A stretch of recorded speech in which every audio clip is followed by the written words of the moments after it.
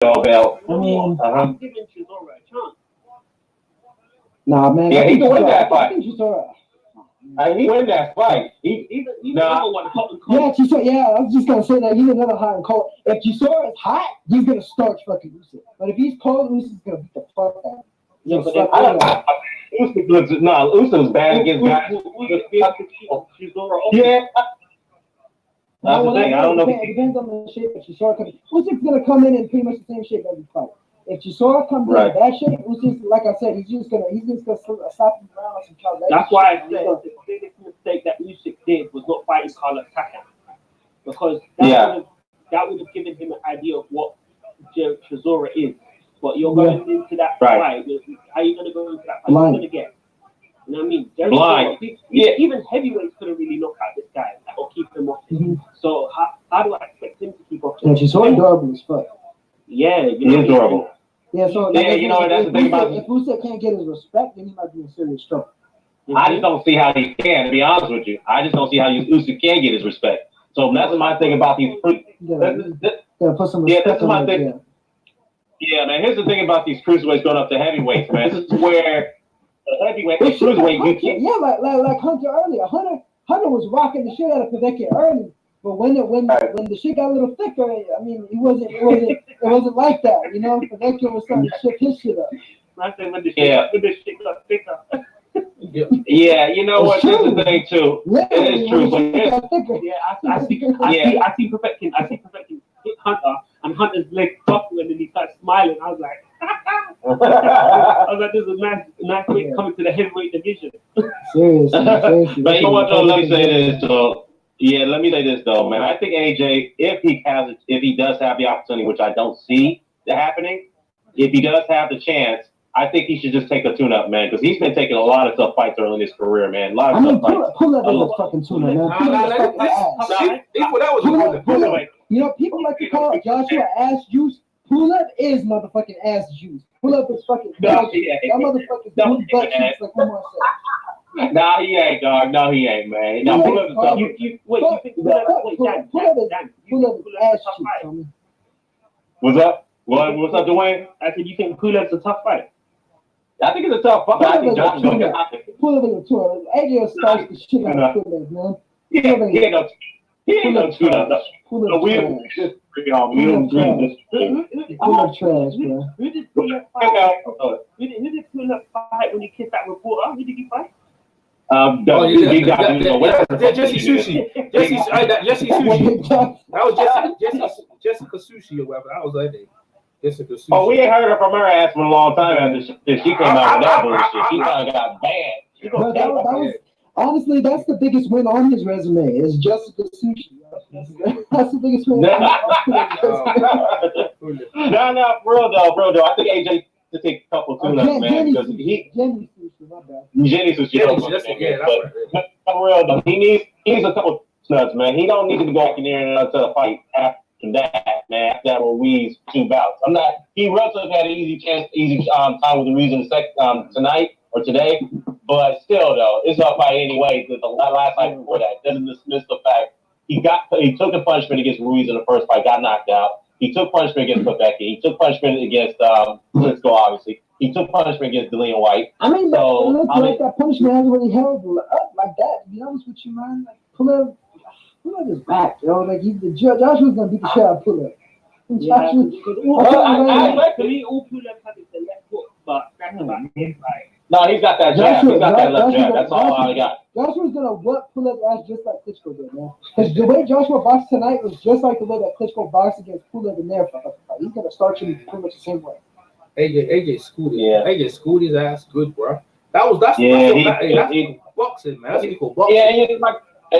Yeah, and the thing is, Ruiz got himself to blame again, man. He's the one who fucking fought himself to fight, man. He lost the fight for himself. He did, man. So you want AJ fighting Spong or whatever the hell his name is? I don't give a fuck. SpongeBob. Yeah. SpongeBob. Yeah. You know what? I just got a text from Dilltown, man. He's like, man, Ruiz fucking on the boxing the way he just prepared himself like that. Mm-hmm. Yeah. You know what? They go reaction. Hey, listen. They got Yeah, reactions. he did. Yo, they got reactions in California, and they got reactions in Wembley. Yeah? All the Ruiz fans are leaving. All the Rians, yeah. They got the reaction in California, yeah. All the Ruiz fans, they go out and they're just leaving, bro. All the fans in Wembley are cheering and having a party. Well, you know, like the Mets fans are gonna be pissed off about that performance. They're gonna abandon him from the looks of it. Yeah, they may. Nah, I don't think so. Bro, listen, I'm so pissed that I came all the way out there. Oh no, he was there. I mean, honestly though, I'd be willing to bet you Canelo's low key happy because now you don't gotta compete with that motherfucker for single. Yeah, that's right. That's true. That's true. Yeah, Canelo's probably like, yeah, I'm pissed off at the same time. I don't have to compete with your single. Still my date. If we would have won that shit, fuck out of here, Canelo. That all he had to do is get himself in shape. That guy was eating that money down, bro. All he had to do is keep himself in shape. Iron nutrition. That's all he has to do. Too busy buying fucking Rolls Royces and fucking gourmet pizzas. Buying them mansions and stuff. Yeah, to buying that mansion over there and shit like that, dude. Like, motherfucker. Like, that's why I said, dude coming in at 284. I was like, dude, Joshua better take advantage of that because if he does it, I'm gonna be all over him if he didn't take advantage of that. Real talk. Yeah. I was that again. Ruiz is the one that lost himself that fucking fight. Yes, not taking anything away from Joshua. Joshua did a good job, but still, even in his best shape, Ruiz might have still not been able to beat Joshua, but he would have given himself a much better opportunity. Yeah, exactly. Especially like you said, if he came a little bit lighter, those punches that he was missing by whiskers, they would have hit. They would have hit Joshua. They would have. They would have got him. So you're right now, Yoni. You want PMC? Yo, someone send the TV down. Someone got the TV. No, Yoni got PMC. Yeah, PMC, man, you gotta turn that down. Oh, that's PMC. Yeah, but let me just say this though. Nail got a point though. Yeah, Nail got a point though. He is right though. If Ruiz came in the shape that he did in the first fight, he probably still have lost. But it'd been a much closer fight, and probably Joshua could have gotten out of there the way he buzzed him a couple times in that fight. He did. So, if he had kept up, if he was shaped and kept up the pace, I don't know. I don't know why they couldn't beat him though, man. Like there was times there with Ruiz, he was so heavy. He just stopped. He gave up. Like trying to cut the ring off. He gave up. Yeah, man. I don't know if they. I don't know if they changed the mat on the canvas though. I think they might have done a bit shit because the sponsors is JD Sports, right? And they had Joshua in Sheffield sparring on that green canvas because that canvas looked thick. Because Ruiz, I was looking at that. He wasn't moving around like he was. I'm serious though. That's an old trick, you know. Change the canvas, make it thick, and it makes it hard. It's hard on your legs, man.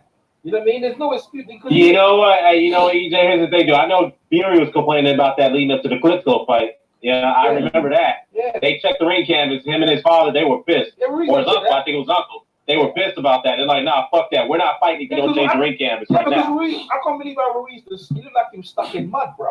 He looked like he was just. But to be fair, now it's right. No excuses. He's weight. It's supposed to be weight. Man, you get us like even though I was bugging out on Ruiz earlier, and he lost himself a fight. I think AJ started to put the work in to do the damn thing, and he did. Yeah. So he took full advantage of what was in front of him. So did you say you're gonna do the Wilder thing? What? Nah, he didn't say about Wilder. They didn't say that about Wilder. Oh, you didn't mention Wilder? Nah, they haven't. They're not taking that fight. AJ gave a good performance, but here's the thing. He's still not. I don't see him still beating Wilder or Fury. I don't see him beating those guys. What's up? I heard it. Nah, but Eddie can say what the fuck he wants to say. I don't see him beating those guys, man. Here's what I think they're gonna do. I think they're gonna try and get some more mileage up on Wilder's odometer. They're trying to age him a little bit. Yeah, they gotta slow him down. Wilder's older than AJ. A lot of people get fucked up. He's a lot older than AJ. So those reflexes are slowing. They're gonna slow very fast. Exactly. I agree. Yeah, that's what's going to happen. That's exactly what's going to happen. They're going to slow him down. That's what they're going to do. They're going to wait for him to slow down. What Canelo did against Golovkin. The blueprint is out. The blueprint is out. Wait, Usher was there? I mean, Usher was there. Usher was there. I mean, no, there's loads of people there, right? There's lots of celebrities. Yep. Man. Yeah, where's Mayweather? Where's Mayweather hating? Where's he that's Mayweather? Where's Mayweather? He can turn up. Why Mayweather never turn up? Yeah, it'd be interesting. For real though. Mayweather wants it to all be about him, man. You know what? Hey, let me ask you a question. You see Sam Watson and the Watsons, right? Were they in the ring? Yeah. Were they in the ring when Ruiz was there? They wasn't in the ring, were they? They were in the. I didn't see him. I know why. You know why? Because when they saw that weight, they said, "I ain't going nowhere. I ain't going nowhere." That's what happened, bro. Yeah, it's true. Because you know when you see them guys, they usually around. They must have knew that was gonna happen because I ain't seen none of them. Yeah. I ain't seen none of them. They weren't even They're around. probably gonna be in the house with Charlo tonight, though. Yeah, they will. But let me just say, yeah, they probably didn't travel because they're like, we got, you know, they got the events over here tonight in the States, in New York, and then they got Saudi Arabia. Well, I mean, why we got to travel all the way to Saudi Arabia for? I mean, we got fly all the way over there, man. Yeah, exactly. They're like, fuck that. I ain't traveling miles away. I want to go back home to my hotel and sleep very quickly. Y'all want to be close to home as possible. You know what I'm saying? Yeah. So, I mean, let's be real though. Yeah, good performance. Them dudes are from Cali, man. They ain't trying to fly all the way out to the other day. Nah, fuck that. Traveling, I mean, you know what, man? Traveling to New York is long enough as it is already. Exactly. Traveling Saudi Arabia. Fuck all that. You know what's tripping me out? Everybody's like, "Oh, his waist doesn't look the same. You know, looks the same. You know, Andy Ruiz." I was like, "Man, good." I was like, "Man, yeah, you could say it was obvious. You could see the 50 pounds on. He was wearing black like the whole time. I was like, why is he wearing a black shirt the whole time? To slim him down, that's why. Right, that's what what's his name? Lucas Brown was doing, you know. When he was working out, man. He was wearing black. And then what was the other thing he was doing? He had his shirt on the whole time when they were doing the ring announcement. I was like, right. Embarrassment, man. Pure embarrassment, right? Yeah. That's what it was. Yeah, but man, makes people look like stupid, man. But that's what happened if you do. But the thing is, he that's why he was never supposed to win. You know what I mean? And it looks like Joshua took his eye off the ball. That's what it looks like now. You know what I mean? No, well, that's the thing. I think in the first fight you saw a really good version of Ruiz and a kind of BC level version of Joshua. Here you see an A+ level Joshua with a C level Ruiz. It's like the tables were turned completely. It's a different game plan. The dude he just danced all night. That's all. Yeah. No, well, I mean that too, but I'm just saying like Joshua was in really good shape for this fight, whereas Ruiz was in bad shape. Yeah. You know, I don't think Joshua was in terrible shape for the first fight, just not necessarily in optimal shape.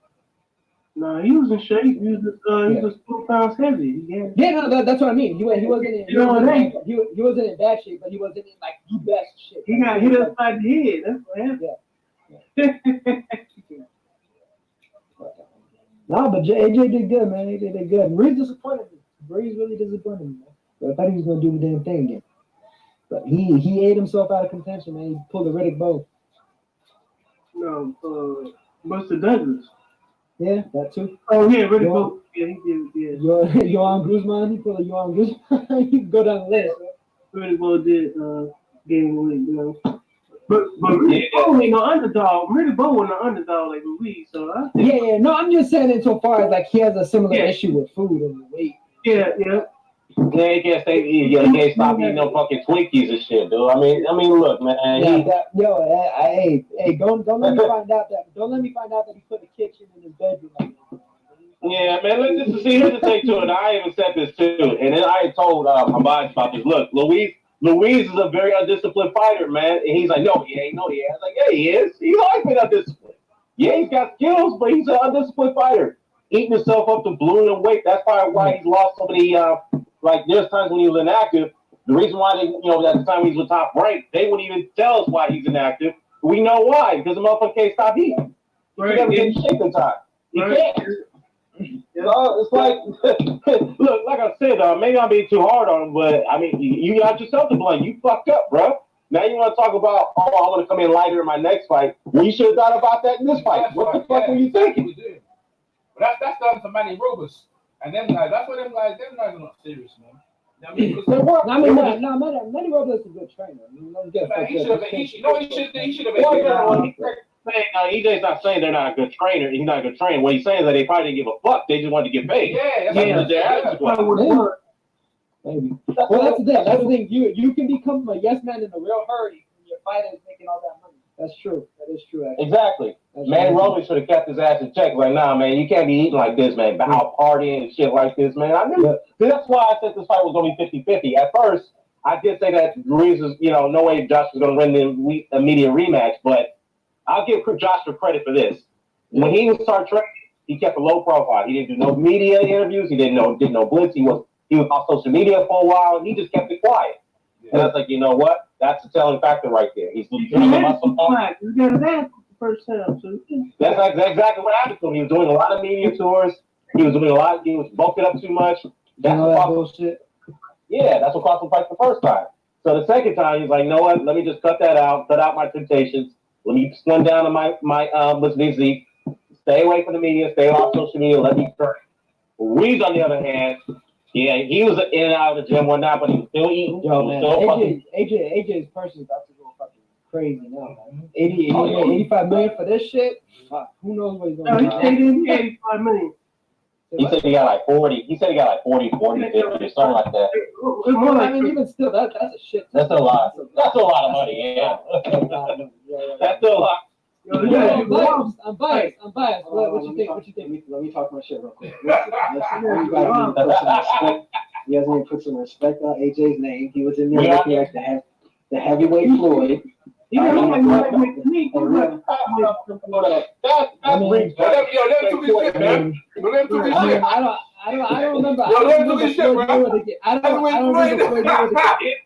don't remember. Yo, let him do his doing circuit training or something like that. Let him do his shit, man. I remember Floyd Mayweather getting rocked by a couple of balls. I don't remember that. I seen him get rocked by Madonna. He got rocked by Madonna. Madonna's a different.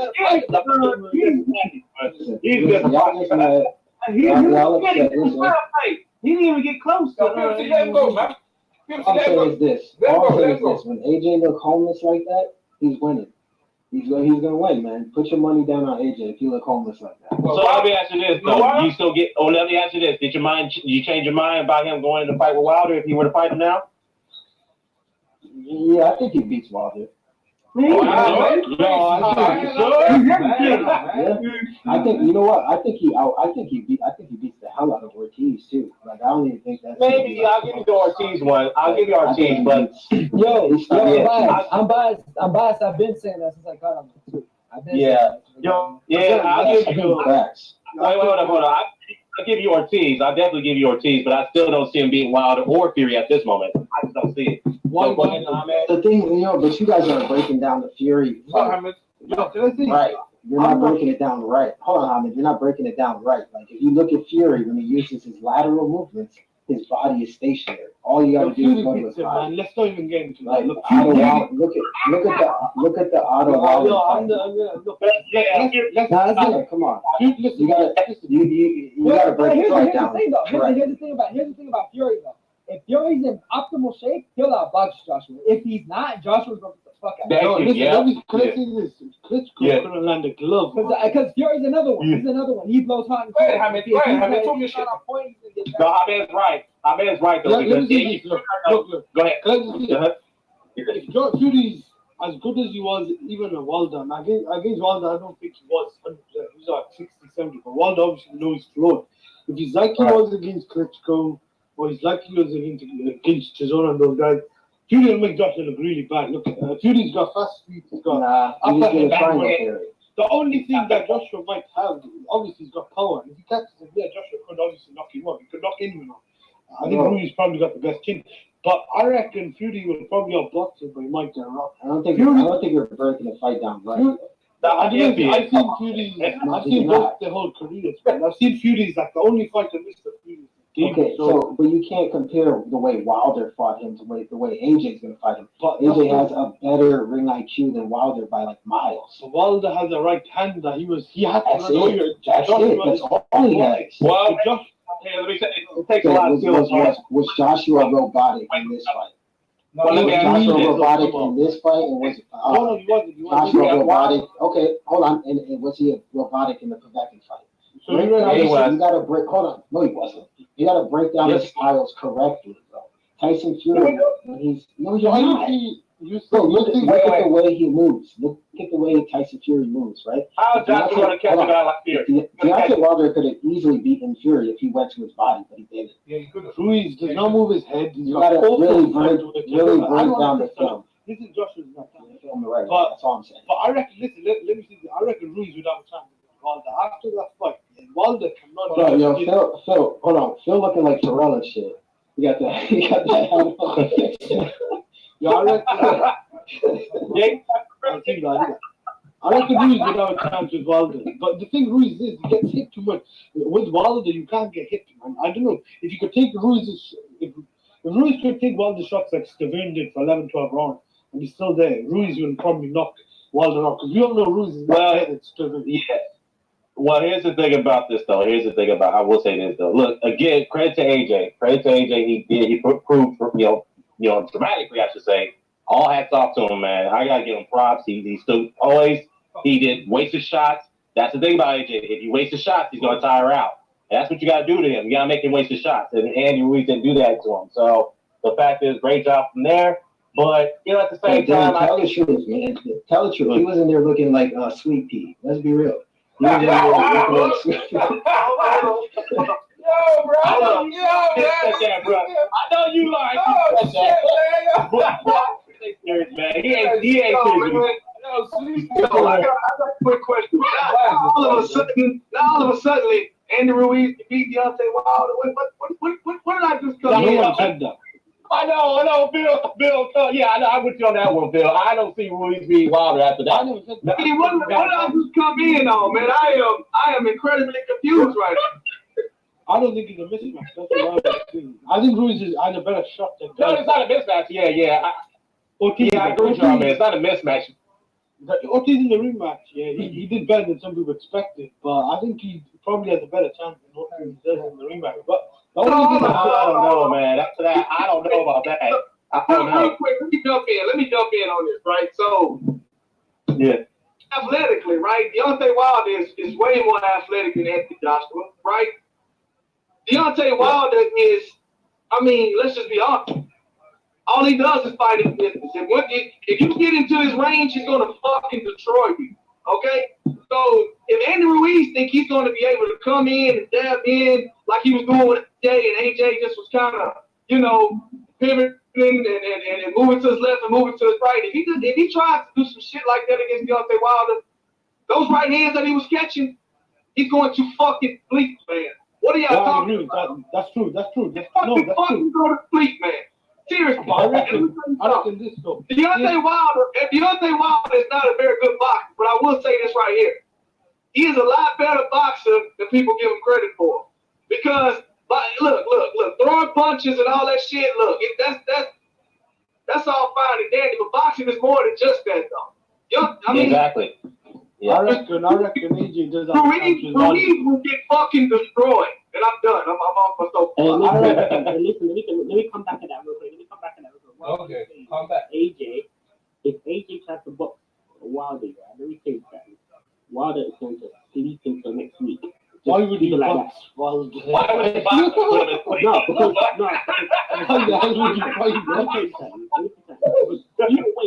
Either way, He's heavy, yeah, you're right. No, you go for the KO. The both big punches. Yeah, you go for the KO. Yeah, the moment you go for the KO against Wilder, the moment you fucked up. I'm telling you that right now. Wilder is not unbeatable. Like Wilder can get knocked out. We don't know. Like Wilder does a fight up close. Any heavyweight can get knocked out. What I'm telling you right here. Y'all talking about Wilder like somebody that like he ain't never even been close to being stopped except for the 7th round against. Who is he for? He didn't fall. Outside Ortiz and Fury, come on. Look, the guys that Klitschko. Hold on. Everybody, look, I'm tired of people preaching this resume shit. Like I am so. Who was he fighting? Hey, man, let me tell you something. But look, I'm going to tell you something. AJ is a good fighter, but I'm going to be real with you. As time progresses, the Povetkin win don't look good. The Joseph Parker win didn't stop looking good to me a long time ago. The only credible win he has on his resume is fucking Vladimir Klitschko, and he was 168 years old when he fought him off a 2-year layoff and off a fucking loss. So look, stop preaching the resume shit to me, man. This shit is all about the eye test and matchups, man. Y'all do sound fucking crazy, man. Ain't nobody testing Wilder 10. You know why? Because they can't be close enough to catch a 10. They can't get close to them. You were saying Ortiz is gonna beat Wilder. Eye test is related to resumes, though. Otherwise, Adrian Broner would still be a copycat of the way he looks against Antonio Marshall. No, I test. Because he lost. He's talking about losing versus eye test. Like Adrian Broner lost, man. Like he. I mean, at the end of the day. No, but he should have beat the shit out of Maidana, though. He should have, the way that he looked. I don't know about that's right. Yeah, he should have. I'm talking about the way that people thought he was. Yeah. He should have beat with them. That's what I'm saying. Yeah, you can't necessarily just judge everything off eye test, because who the fuck are they fighting to have such a great eye test? Yeah. Eye test is opinion though as well. That could sway. So what? You get two people in the room. One guy will say one guy. Like. Resume don't win fights. I'm just kind of. Resume doesn't win fights, but neither does eye test. Like, that's what I'm saying. You gotta combine the two. That's what I'm trying to say. Exactly. That's a good point. Like, the resume doesn't always work, but at least they can back it up. Like how good someone is on paper. Like, you can't tell if someone is really that good if they haven't. The Wilder's recently fought good opposition. I'll give him that, but he hasn't fought the guys I wanted to see for a handful of years. I hope he gets to fight guys like White, whatever, Joshua, Fury, all these guys next year, and then you can make a fair assumption. AJ, I'm so happy for AJ, man. Yo, UK boxing is back on the map. What's up? For real. I don't know, man. I think they. Yo, what's up, Zo? What's up, Zo? Yo, Zo, boy, everyone's coming out tonight. Why the party's here, bro? Yeah, what's up, man? Yeah, man. We just here talking that boxing. You see AJ? You see the fight? Yeah, I see. Go ahead. Yeah, I see him. Speak talk your piece. Go ahead. Hey, man. Neither one of them want to fight Deontay Wilder right now. I believe after they seen Wilder knocked out Ortiz, I believe they said, man, I don't even want this belt no more. So they both just got in the ring and looked at each other, trying to pass the belt off to somebody else. AJ got the belt now, man. I'm like, God. Yeah, but little people riding him off, man. What was your prediction? Because I picked Ruiz. I was straight out. I thought Ruiz going to win the fight, either by knockout or points. I didn't think AJ, you know what I mean? I didn't think AJ going to win that fight, bro. How was your prediction? No, I had AJ, you know what I'm saying? Because he stacked the cards against Ruiz. I mean, he did A-side moves. So I just said, if he stay on his feet, then he good. So we backed it on. AJ backed it on. He gave up his advantages when he went to New York first time. Yeah, he did. He ain't coming out. Yeah, you're right. I don't think I think he gonna fight in the UK and the Saudi Arabia, and that's it. He ain't coming out nowhere else. He's not coming to the West side. Because everything's in his favor on the east side of the world. Which I think he's still trying to. I don't know what's the problem. I don't know why everybody got to establish himself in the USA. I mean, he should establish himself over there, Saudi Arabia. But they build arena for him. They build arena for him and Ruiz, bro. Like, that's AJ's arena right now. Whoever won that fight, that arena belongs to you. You know what I'm saying? That arena, look how the capacity they built arena for him. You know what I'm saying? So that's what's up, man. Yeah, that's what's up. I don't know, man.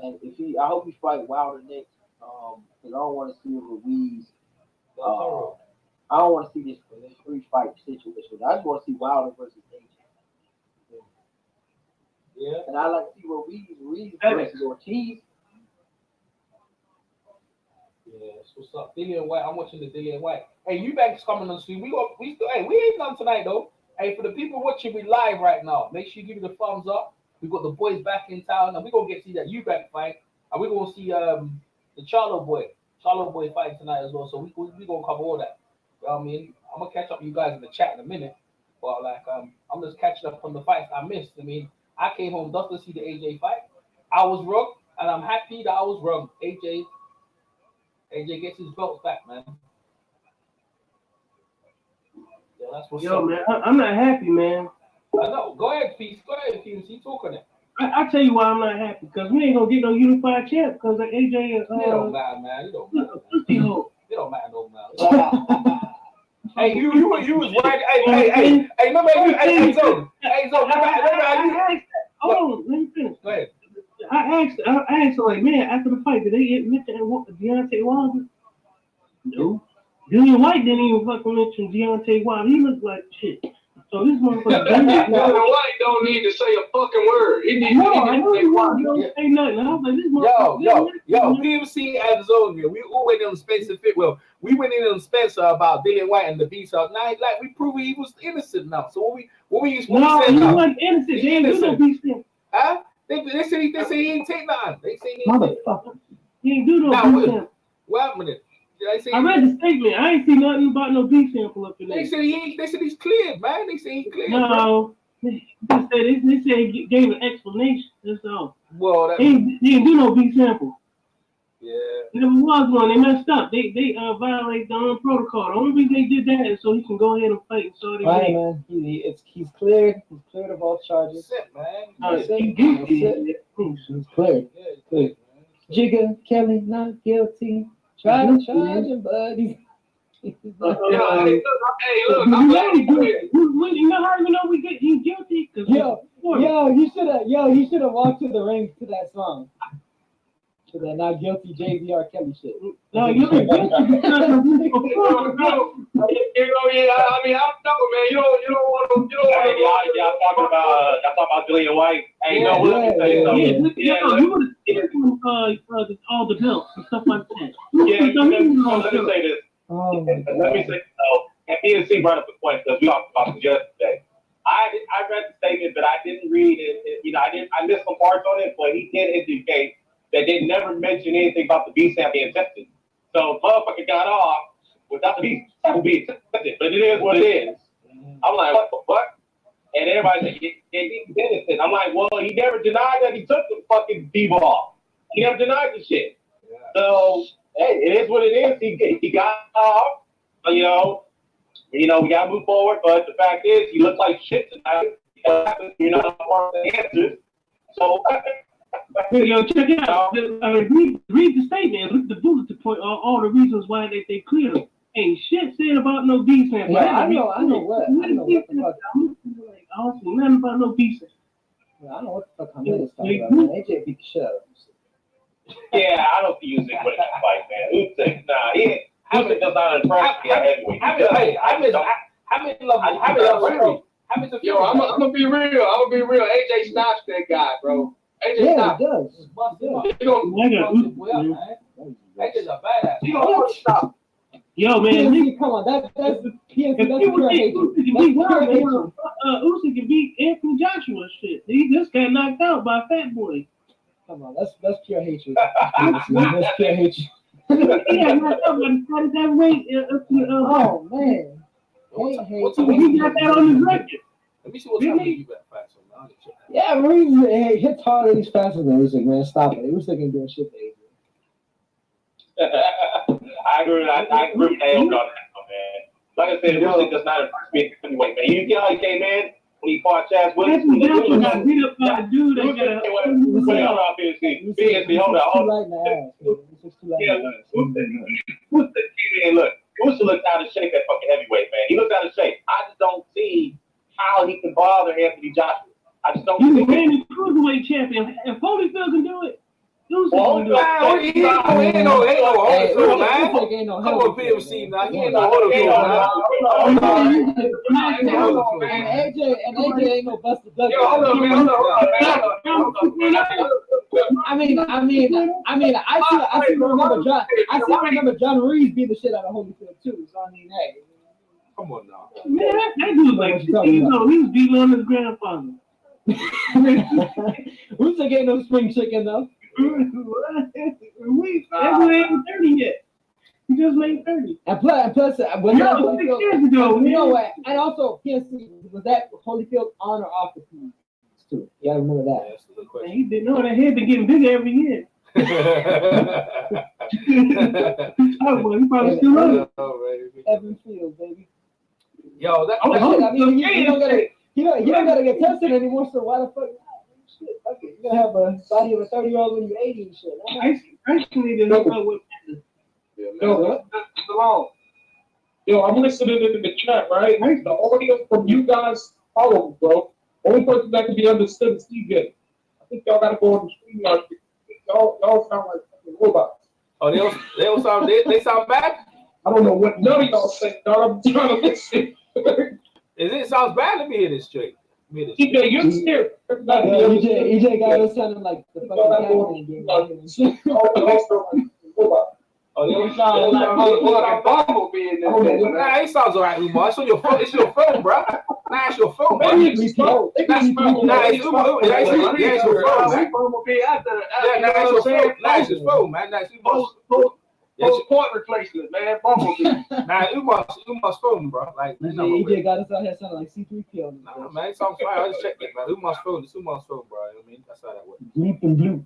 Yeah, but anyway, like I want to see the Eubank thing, the Charlo versus Dennis Hogan. I just want to see the Eubank fight. Yeah, now Eubank Korobov is legit. Topology Wasa is legit. Yeah. I got Korobov. You got Korobov? Oh man, that's 2 losses tonight, man. Eubank's gonna knock him out, man. Eubank's gonna knock Korobov out. Come on, man. That's 2 losses tonight. PMC, you gotta learn your lesson, PMC. That's 2 losses tonight. You can't do that, man. Come on now. Eubank gonna have him up, right? No, what? They cheated. What? I'm watching this card, bro. Let me see this card out here. I'm watching this thing. You want me to fight another old man? You can't be putting money on WAF, man. What you doing? What you doing, man? Yeah. Hey, that's how much I don't like Dillian, man. But well, no, you know why I did it? You know why I did it? Because he was overweight. When I saw his gut and everything. Yeah, no, that's fair. You know what I'm saying? You saw his performance. I mean, yeah, you know his performance, but like his weight indicated, like pre-indicated his performance. And then Walk was taller than him. I was like, man, you know, this could be a situation where he can probably do a little something. You know, I mean, Walk a few years ago wasn't a bad heavyweight. You know? Right, that's what I'm saying. Dude had experience, so and Dillian, he's a newbie pretty much. He ain't got that much. He ain't got more than one. So I was like, he ain't in shape. This dude got a kid. Yeah, any given day. He came in. You saw what happened with Andy Ruiz when he came out of shape. Yep. That's the thing. It's like what I was talking about earlier in the chat, man. Like any of these guys could be beat, knocked out, or any of that shit on anyone. Yeah. Joshua came back in his class though. I like the way he won that fight was nice, bro. He won it. He won it by he shut the guy out in boxing. Boxing school 101, bro. That's beautiful.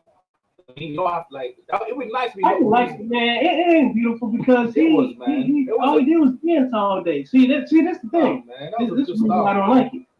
Because you heard Edge know, but Edge was his channel though. But PMC, he was going for her way boxing. But PMC, Edge and somebody, they won't shut their channels down, though, bro.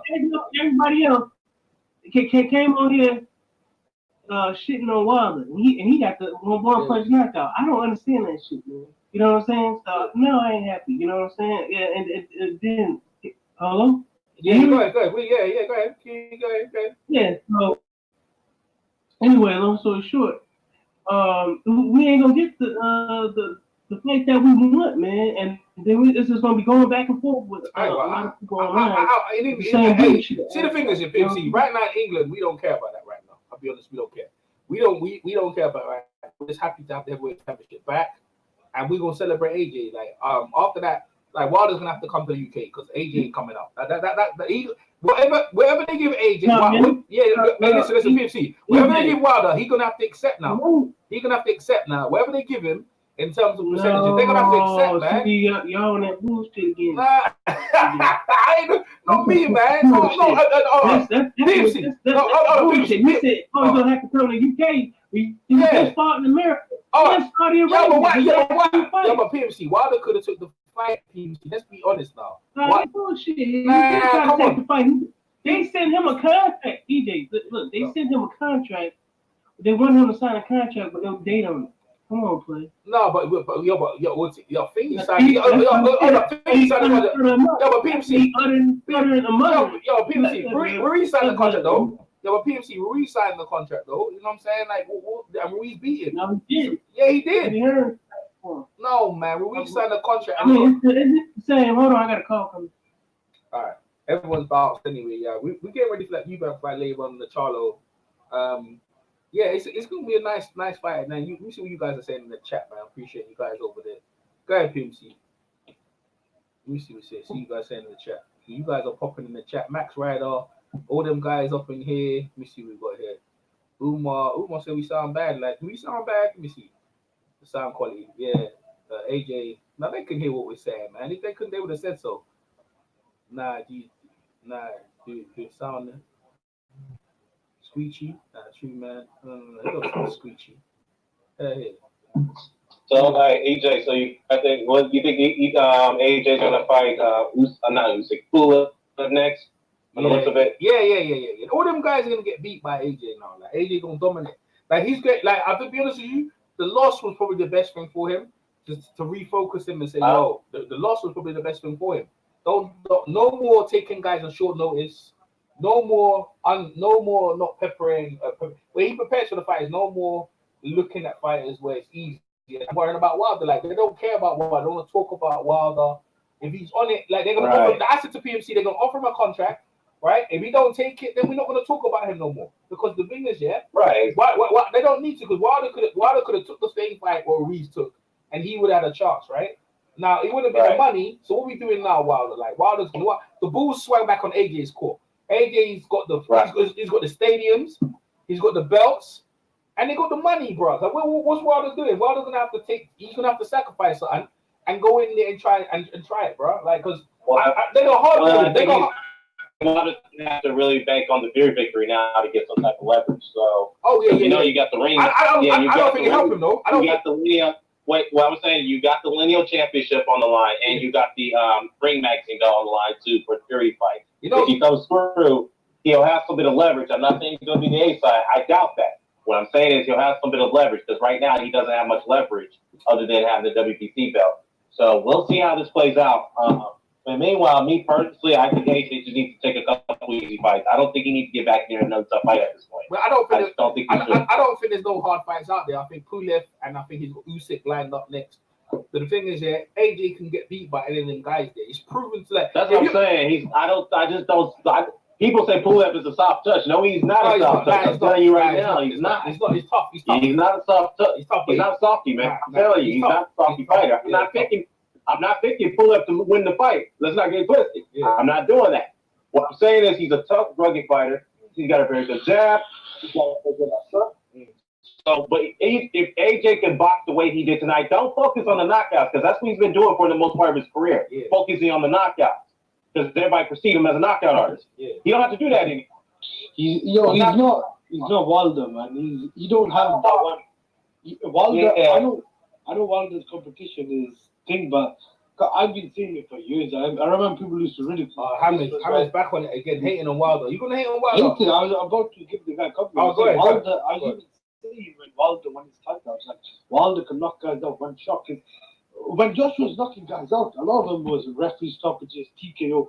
Wilder's putting guys to sleep. One shot, bang, the guy's out. That's where I was like, this guy could actually punch whatever level he's on. It's just unfortunately he hasn't had the matchmaking. He hasn't had the fights on that level. He's had a couple with Ortiz, Fury. Those are good fights. I don't judge too much on him not stuck in those guys. Or maybe Brazil. I mean, we got to give Brazil some credit. That was one wrong. What's up with Diriyah, man? What's up with Diriyah chopping? Like he's almost doing a karate chop. No, he's almost done a karate chop on Marius Watt's head. Dillian White, man. Let's not talk about Dillian. He's another one too. Coming out of shape and shit. So I know he took the fight on 3.5 notice, but before that, he knew he was going to be on the card, so he had time to prepare whoever his opponent was going to be. So come in better shape. It's like what the fuck. Yeah, man.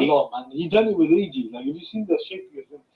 He shouldn't be doing that. He should be in shape. Like, man. He making Marius Watt look good out here, bro.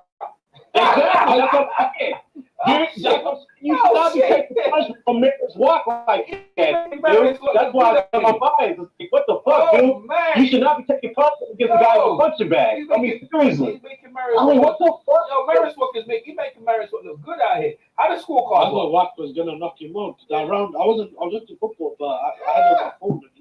I thought Watt had him. Watt. Hey, the thing, Marius Watt had to do against the ropes. Almost like put a 3-punch combination on him at the end of the rounds, like last 2 or 3 rounds. I'm like, what the fuck is this? And Dillian White getting shot. That was worrying right there. And Dillian dropping his hands, going up against the ropes like that. I'm like, okay, something's not right here. He's losing gas right here. I said that. He's out of shape, man. he needs to. He needs if he's not going to fight Wilder, he needs to see him shape. But he's going to have to try and fight guys that. I don't know. Do they run back the fight with Parker or do something like that? Like he needs to fight guys. Yeah, he could do that. Yeah, he could. He can run it back with Parker, but make sure you don't almost get knocked out in the last round like he did last time against him. So that's all. You could That's the thing about Diriyah. He starts off very strong when he's in shape in the early rounds, but he fades at the end. He always fades at the end of the rounds. He always does. He always fades. He faded in the Oscarina's fight. Yeah, he came back in the later rounds, but he started to fade again. He got dropped heavy in that one. Yeah, he got dropped heavy and he faded. So why is he in the Philly show? Why is he fighting in the Philly show? Why is he fighting in the Philly show, man? He was, isn't it? Why was he doing that? I know why. Because one of the coaches from my gym, he's in the corner. He taught Diriyah because he's been at his gym. Remember, I told you Diriyah was at my gym, the gym where I used to be at, and he's taught him the Philly show. That's why he's doing that. Because that trainer, that's what he does. He teaches you that. Like that's what he's doing. But Diriyah looks terrible, man. He needs to leave that alone. He looks awful. Yeah, man, Wilder knocked his ass. Yeah, it's not Wilder. I do want to fight. Yeah, me too, man. Man, you and I on this one. Here's the thing.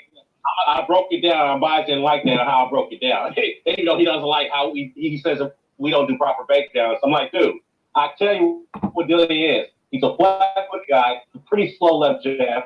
Yes, he can move his head a little bit, but the dude's a stationary target for the most part. And he gasses at the end of the fight. He gasses in the middle of the fight. Wilder's gonna take this motherfucking shit off. He will. I think he has a puncher's chance. But if he can't get to Wilder, I think Wilder could end in 1 or 2 rounds. Killian is that. I just want to see the fight. I think Wilder and White needs to happen. I don't mind if the Fury and Joshua fight next. I know it's not going to happen. Or the fight next. And Wilder and White just fight. I think Wilder really looks like this. Al Heyman's lost on the chessboard, bro. He could have controlled the heavyweight division. It's gone. It's gone now, man. That would have been bad, though. I don't know but the thing we're seeing is contract. If he signed a contract with Matchroom, then I'm not sure what Ruiz would have done if he won. No. Exactly. Exactly, because they were already talking about a third fucking fight before the fight happened tonight. So talking about it. So I mean, look, man. Here's the thing. I will say this though. Again, congratulations to Joshua, but don't let everybody pump their brakes. He ain't beating Wilder at the stage. He's not beating fucking Fury at the stage. I agree with that. I'm not even sure about Usyk. I seriously don't think he beats Usyk right now. I think he needs a fight with Pulev. Someone, look, let's be real. Ruiz, before he knocked out Joshua, he was probably just about top 10 heavyweight.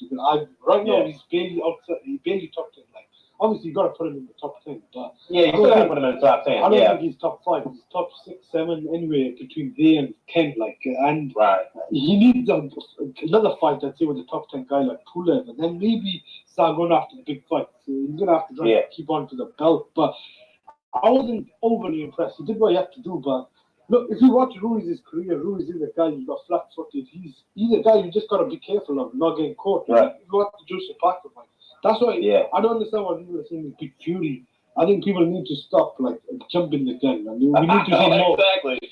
Yeah, good. I agree. I agree. We got to see him in a fight with a Fury style type of fight for me to make that judgment. I'm just being honest. We've seen Wilder with Fury already, so not saying Wilder will beat Fury, but it's still at least. Wilder knows that style. He knows what adjustments he has to make going to their fight. I know that. But the fact is that right now, I just don't see it, man. I just can't see it right now. I mean, Joshua, yes, again, good performance, but he didn't have to work hard. Be real. I don't think they're ready for a guy like Josh Wilder right now. But I do think he has a better chance against Wilder based on that shit. I don't know. You can make an argument for or against because some people say Fury doesn't punch his hard, but I think Fury could knock Joshua out. I just think Fury. Fury. That's the thing. Fury can knock somebody out if he wants to, if he has to do it. If he has to come in on his shots, he can land very hard. He can. He can hurt people. He can do it. I mean, I'm just saying, you got a good point. Joshua may have a bit of a better chance at Wilder, more so than Fury, because Wilder doesn't really have that. I mean, he has awkwardness, but he ain't completely that awkward like Fury. I'll give you that. But the fact is that Joshua has struggled against awkward fighters like Joseph Parker. Joseph Parker moves his fucking head. He made Joshua work a little bit, but at the same time, I feel he's 100 times better than Joseph Park. Oh yeah, exactly. Yeah, that's why I think with Wilder it's going to be a gunfight. Like whoever's seen tried boxing Wilder, that's a stupid game plan. Obviously, you'll have to use your brain. Like you can't overcommit. But against Wilder, he's going to have to try and get a shot and try and knock him out. Like those shots that Ruiz took, I'm not sure if Wilder could take some of those shots, but if you see the fight, it's going to be whoever lands first. Wilder is favorite, so Joshua really knocked out. It's a good fight, though. I think they could have. Well, not just that. Joshua's already been taking punishment throughout his career already. And Wilder's a bigger puncher as well. Yeah, Wilder's a bigger puncher, and he has. Well, I mean, you can argue today based off his opposition, but he hasn't really taken that much punishment compared to Joshua. So that's the things you have to look at here. And again, you're right, though, man. I think it kind of comes down to who lands first. But stylistically, I don't know. I just don't see it right now. I just don't see Joshua beating him right now. You don't see him. He doesn't move his head. That's the bad thing. Like, I do think Ruiz would give Wilder problems if Ruiz actually did some of the subtle stuff that Ortiz did. Don't get me wrong, Wilder. If you get hit and you get hit constantly, Wilder's all wrong for you. That's why you probably knocked Ruiz out. But if Ruiz did have some sort of defense or head movement like Ortiz, Fury, guys like that, I would really have liked to have seen the Ruiz and Wilder fight down the line. I still don't mind it, but I think it would be a bit more interesting. But Wilder with that punch, anytime you fight Joshua, he's favorite because you got to move your head against Wilder. Yeah, and that's another thing too about Anthony Joshua. He didn't really move his head in this fight. He really didn't. I mean, he didn't have to, but still, he didn't. Yeah, it came down to his footwork. That's about it. That's all he needed. But he didn't move his head. He was still upright. Yeah, that's still that Achilles heel. He was still upright. Yeah, he used his legs. Upright. Yeah, he used his legs. He didn't actually move his head. But you see, Ruiz was because he was stuck in the cement. It was easy, but he was stuck in cement, man.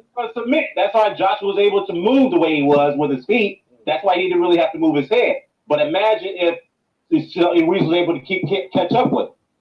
I still think it was a good win because I had a lot of man. Ruiz, even the thing about it, right? Even Parker Ruiz was very close. I think it got to split. Yeah, Joshua shut him out, man. Yeah, he completely shut the guy out, bro. Like, and he went like Ruiz. Yeah, thanks to the referee.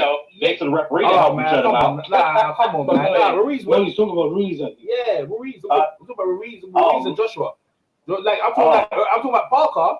When Parker fought, you're right. Parker, yeah. I'm just saying, like Joshua. I don't think Ruiz has ever been embarrassed. He was so embarrassed that in the last round, he was telling Joshua to stand there. I was like, yo, bruh, like you're supposed to be audio experience. You're telling this guy to stand there so you could hit him. Like, are you dumb? Like exactly. Well, here's the thing that kind of just tripped me out about this. He knew that Joshua was going to move. He knew that. But yeah, his podcast decided to fucking come in overweight like that. Fucking arrogant, think, I'm going to catch him anyway. I can do whatever the fuck I want to do. And look what happened to you. You got fucking embarrassed. Yo, people don't blame Joshua. Yeah, don't blame Joshua. Overrating him, though, isn't he? After the fight, like. Yeah, exactly. I mean, look, here's the thing I said. I think, you know what? I don't think Ruiz is quite number one yet. I got to see him beat. Let's see how serious he is in the rematch. That's what I said. Let's see how serious he is. I thought he was in the beginning, but when I find out what I'm saying, hold up, PSC. Now that you see that he wasn't too big, now I have reason to believe he wasn't in the gym that much. Still fucking doing Instagram photos and doing interviews here and there while Joshua was in the gym, staying off social media, not doing interviews, taking his time, figuring out his flaws, trimming down his weight, getting ready. And here he is coming in at 15 pounds over than he did in his last fight. What the fuck are you thinking, bro? Yeah, yo, apparently he was when he arrived in Saudi Arabia. All he's been doing. Hey, you know what? I'm gonna say to you right now, yeah. I think Joshua is the world attraction. You know why I say that? He's gone to 3 different countries: New York, Saudi Arabia, and sold out everywhere he's gone. Like Canelo's only fought in one continent. If Canelo fought in England, I don't think it would sell out like that, bro. I just don't think it. I think depends who he fights. Depends who he fights, though. I don't know. Depends who he fights. Yeah, you're right. But what I'm saying to say to you, right? It's like Joshua could fight anyone, and it will definitely sell out. See what I'm saying? Like you're saying, Canelo has to fight someone for it to sell out. But I'm saying Joshua can fight anywhere, and it's all sold out. New York, Saudi Arabia, they built a stadium for him. Like I think. Wait, did they have a sellout tonight at the stadium in Diriyah? Yeah, well, I don't know. I don't know. You said that to me. Left of like 2 or 3 weeks. Yeah, but listen to this. Listen. They built a stadium for him, bro. Like how big is Canelo that a country builds a stadium for you and because Ruiz won, it would have been Ruiz's stadium. So I'm saying it's Joshua's stadium. So Joshua. I don't think you get them Pacquiao. No. Hear what I'm saying. So if Pacquiao comes to England, yeah. He became big after the loss. No. Do you think Pacquiao comes to England and sell out in Wembley Stadium? Hold on, Pacquiao sold out stadiums in Macau, China. No. I'm talking about no. You don't get what I'm saying to you. Joshua's selling out stadiums not in his home ground. He's not from Saudi Arabia. He's not from New York. From America, man. No, but other than that, if Pacquiao came to, I'm not talking about Pacquiao. I wasn't talking about Pacquiao. I'm talking about Canelo, right? I'm saying right now. You just said Joshua probably is the biggest international star. That's what you just said. I'm saying right. I'm saying there's a big. I think he's bigger seller than Canelo. That's what I'm saying right now. Bigger than Canelo. Okay. You can make that argument, but I don't think. I think so. Because the American market is so. No. I'm only making that statement after tonight, though. I wouldn't say you can make that. No, because you know why? Because the thing is, yeah, if you look at the opponents and just because of what's happened, yeah, bro, he's gonna be like tomorrow. We wake up every newspaper. I'm sure in America, over here, Saudi Arabia. He's hit the country. Canelo's only big in Mexico, bro. He's only big. He's not big in England. But we don't look at Mayweather. He never fought. No, I'm talking about Mayweather. I'm not talking about Mayweather. I'm talking about Canelo. No, you can't mention. I'm just talking about Canelo right now. They say he's the face of boxing, right? And I'm telling you right now, if a guy can go to different countries and sell out in different countries, to me, yo man, Canelo ain't big. Well, you know what? I bet I got a point. If Canelo does take the Cal Smith fight and goes over to England and fight him there, that will sell out. No, you know what? Maybe you got, but I don't think it was. Hey, I go quick, but I don't think it was sell out the stadium though. I don't think it was sell out. No, wait.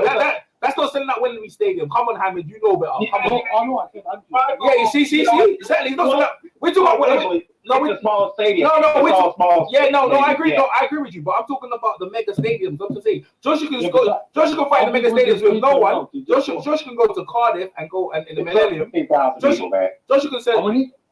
16,000. 16. Liverpool's on 16 for Callum Smith. Liverpool's on. You're probably forced to go. Callum Smith is 40,000. That's more though. Joshua's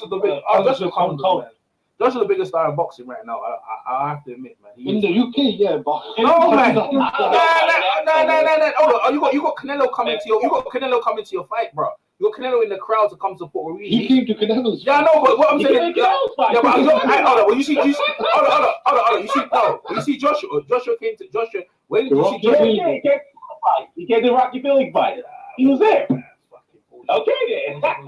I'm just saying, no, but what I'm saying is, I'm going by the stadium, Dad. I'm going by the stadium, bro. I'm going by the stadium.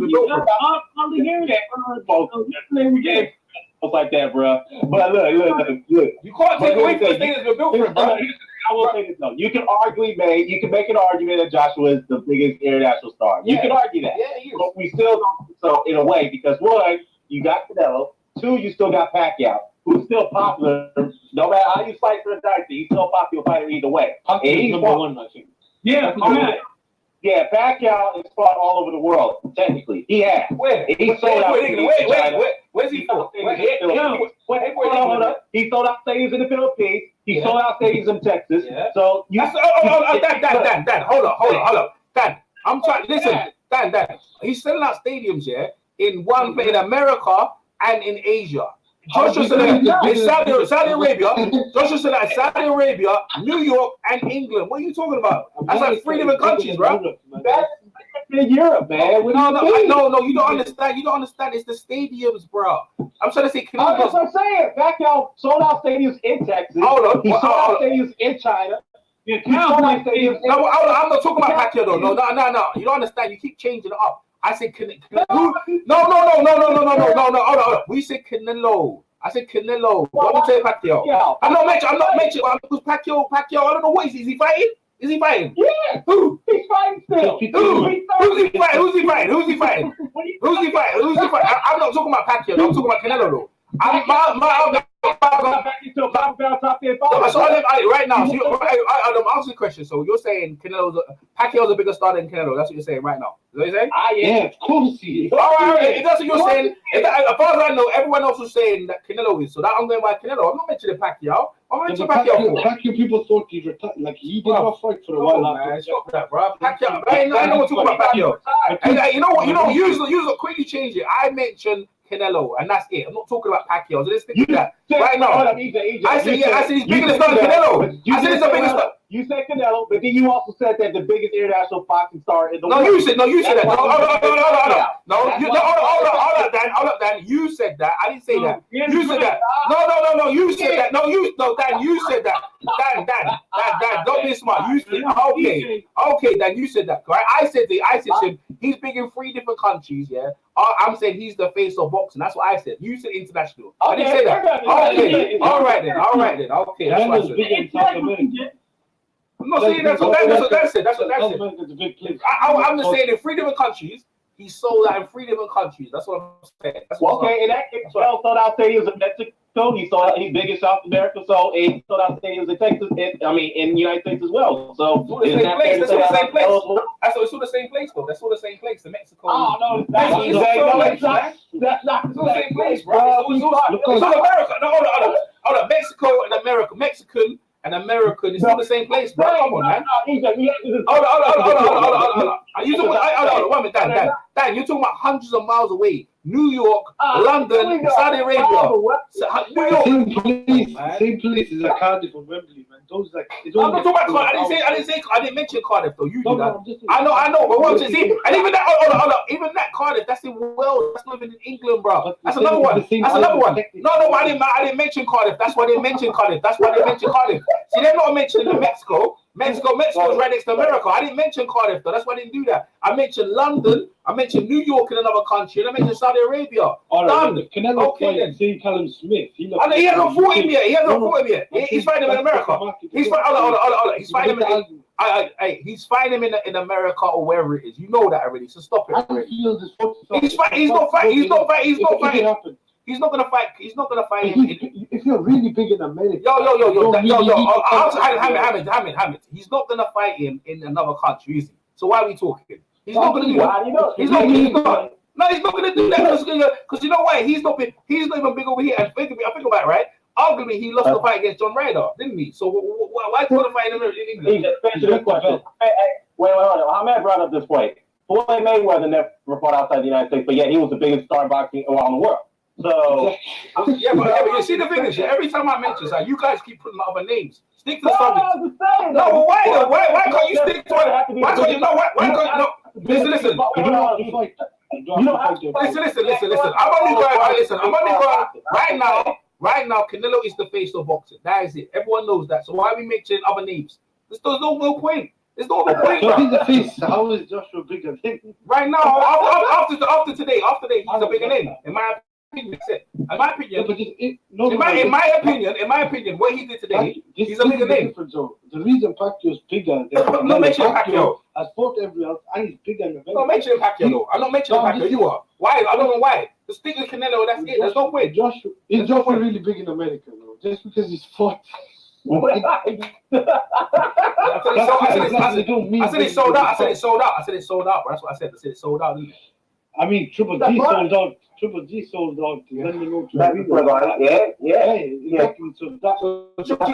Triple G is bigger than Andy Joshua. So Triple G is bigger than Joshua, yeah? Just because he sold out the league, it doesn't know that. Obviously, it's different. I mean, you're recording. Triple G is bigger than Andy Joshua. Okay, we speak with that, right? He didn't say that. He did not say that. All he's saying just because you saw. Look, all he said just because you sell out arenas in other parts of the world does not necessarily make you the biggest star in boxing. All right. Okay, then. All right, then. Okay. You just say, all right, then.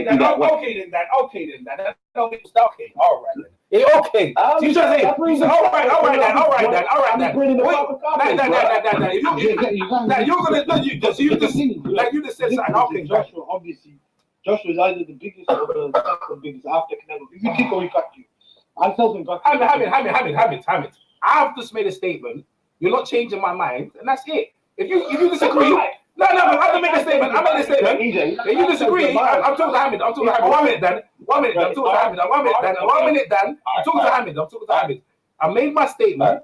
Then that's what it is. If you disagree, then cool. Right now, in my opinion, Joshua's the face of boxing, is the biggest star in boxing. That's it. That's what I'm saying. Right now, that's it. Yeah.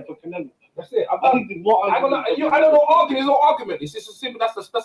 I'm making a statement. That's what I'm saying. That's it. It's no argument, right? I'm not gonna change my mind. That's what I think though. In America, when you're really big, it's different to be really big in the UK. UK is like a pond. America is the ocean. Like when guys in America, they're not going to. End of the day, right? After the fight, and you see the numbers come in and all the rest of the stuff, yeah, then you can make your thing. But I already know how big this fight is. You have like casual people. I already know how big this fight is. You have the whole of the England, yeah, most of the whole of England watching the fight, right?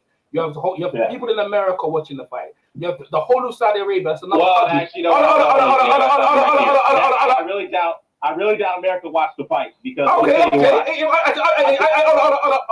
me finish what I'm saying to you, right? So you have let's say you have parts of America. That's still a lot of numbers. Then you have the whole of Saudi Arabia watching the fight. That's just like, bro, that's some serious numbers. That's some serious numbers right there already. And then I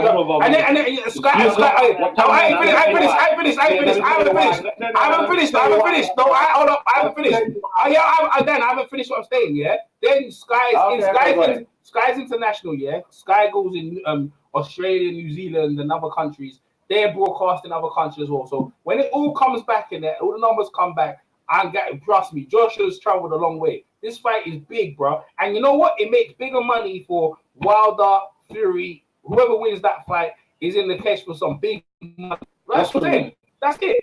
Simple as that. Some big money. Let me just say this about the viewership in America. I'll be honest with you, man. I just don't see them being. They're being very poor, and let me tell you why. For this fight, let me tell you why. Let me explain. Because the zone, which I have every reason to believe they were pissed off, the reason why this fight was held in Saudi Arabia to begin with, because of the time slot and the time zone differences here in America opposed to Saudi Arabia. Today, we had one of the biggest college football bowl games that took place at the same time the fight took place. The SEC championship game, which is very huge here in the United States. You have the ACC, actually that took place the day before. Then you had the Pac-12, the Pac-12 took the day before, I'm sorry. You had the ACC championship game. And then you had the, what's the other championship bowl game that was very important too? But anyways, you had a lot of championship bowl games, conference championship games in college football that 12s of millions of Americans are going to watch more so than any other sporting event.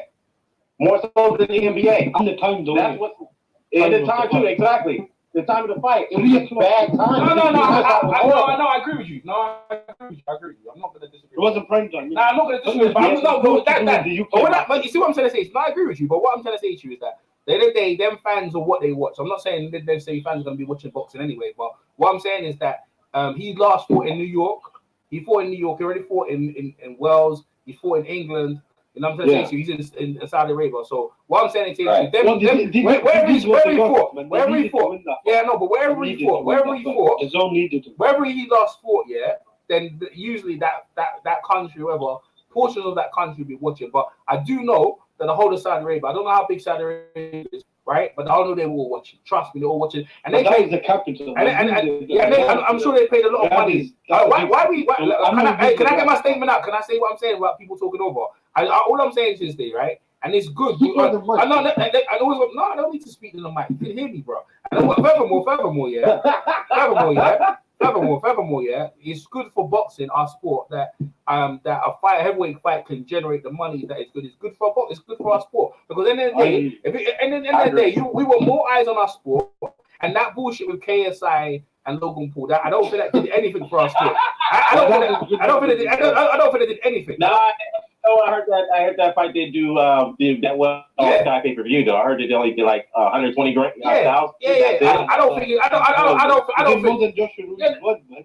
I don't know where you got that from. Did it? Yeah, but that's what I heard. No one cared.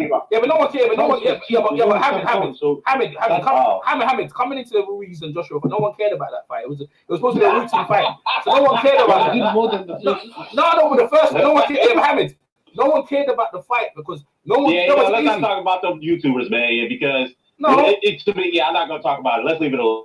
I mentioned it because end of the day, they're YouTubers, right? We're YouTubers as well. But what I'm trying to say to you is that end of the day, you could Eddie Hearn tried to money grab and try to boost up the zone's numbers, and try to get subscribers. But what I'm trying to say, for our sport legitly and the MMA and all them things, they have to sit in awe of what we just seen there. Like, I'm not gonna lie to you, you have so many people. But what they just saw, I saw it over here. They're the whole of California. This is onto there are no parts of America. They're California, they're camera in California, they're the camera in Wembley at the same time, right? And they saw the reactions. Like people in California started walking off, and people in Wembley are partying right now. People are partying all night because Andy Johnson's won. So what I'm saying this issue is that in terms of the magnitude of event, what right now is history, and also hopefully, it's gonna go on to get the fights that we want. You know what I mean? There's only two names we need to get. It's Wilder and Fury, the winner out of them two, right? I don't think the Wilder fight ever happens. I'm serious. Like, I don't think that fight happens. Or if it does, it'll be at a time when no one cares like that. Yeah, you know what? It's gonna probably be a time when Wilder eventually takes a loss, or maybe Fury takes a loss. That's the time those fights will happen. I'll be honest with you. But I think the Fury fight might happen. That's too big.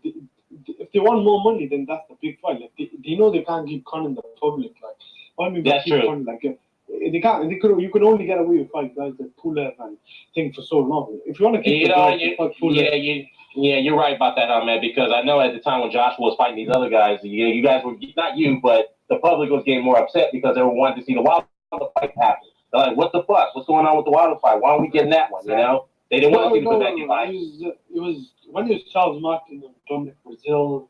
That was like a pass, but we wanted to see a step up. So then it was Molina, which really should not have. Obviously, that was the second defense. So give a pass because he was fighting Klitschko next. Right. Then I think he fought Takam. Well, Pulev was meant to be, but Pacquiao's unification is after that. I want to see the Wilder fight. I know Povetkin wasn't a bad mandatory because he wasn't a bad opponent, but from there on in, obviously Miller or Ruiz, that wasn't. I did think though Ruiz got discredited because he was a better fighter. The replacement was better than the initial opponent. Although guys for that fight showed that obviously you want to see fights with Wilder or Fury. Right, exactly. I think the thing is the public, the UK public got more disgruntled or more the more unease given the fact that Miller was named the opponent initially, and Ruiz came in as a replacement. So it's like they weren't clamoring about it. That's the reason why the pay-per-view didn't do as well as it should have. But yeah, you're right though. It could be they could only be waiting for so long. They probably give Joshua a pass for taking an easy fight after this fight. But after that, they want him to get back to the fray with the Wilders and the Fury in the mix. That's what they got. I don't think Pulev is easy, but if you're talking about all the options, again, that you could say maybe the least dangerous. Although I think Pulev can punch, and I do want to see a bit more of Joshua. The thing, though, I was going to say, if he fights Usyk the fight after next, I think that's not a bad fight. Usyk, I think, could see this weekend, right? I think maybe if it's not Wilder or Fury, then Usyk is probably the next best option. But that's towards the end of next year. Like Usyk. I think Joshua might fight Dillian White next. What do you think? Yeah, they may rematch. I don't. You know what? Here's the thing. If they rematch that fight, then I don't know if you guys gonna. I'm not sure. How do you guys think? You guys gonna be okay? It's a mismatch, man. Dillian's gonna get knocked out, man. No, in the UK, after Fury, that's probably the next biggest. I'm saying, what about now? I know they can take the fight now. It makes numbers. It does numbers, right? But I'm just saying, in terms of what happened in the first fight, Dillian and what you just see, he's gonna get knocked out quicker. You know what I'm saying? So I don't. Yeah, exactly. That's what I'm saying. What about now? You guys want to see that rematch now? No, I'm not saying. But I'm saying. I'm just saying. You just said, yeah. They want some easy ones. Dillian's an easy one, isn't it? You know what I mean? Yeah, that's not easy. Even though of course he is, man.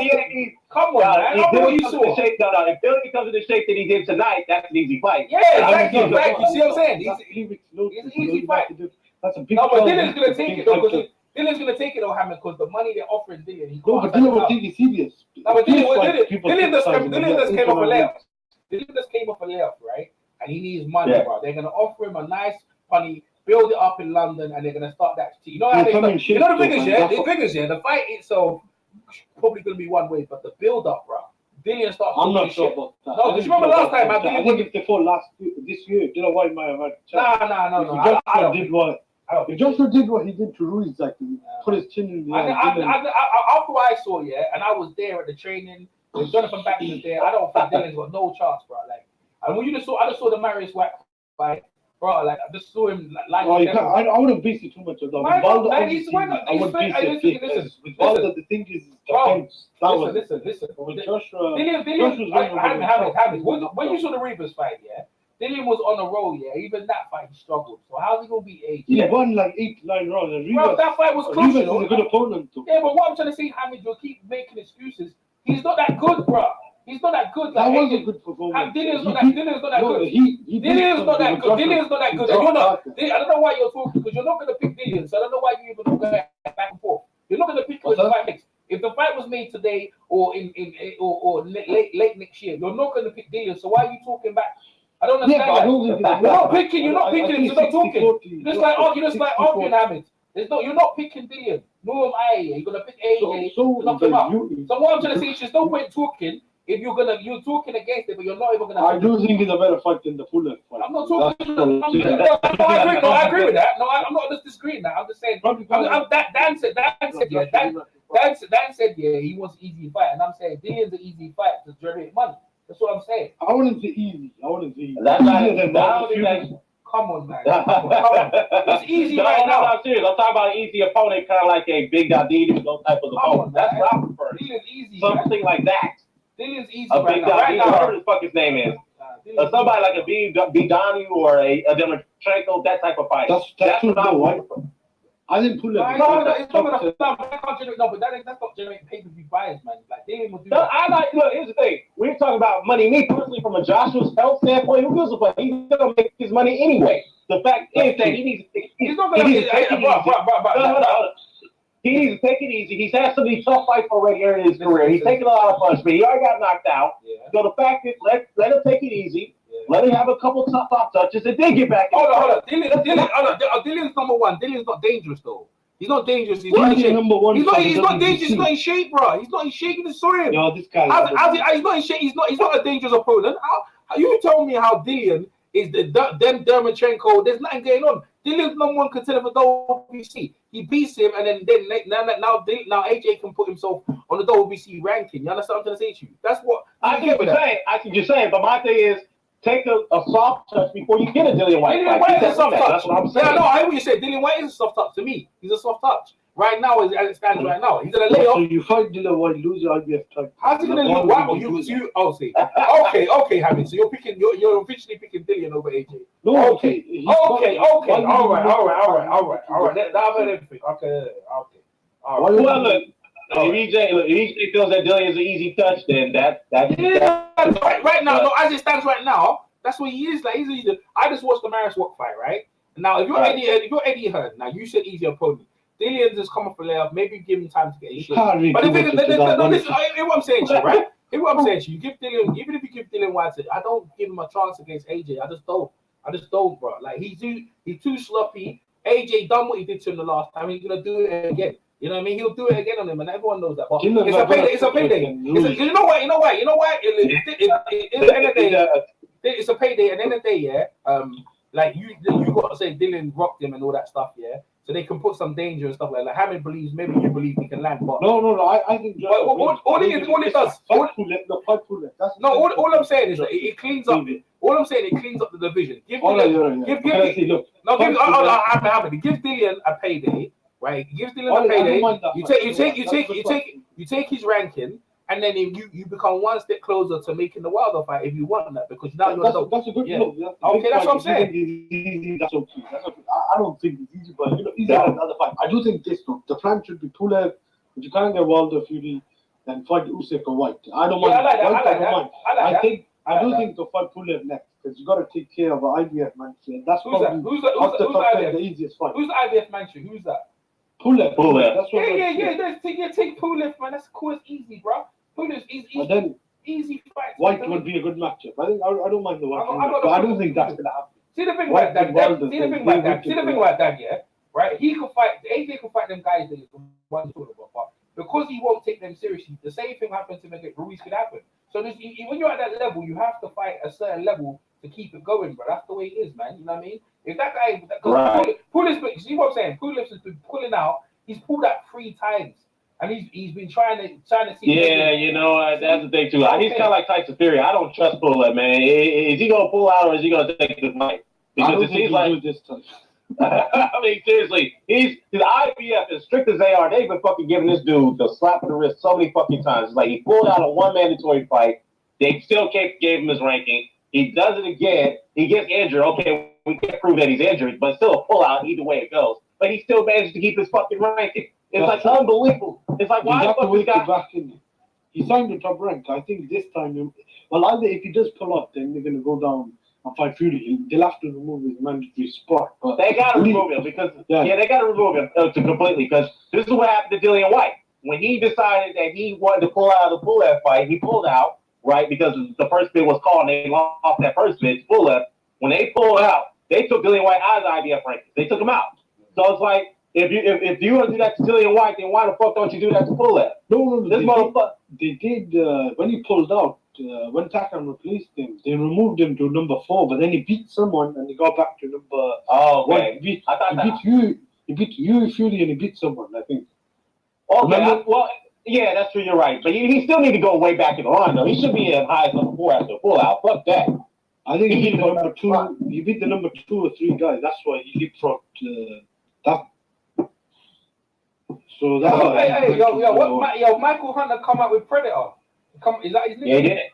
Yeah, that's his map. He's the hunter. That's why they call him Bounty Hunter. Yo, that guy is crazy, man. Yeah, but you know what though? Hey, well, don't be surprised to see AJ versus Michael Hunter.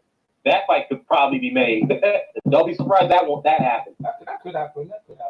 I think if you want to make some money, like nice cash money, and you like the Dillian White fight, a lot of people want to see give this Dillian a shot because the reason why I say that because they're saying 2020, 21, whatever, Dillian get a championship.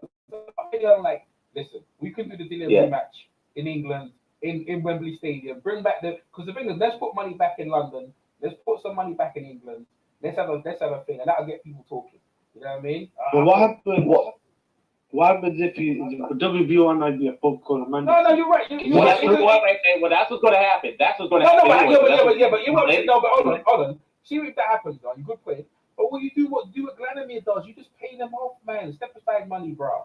Like they'll take it. Which one do you go for? No, which one do you sacrifice? No, you just pay them. The WBO. The WBO. You just pay them off, man. You just pay off all the guys. Vladimir, that's what Vladimir kept the belts. You just give people some money. Yeah, but see if you can't pay them off, you can't only. No. If they don't, well, okay. If you don't pay off, then you take the fight. But what I'm saying, them guys will take the money because they know they can't beat AJ. They'll take the money. But which one do you? But you know how much money? Hold on. You know how much money? No, but how much money he's giving them? They're getting like half a mil to step aside. So they're gonna take it. Like, and then you give some money, say, look, I'm gonna fight Dillian White. Oh, he did it last time. I'm gonna give you. And Pulev. Yeah, no, IBF will do it. Yeah, Pulev's been taking. Yeah, because Pulev's been taking step aside money all the time, bro. He's eating off the. Well, the IBF or WBO are forcing. What he's asking is, what would you prefer AJ to do? Take the Pulev fight or take the WBO mandatory Usyk? Which one? Yeah, sorry, Pulev. Yeah, I'll take the Pulev fight. There you go. I do the same. I do the same thing too. But what happens is what's going to happen though is that one of those titles are going to be forfeited, and that's the WBO because they're not going to wait any longer. That mandatory was due for a long time. No, Dan, I'm trying to say to you that even if that's the case, when you offer the money to the sanctioning body and to the fighter, you can't anymore. It's been 2 years. No, bro, that's what he does. Bro, listen, that's how it's done, Hamid. That's how it's done, right? You only got. Well, we understand that. We understand that, AJ. But the WBO hasn't had a mandatory field for 3 years. Bro, listen. Dan, the WBC got wilder for 3 years. Yeah, I understand that. But in our logic, yeah, people getting money underneath the carpet. That's the WBC, WBA. IBF for WBO ain't like that. I tell you, if I'll change my mind if I see a strippage, but I know there's no strippage coming because you know why I say that because with AJ you're making your biggest payday if you're a champion, you're a belt holder. You're making biggest payday, so how the heck you go strip him and not make no money with the belts? Why would you do that? They stripped Canelo, who's bigger? They stripped Canelo, and that goes back to what? That goes back to what I said initially. AJ's bigger. I told you that. That goes back. I told you that. I told you he is. Right now he is. Yeah, he is. He is. I told you that. I told you that. Yeah, yes. And heavyweight makes more money, bro.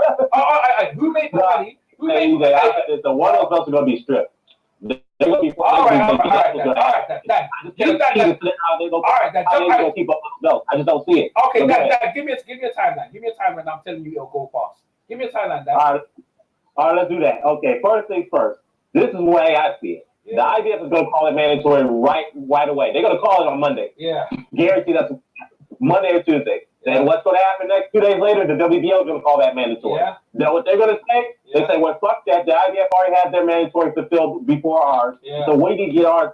We've been waiting for the last 3 years. You know what's going to happen? They're not going to take any more step-aside deals. They want it fulfilled. Why? Because here's the thing.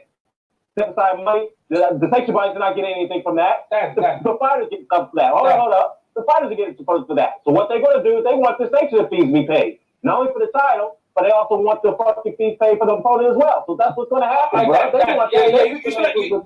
You still haven't given me a timeline, but let me ask this question, Dan. Yeah, before you give me the timeline, you don't think the IBO and the WBO got paid tonight? Did they get paid tonight?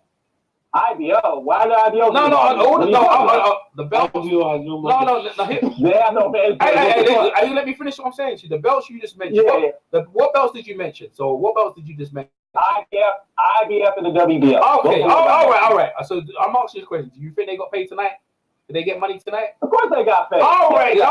Okay then. So they got paid tonight. They got paid tonight, so they're good. Now they're gonna say they're gonna go back to what you said, and they're gonna get paid again. So are they gonna be good? I'm talking to Dan. Hold on. Stop double teaming. Let me address that. Let me address that. Hold on. Let me address that. So what I'm saying to you is that's counter to what Dan said, right? So Hamid, if you continue, I'm not gonna be nice enough, right? Let me finish what I'm saying to you. So Dan.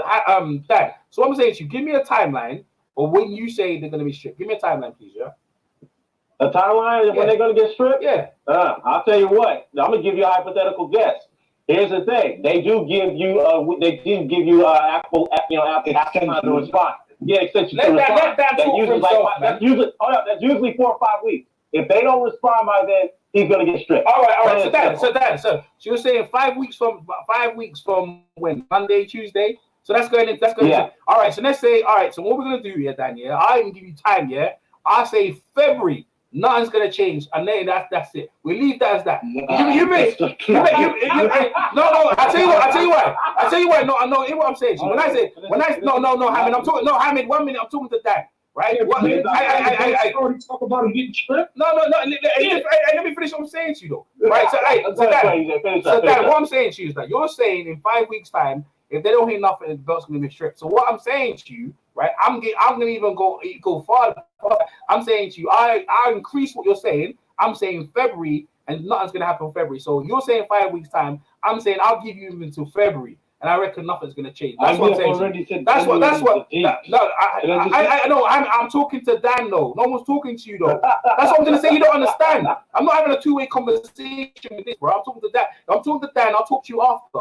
You know what I'm saying to you, Dan? Yeah. So I'm saying to you February. Right? So that's even more time than what's gonna happen. So you gave your time in 5 weeks time. I'm saying February next year, that nothing really is going to have nothing really going to change. So we see what happens. Go ahead, Hamid. Do you want to say something? Can I see let me respond to that. I get what you're saying, but the bigger picture you're missing is that the IBF and WBO have already been stepped aside with their mandatories for far too long already. They have waited too long. That's the principle. The fact is, if they don't get those mandatories fulfilled, they could be in legal in jeopardy right there by the mandatory channels they pull at, like whoever is in the WBO Usyk. Okay. It's done. They have to get it done. If Joshua doesn't get it done, if he doesn't fulfill those mandatories, I can't see how. I just told you. I just give up the title. No, I understand. No, I understand what you said. Yeah, and I'm saying to you, that they're gonna give them step-aside money to go there, and that's what I'm saying. That's what I'm saying. No. Hey, Dan. I'm saying something. You're saying something, and now we're gonna find out in February. And that's what we're doing. That's what we're gonna do. Because there's no point. I'm not gonna change what I'm saying. You're not gonna change what you're saying. And I'm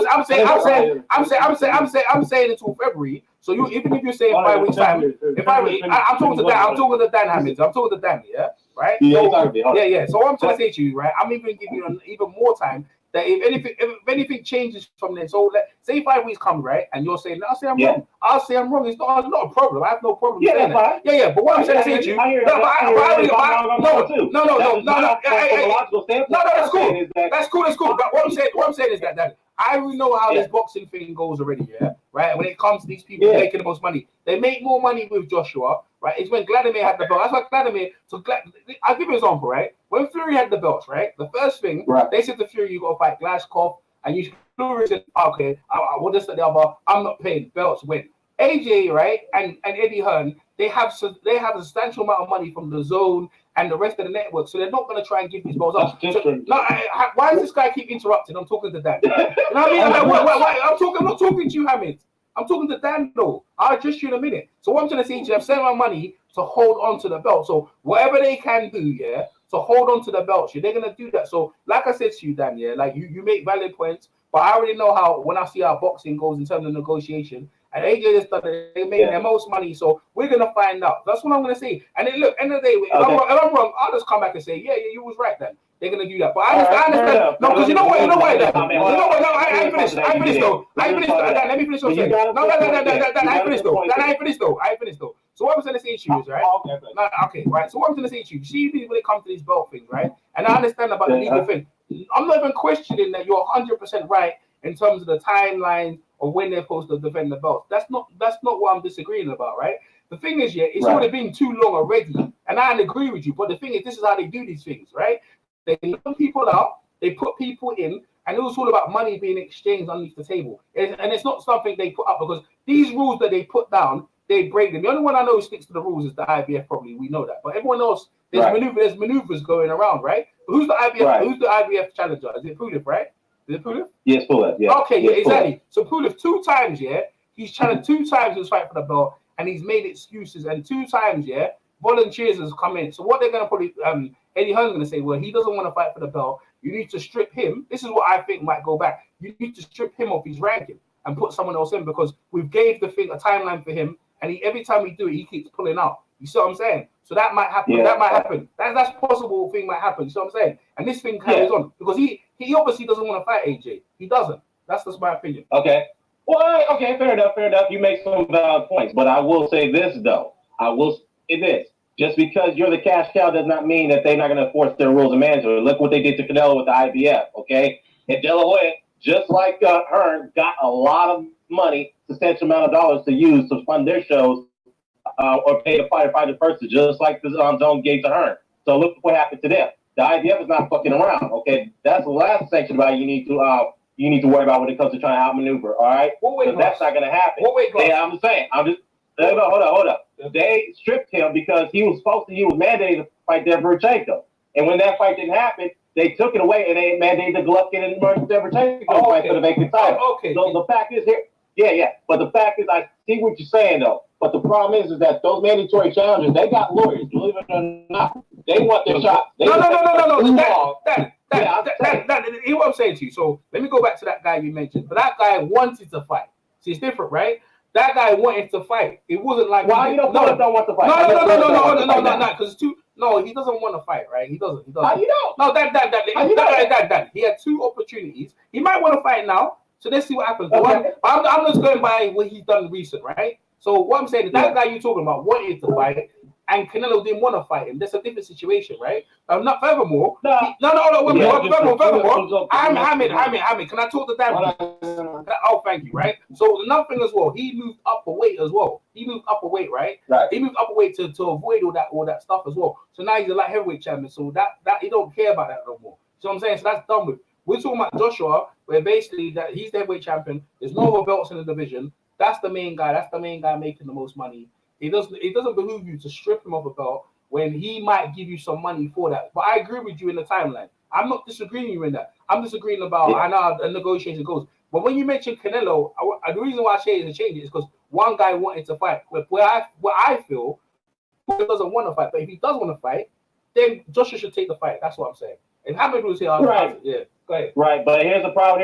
Here's where things get a little gray area. I mean, you can respond after I'm done. Hamid's good. He could take you have the time. You have the rotation that comes into a problem here because We don't know what the rotation, what the degree of arm rotation was between the IBF and WBL.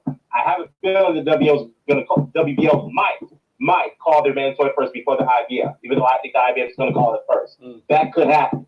And if that happens, then the IBF is going to call it. You know how the IBF, they don't play. They want their mandatory to be fulfilled because they are one of the only sanctioned bodies that doesn't allow step-aside deals. They only allow it to certain occasions, only for special occasions, unless you fill out a special request. But the fact is, it's just based off what's happening now. The fact it's been nearly 3 years since either one of those mandatories has ever been fulfilled in the heavyweight division.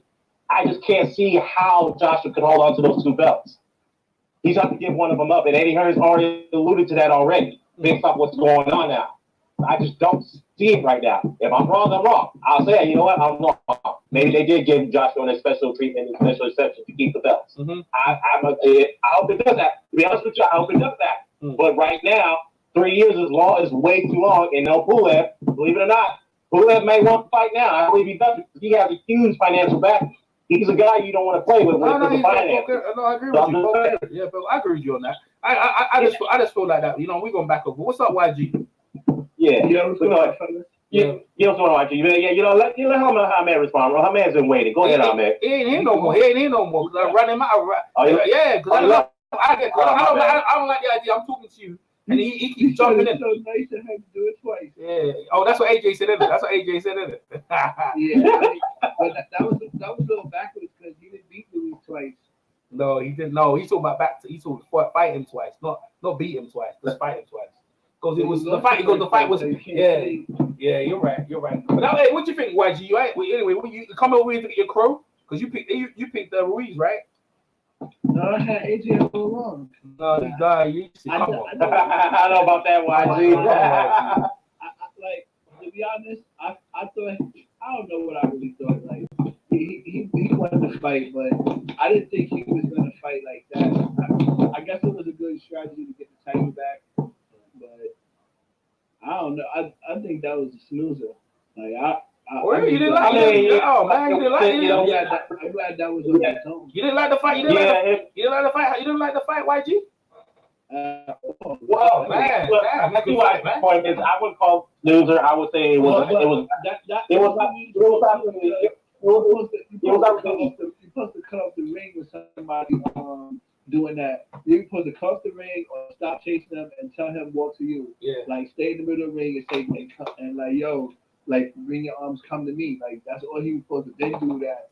He should have did that like in the third or fourth round because you see what he was doing. Like he was running way too much. Yeah, he was.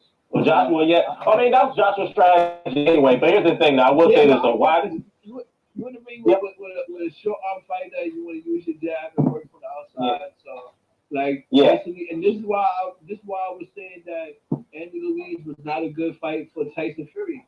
The other day we was talking and they was like, "Oh, he'll give Tyson Fury problems." No, he won't. Like you see that? Like, did you just see what happened? That was Tyson Fury. Like, that's crazy. Like, and Joshua. And to be fair, Joshua is not really a very good fighter on the back foot. He just did better. He's way too small.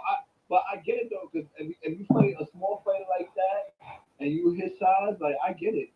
Like he did everything. He jabbed to the body. He threw right hands to the body. So it was like he wanted to fight. But it's exactly. Moving forward, his next fight, like how y'all said, he's gonna have to fight somebody. I was telling my people before I even got online, like, oh, I already know his next fight gonna be in London. It's not gonna be versus Wilder or the winner of that Wilder Fury fight. He's gonna fight early in London, probably April or something like that. You know, and it's gonna be versus one of those other guys. Maybe they give Dillian White, but you know what? Hey, AJ, I'm sorry. Why? Just sorry to cut you off. I want to say this though. I want to respond to that real quickly. Who knows? Maybe he won't fight in London. Maybe he will, but maybe he could fight in America. I don't mind seeing him fight in America again. We need Joshua over here. Nah, I see the next fight. They're gonna get another payday in London before they go back to America. Yeah. And especially since you just brought up like he got the mandatory pull-up on the fight. So if he's mandatory, that's going to be in London. And that's true. That will be in London. Or Wembley, how we have Well, think about that one because Pulev got some big financial backers. I'm not saying they're bigger than Povetkin, but he's got some big financial backers. Povetkin just fought to a draw, so he doesn't even have like. No, I'm not talking about Povetkin. I'm talking about Pulev. He's got big financial backers. That's what I'm saying. So that's why it's even better for him to get the title shot because still fighting in February. So right. So basically he can get that fight scheduled and they can have it later. Well, well, you know what? The negotiation process is going to be very interesting to me because Pulev has dealt with her before, other than Joshua's situation where he pulled out. But he was mandated to fight Dillian White in the IBF final time eliminator, and he had some backer that came in which we never heard of before. Came in there and they won the purse bid away from Eddie Hearn.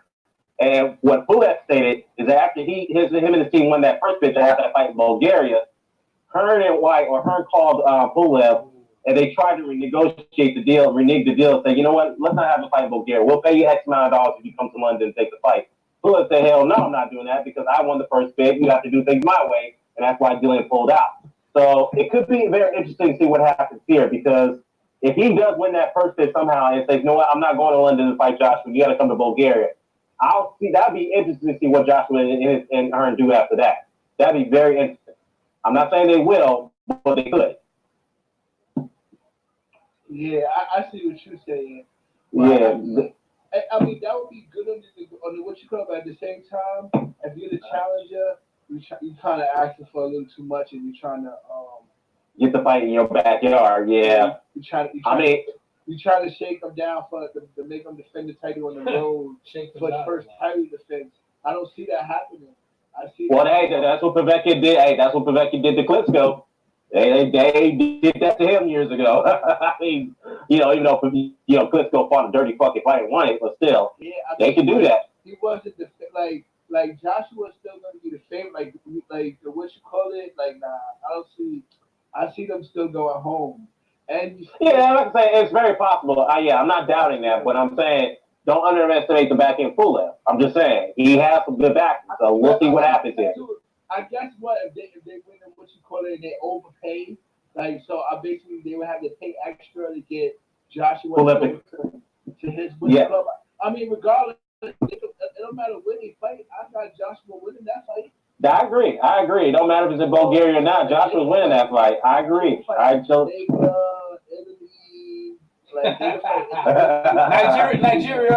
Nigeria, whatever, man. Yeah, they can go any of those places. And even though if he fight him in Nigeria, I might like his chances over there because I think AJ might be a little nervous fighting that whole crowd. AJ looked like that overhead punch, and AJ looked like he take the punch pretty well though. That overhand right, he looked like he got landed. He got hit a couple of times, but he was okay. I'm telling you, they just better make as much as chicken as they can before they gotta put him in there with Wilder. Why? You think Wilder gonna be? Yeah. You think Wilder's gonna be in? Yeah, Wilder's gonna steamroll him because I think it's like he's gonna unless like Wilder like he lands a good punch on Wilder early. Like I don't even see Wilder respecting him when he get him in the ring. To be honest, I just don't even see, especially after the way he fought this last fight. Like if he was to fight Wilder next, I definitely see Wilder steamroll. I ain't gonna lie to you, bro. I think Fury could. I almost see Wilder running across the ring the first round, like running to him. I think Fury could be. Well, I think Fury could be AJ and Wilder if he comes to this game because Fury. You see the thing about Fury, yeah, he long and he knows how to think. The other thing is can they get to him? You know what I mean? But he could outbox you. See, AJ outboxed Fury would have done it easier. But what I'm saying is that that is a stylistic fight. What's AJ have to discipline? You know what I mean? But Fury right now, he's doing WWE and all the bullshit he's doing. I don't know where his head's at. You know what I mean? But we're gonna find out. I know he's getting as much money as he can. Yeah, that's right.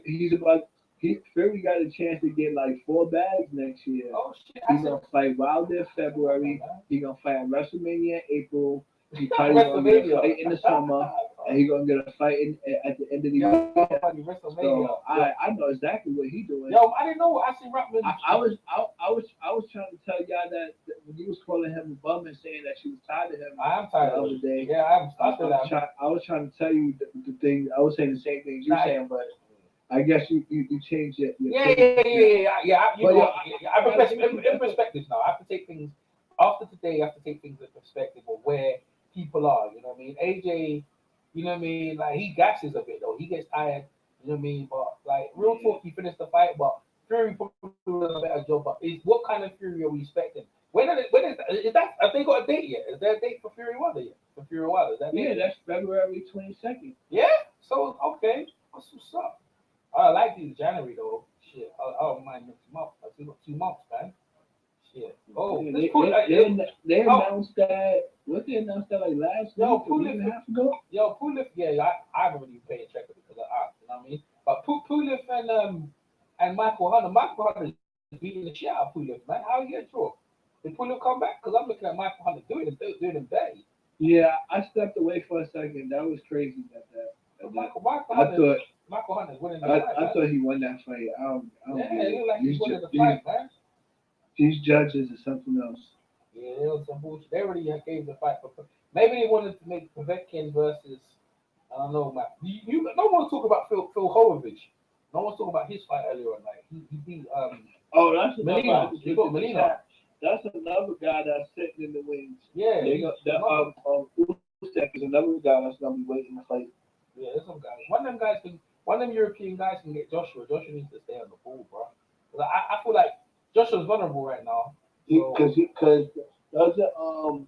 Pulev got a direct line to the WBO title, right? That's no. Right. If you in that weight class, IBF. I think it's IBF. They said IBF. It's the IBF. Yeah. I thought it was the WBO that. Nah, WBO was Usyk. Huh? Usyk's WBO. Yeah, that's what I said. Usyk had the direct line to fight Joshua too. Yeah, WBO. Yeah, the WBO. Yeah, that's right.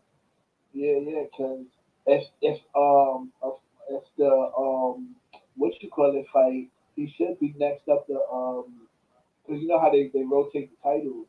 Yeah. So if after the Pulev guy, it should be the WBO challenge. Yeah. Oh, next, because you know they rotated. So next up, I would think would be Usyk after that. Wow, man. Ain't like the guys that's in the the other titles, the IBF and what you call it, they're not ranked higher than Usyk. Yeah. Yo, you watching the Eubank fight later? The Charlo fight. Yeah. Obviously, I'm trying. Ain't nothing else. This is football on. Yeah, Zone came over briefly. You know, not quite a few people came over, man. Zone came over. He's like, yo, what's up? Just gave his take. He said he picked AJ, but no, he said he picked AJ, but no one's got no record of it. So you know what I mean? I said, all right, cool. But yeah, AJ did his thing. I ain't say it to him. I ain't say that to him though. I didn't even say it to him though. I was saying like there's no record. You can't dispute it because there's no record. I know I got a record of people, like, you know what I mean? But I mean, yeah, there's no record in it, you know what I'm saying? So we have to find out. But yeah, man. So this is just the live reaction. We got people in the chat. Everyone's going back and forwards with Joshua. Joshua never fight in America again. Yeah, that's a possibility, man.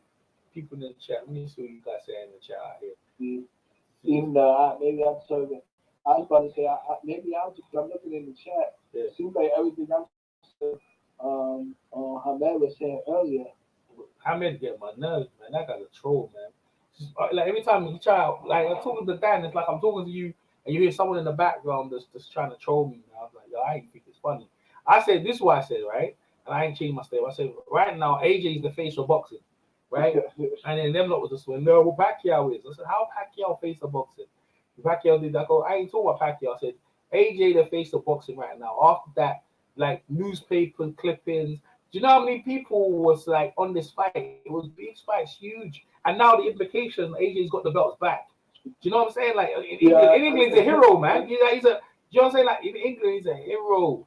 John Stones he's a hero, a modern day hero. Where he, you know what I'm saying, being knocked down multiple times to come back and school. Ruiz, not even Parker did that. Parker had a close fight with Ruiz, right? It was split, right? AJ completely dominated the fight against a guy who knocked them down, man. That's amazing, right? So, you know what I'm saying? Like, AJ is just like, he's the new thing. Like he got countries. What you call it saying AJ versus Usyk at the man, David? AJ and who? Usyk.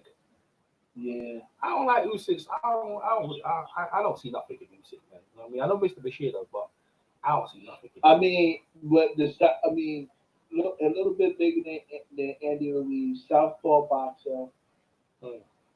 That like the way what you call is gonna have to try to be the steamroll that fight. He ain't gonna be able to be on the back foot. Who you picking? Then you already picking Usyk already. So you know what I mean, you picking. Nah, I feel that AJ would get aggressive with Usyk. He would have to. He would have to be aggressive. Know, man. He's a bigger man. Like I think AJ. Wait, listen. Who's got longer reach? AJ. If AJ starts fighting, where he uses. Yeah, I know that's what I'm saying. So what's this, right? So AJ fights guys where he uses assets. It's gonna be hard for you to get in now. Because you know before he used to but Usyk is a better boxer. No, I know that, but he's still got the longer reach. I understand that. But Ruiz is a good boxer. Ruiz is a good boxer. But you still have to get past the reach. And he's the southpaw that he might give AJ some trouble. That first look, like he's not used to fights. Like he fought Diriyah. Diriyah is the southpaw too, right? Diriyah's a southpaw. Diriyah's not southpaw. He not? No. Who did he fight that was a southpaw? I'm not too sure. Or Dillian? I think AJ? Did he just switch southpaw in that fight? Maybe. I don't know what he was doing. I was watching the fight. He didn't look that good. Dillian White clearly was heavier tonight as well. He caught up late. He caught up late. Totally cleared. Someone tried to still sit Dillian White up. Somebody tried to set Dillian off on the very fact side. But the WBC was pushing Wilder back, and okay, all right. But you know what I mean? Like Dillian should get back his rankings, man. He should be next to Wilder, bro. Like this, I don't know what the WBC on bullshit. Give Dillian this fight. I don't think he beats him though. I don't think he beats him. So I don't know why the WBC. I just think what you are still too big. Still too big for those guys. No, his only two issues is that we Fury and Wilder. Those are the two guys. For Usyk to beat him, Usyk will have to box one of his best boxing nights ever. Like he would have to be on top of the game, not linger in the kill zone, move in and out, go to the body, and then catch him with left hand. Because I've seen it. What you call the style is really suspect. Big Baby Miller always said that AJ lets everybody back him up. So this if you could slip in and out, land your punches, and you get up on him on landing punches, there's a chance that Usyk can outbox him. This is why I was saying, because it's basically if you just know how to negotiate the space, where you see how what you call a fighter, he just coming straight in, so he just got a chance to tap Luis, tap him, and then move to the side. Yeah. But what a better boxer is, I can see Usyk cutting off the ring and landing a couple punches when he cut off the ring, which would even it out. You picking Usyk, right? Nah, I still pick. So why are you breaking it down like that for? Were you breaking it down like you picking him? No, because if you picking him, but I don't understand you break it. I understand guys, yeah. They breaking it down, but they ain't picking him. If you picking him, roll with him. I got no problem. Just pick him. Nah, I don't have no problem either, but I'm being realistic. No, but you can't break it down like that. You ain't gonna pick him. That's a good breakdown. It's a good breakdown. I'm saying you pick him, right? You got him, and that's it. Like my man Wood in the chat says, yeah, AJ should never come back to the USA. Like Wood's from America, and he's saying AJ should never come back. What do you think about that, YG? No, I'm not saying that. Why would I say that? He should never come back to the United States and get this money. That's crazy. No, man, we was arguing about the face of boxing. According to the LDBC, Deontay Wilder is the face of boxing. Do you agree or disagree? We was getting in on that shit, bro. Them not was arguing about that. No, hear what you're saying, like the YG. Hear what I'm saying. You done a really good breakdown. I ain't trying to come at you, but if I done a breakdown like that, like I did a breakdown with Ruiz, right? And I picked Ruiz because my breakdown in my mind, I feel like say Ruiz. From what I thought in the last fight, I think he could replicate it. My problem is AJ lost weight, he maintained his discipline, and he got the win, bro. We knew what AJ had to do. It's whether he could keep doing it. And Ruiz came in fat, and that was that.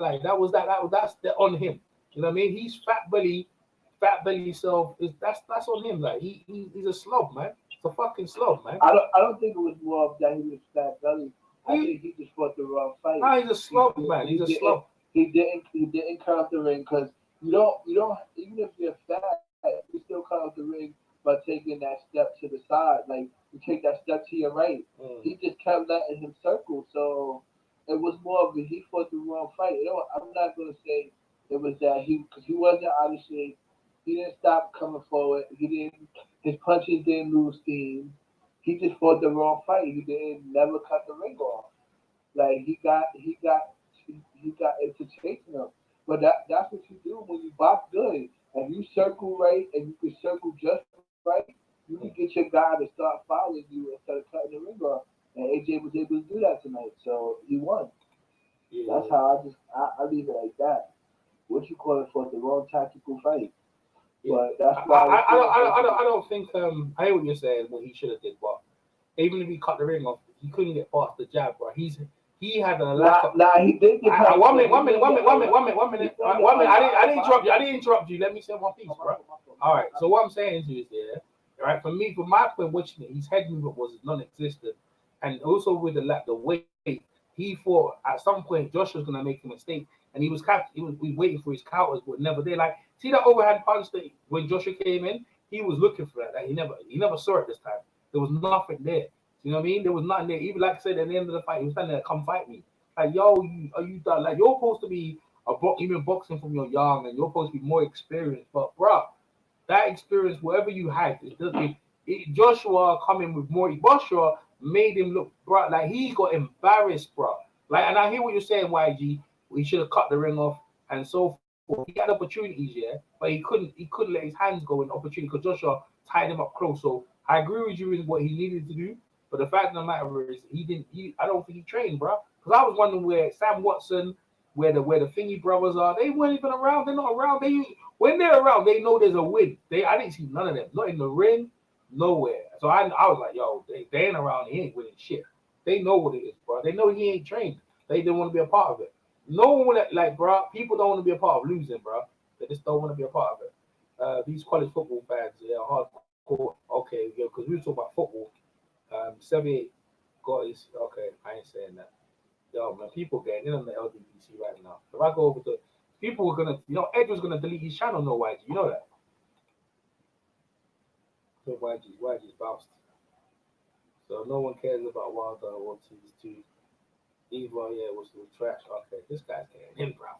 Let's pray for Fury beats Wilder because it will be easier to make the fight between Fury and Wilder, Fury and Joshua, and would be a big fight in UK. Yeah, it would be 100%.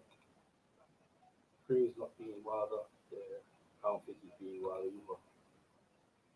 Old teams, man, you guys are getting in, bro. Wilder's improving and the time around Fury. Yeah, he should. And Wilder looking good these days, but bro, like I know he's gonna land on Fury. Oh shit, I'm watching the Povetkin fight as well.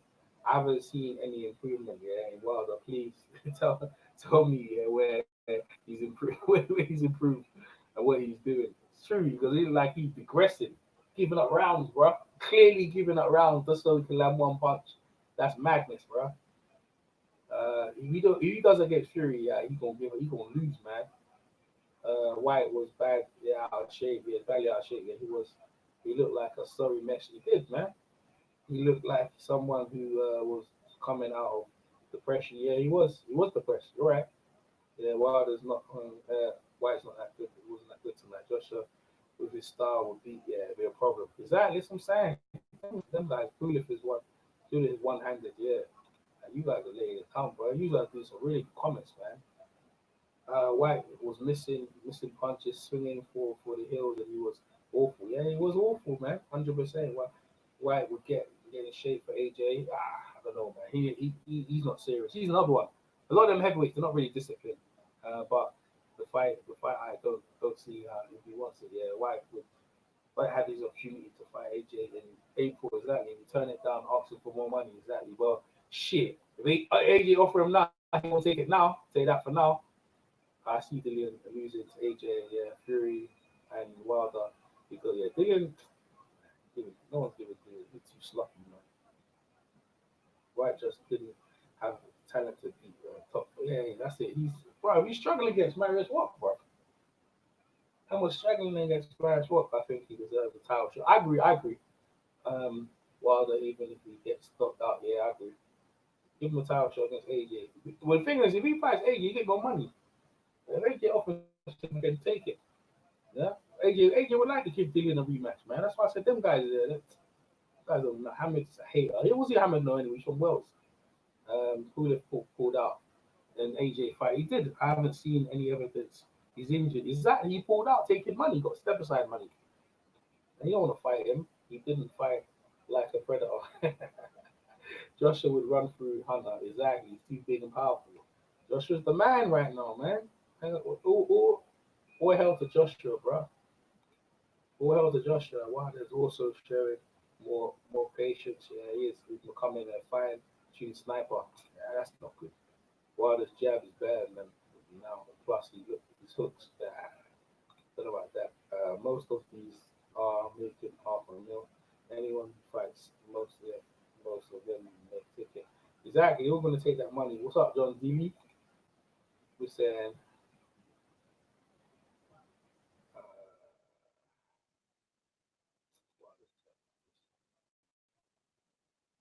That's really it, man. After you guys fights coming on later, man, what a day, bro. Everyone's left to hang out. I'm the only one there. Okay, that's me, boy. Man, it's been a hectic day, bro. It's been a hectic day. I'm so happy for AJ. Let me go see what the rest of the YouTube community is saying. My man Boxer beats around a bit. He's over there celebrating. He was gonna shut his channel down. He was gonna shut his channel down. Edge no TV. He was gonna shut his channel down. He's still going. Matchroom. Oh, they got the press conference. Let me see. They got a press conference with AJ. Let me have a look at that. AJ is happy. Hope none of them guys be talking about this, that, the other. Like, there's no point talking about other fights right now. Let the man enjoy himself. Yeah, listen. Him and Dillian, they got a chance to get rid of their demons. You know, people need to learn from being silly. You know what I mean? I don't know, man. This boxing thing is crucial. What's AJ saying? A script when they say Anthony's gonna go. It's not wrestling. This is real life, and it's dangerous. So I have to box to my game plan, and my coaches they devised a great strategy. Yeah, they did. And I trusted in them, and I followed it through. 100%. So even though I took my loss, I took it like a man. I understood where I went wrong, and I keep on comparing it to an exam. When you take your exam, if you fail the first time, you study, and you prepare better the next time. I just knew with all of my preparation, my education, and discipline, I just knew I was going to pass this exam against Andy. Last question, guys. Hello. Last question, man. It wasn't alone. Let's not look at it like that. There was a learning, so you had a roller coaster year, you had a learning experience, and now you've had such a high experience, you've regained your belts. What did you learn about yourself during this year? Yeah. That's a good question. What did I learn about myself? Yeah. Nothing new. Nothing new. Really? That's what I'm built for. I just like fighting. It's a shame because everyone likes me fighting when I'm winning, but hates me when I lost. But for me personally, looking at myself in the mirror, I just love fighting. So I didn't learn anything new. Before boxing, I was a little fighter. I started boxing. I continued to fight, and I just learned that I still love the game. That's all it is. It's a really difficult job. You know, I'd love to get in there and smack a man and lay him out, but these guys are highly skilled athletes, and I just love preparing for a good challenge. I just didn't learn much except for I just love fighting, and this is all I have. This is all I've got. So I just really discipline myself for it.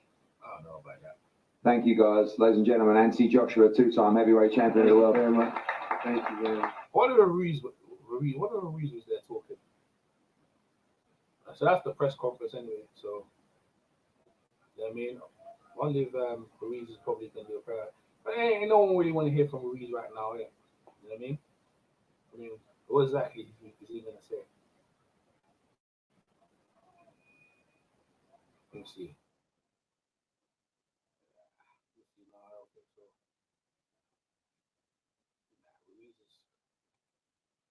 Ruiz is not talking. I want to go around some other channels and see. Some people are going to eat crow, but not necessarily. You don't have to eat no crow.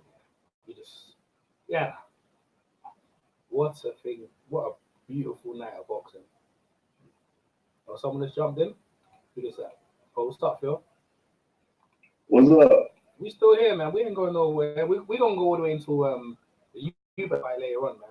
I'm just like listening to. Some people said that Edge was going to shut his channel down. My man Boxer Beats Around was going to shut his channel down if AJ lost. There was people like there was a lot of people banking on this straight right here, man. There was a lot of people banking on this thing right here. Yeah. Where you at? You out here partying? You out here partying with AJ? You know, over in the UK, there's parties happening all over the place, man. People are so happy. Oh man, I bet so, man. I mean, shit, you gotta think about it, man. If Ruiz would have won, it would have been parties all over. Mm-hmm. You know, of course, like Mexico and shit like that. Mm-hmm. You know what I'm saying? So yeah, I can imagine so, man. My man's got 200 people watching him. My man banging. Let me hear what he's saying. 1 minute. What my man said. Oh, my man. Yeah. Yeah, look, Edge loading and jump back in. Wilder's 34, AJ's 30. Oh, now it's over there. Them not all Man, Wilder should give Don't a shot off think that I fight. did. He should kick his ass down. What's that, Phil? They got an ESPN tour tonight too. Huh? Oh yeah, but I'm more interested in the Eubank because UK guy on the card. But I want to see if he's gonna beat Carball. Matt Carball. I want to see that fight right there. Man, I ain't gonna lie, man. Carball got some scratch to him. Oh, Edge is back. Can you believe Edge is back? The man, the myth. Hey himself. man, I was trying to close down my channel, but unfortunately, like I can't find that close button. Oh, this guy. I think Ruiz ate it. You're a funny guy. Look at this guy. Come on, man. Now he gonna talk. Now he gonna talk. He gonna talk. He gonna work talk. on your commentary, man. Work on your commentary. Now he gonna talk that. He gonna talk that smoke now. Because I ain't gonna lie to you. Hey, Phil. It's been a hard time for him. Like the floor's his though. Because I ain't gonna lie to him, right? He had a hard 6 months, bro. Because he disappeared, came back, and then when he came back, we was grilling him all up until, bro. He's been getting it for ages, bro. So now you can breathe, bro. You can breathe. You finally can excel. Like, shh. See, I have to, bro. I was preparing my closing down my channel speech. Oh, I had see? it all written down. I was like, what? You know Hey, what I mean? listen. Hey, listen. I bet you, look, hey, EJ, he kidding around, but he really probably was gonna have to work on that speech in real life. Hey. I said, listen, we go into argument, right? I said right now, as it stands, AJ is the face of boxing. I said to him why. I said in 3 different countries, he sold out in 3 different countries. Well, and this fight here, even in the rematch, was one of the biggest fights, and possibly in going into the Wilder or Fury fight, that is global. Like, so they're not saying, nah, Canelo's big. I said, hold up, Canelo's only fought in Mexico, but his biggest fights have been in America, right? And he ain't fought in the capacity of Asia. Like, they built a stadium for him in another country for him and Ruiz. Whoever won that fight, as far as I'm concerned, owns that stadium. So that's AJ's stadium. AJ also has Wembley. He has Cardiff as well, right? And then in New York, I'm sure that was sold out in New York. So in my opinion, he's the face of boxing. I don't think Madison Square Garden sold out though. Even if it didn't, right? Even if it didn't, the pay-per-view buys the zone buys, the replays, people subscribe to the zone to watch that. And there was a lot of stars in attendance. So, and in the Arab, right? You know how much money they paid for ringside seats as well. So my point is this, right? In England, the pay-per-view, you got England country, you got portions of America. California was watching the fight because of Ruiz, right? Then you have the whole of Saudi Arabia. So that's how many countries AJ got a lot, bro. Like, so in my opinion, Mexico too. Exactly, they're watching it as well. So what I'm trying to say to you, Canelo was there, right? Yeah. So I want you to say what AJ right now in terms of like world face, he's the face, bro. I'm sure if you tomorrow in the newspapers, you're probably gonna see all the football reports, right? But I'm sure they're gonna have some articles maybe on boxing. But in England, bro, tomorrow, Edge knows what I'm talking about. AJ knows what I'm talking about. Tomorrow, bro, AJ's gonna be all on the papers, bro. AJ gonna be all over on the papers, bro. His face gonna be printed. Like AJ is officially a household name, bro. If it wasn't already, he is now. Yeah, man. Like, look, man, AJ's a household name already. Like, now he is. But now he's like tremendous. Like, yeah, that's what. Yeah. He's faced adversity, and he's come back to overcome those demons and win. Everybody likes a not underdog story, but everyone likes that kind of comeback behind story. You know what I mean? Lennox Lewis, all that stuff with Lennox Lewis, all that stuff with people talking this, that, the other, and Dillian as well, though, because Dillian was faced adversity as well with all the allegations on the B sample and stuff. He's vindicated himself as well. So there's a lot of vindication there in Saudi Arabia, bro. Yeah, people are like, you know what I mean? Like, you know, it's like, I'm not surprised. I wouldn't be surprised if they do another fight in Saudi Arabia again, like with Anthony Joshua, like, you know what I mean? Because now, like, you know, after what Anthony Joshua's done, like, from Saudi Arabia, I wouldn't be surprised if they like, okay, let's make this a permanent. They offer him more money, I think you make more money in Saudi Arabia. I think they make more money in Saudi Arabia. Yeah, like, I mean, if it's like estimates, it's gonna do like, let's say 1.4 million pay-per-view buys, plus it's getting a guaranteed 60 million. Then he could be making 84 million like in this fight. 100, yeah, 100%. You know, so and it's prime time as well. This came in the UK like 9 o'clock. Perfect time for everyone to watch. I'm curious to see how it turned out here in the States. Because you had a couple of different football that was on. Yeah, because Mike Tyson, back in the days when Mike Tyson used to fight, his fights always around in the morning time and then around the thing. They made it purposely so that the rest of the world could watch it. And I think there's in the US, it probably won't be great because I don't know. Maybe because the football, they had the football thing going on. They were saying that but at the end of the day, like if you look at it from a UK point of view, it's perfect time for us. It's perfect. Like, you know what I mean? Yeah. And plus, if he's in Saudi Arabia, he's going to get like 60 million per fight, plus pay-per-view from the UK. Yeah. He doesn't really need America too much. No. You can get like 84 million a fight without the USA money coming in. Hey, then, you know what I mean? Edge. Does Wilder still get 50? Wilder deserve 50-50? Nah, he never deserves 50. This guy, bro. But look, as you say, if it takes 50-50 to make the fight happen, I'll be like, okay. Oh, thank you. Oh, you know what? I'll give you a pat. Yeah, good. The problem is though that Wilder, even at 50-50, he said he won't take it. Like he said in the interview, he's silly. Even if 50-50, I won't take it. So it's like, if you don't want 50-50 and you won't take it, then what? Do you know what I mean? No, but you know the thing is, there's no other place to go. Like you beat Fury, but AJ in AJ beating Ruiz and that sort of thing, AJ is sitting good. He's sitting good. But like the thing is, AJ winning is good for heavyweight boxing in general. Yeah. Let's face that. Wilder wouldn't be getting potentially 20 million or 50 million without him going to DAZN and doing a price match. Do you know what I mean? Yeah. Simple as that. Do you know what I mean? You went to DAZN, got how much they're offering, and then you get back to Showtime. Yo, Phil, man, you're getting feedback, Phil. Yo, I'm getting feedback. If AJ wasn't around, he wouldn't be getting the kind of money that he's getting now. Yeah. All the people are getting because of AJ's raising the profile of the boxing of the heavyweight division. Do you know what I mean? So at the end of the day, AJ not being in the heavyweight division anymore. It's like Floyd Mayweather. It's like the same thing. It's the Floyd Mayweather effect. When Floyd Mayweather was around. Nah, look, hold on. I'm gonna cut you off before you get there. I don't think it's. I think what AJ has done is actually a little better than the Floyd Mayweather effect because at the end of the day, he raised the profile of the top guys in the division in its entirety. Versus Mayweather just kind of was in a class of his own. Don't get me wrong, when you fought against Mayweather, you got your biggest payday. But now they're offering these guys big paydays without fighting the top guys. They giving, you know what I'm saying? The Tyson Fury's been fighting against, C-level fighters, and he's getting, big bread from ESPN. So at the end of the day, I think Anthony Joshua, as far as him raising the profile, I think he's done it for the division versus with Floyd was just in a class of his own, making $30-40 million to fight.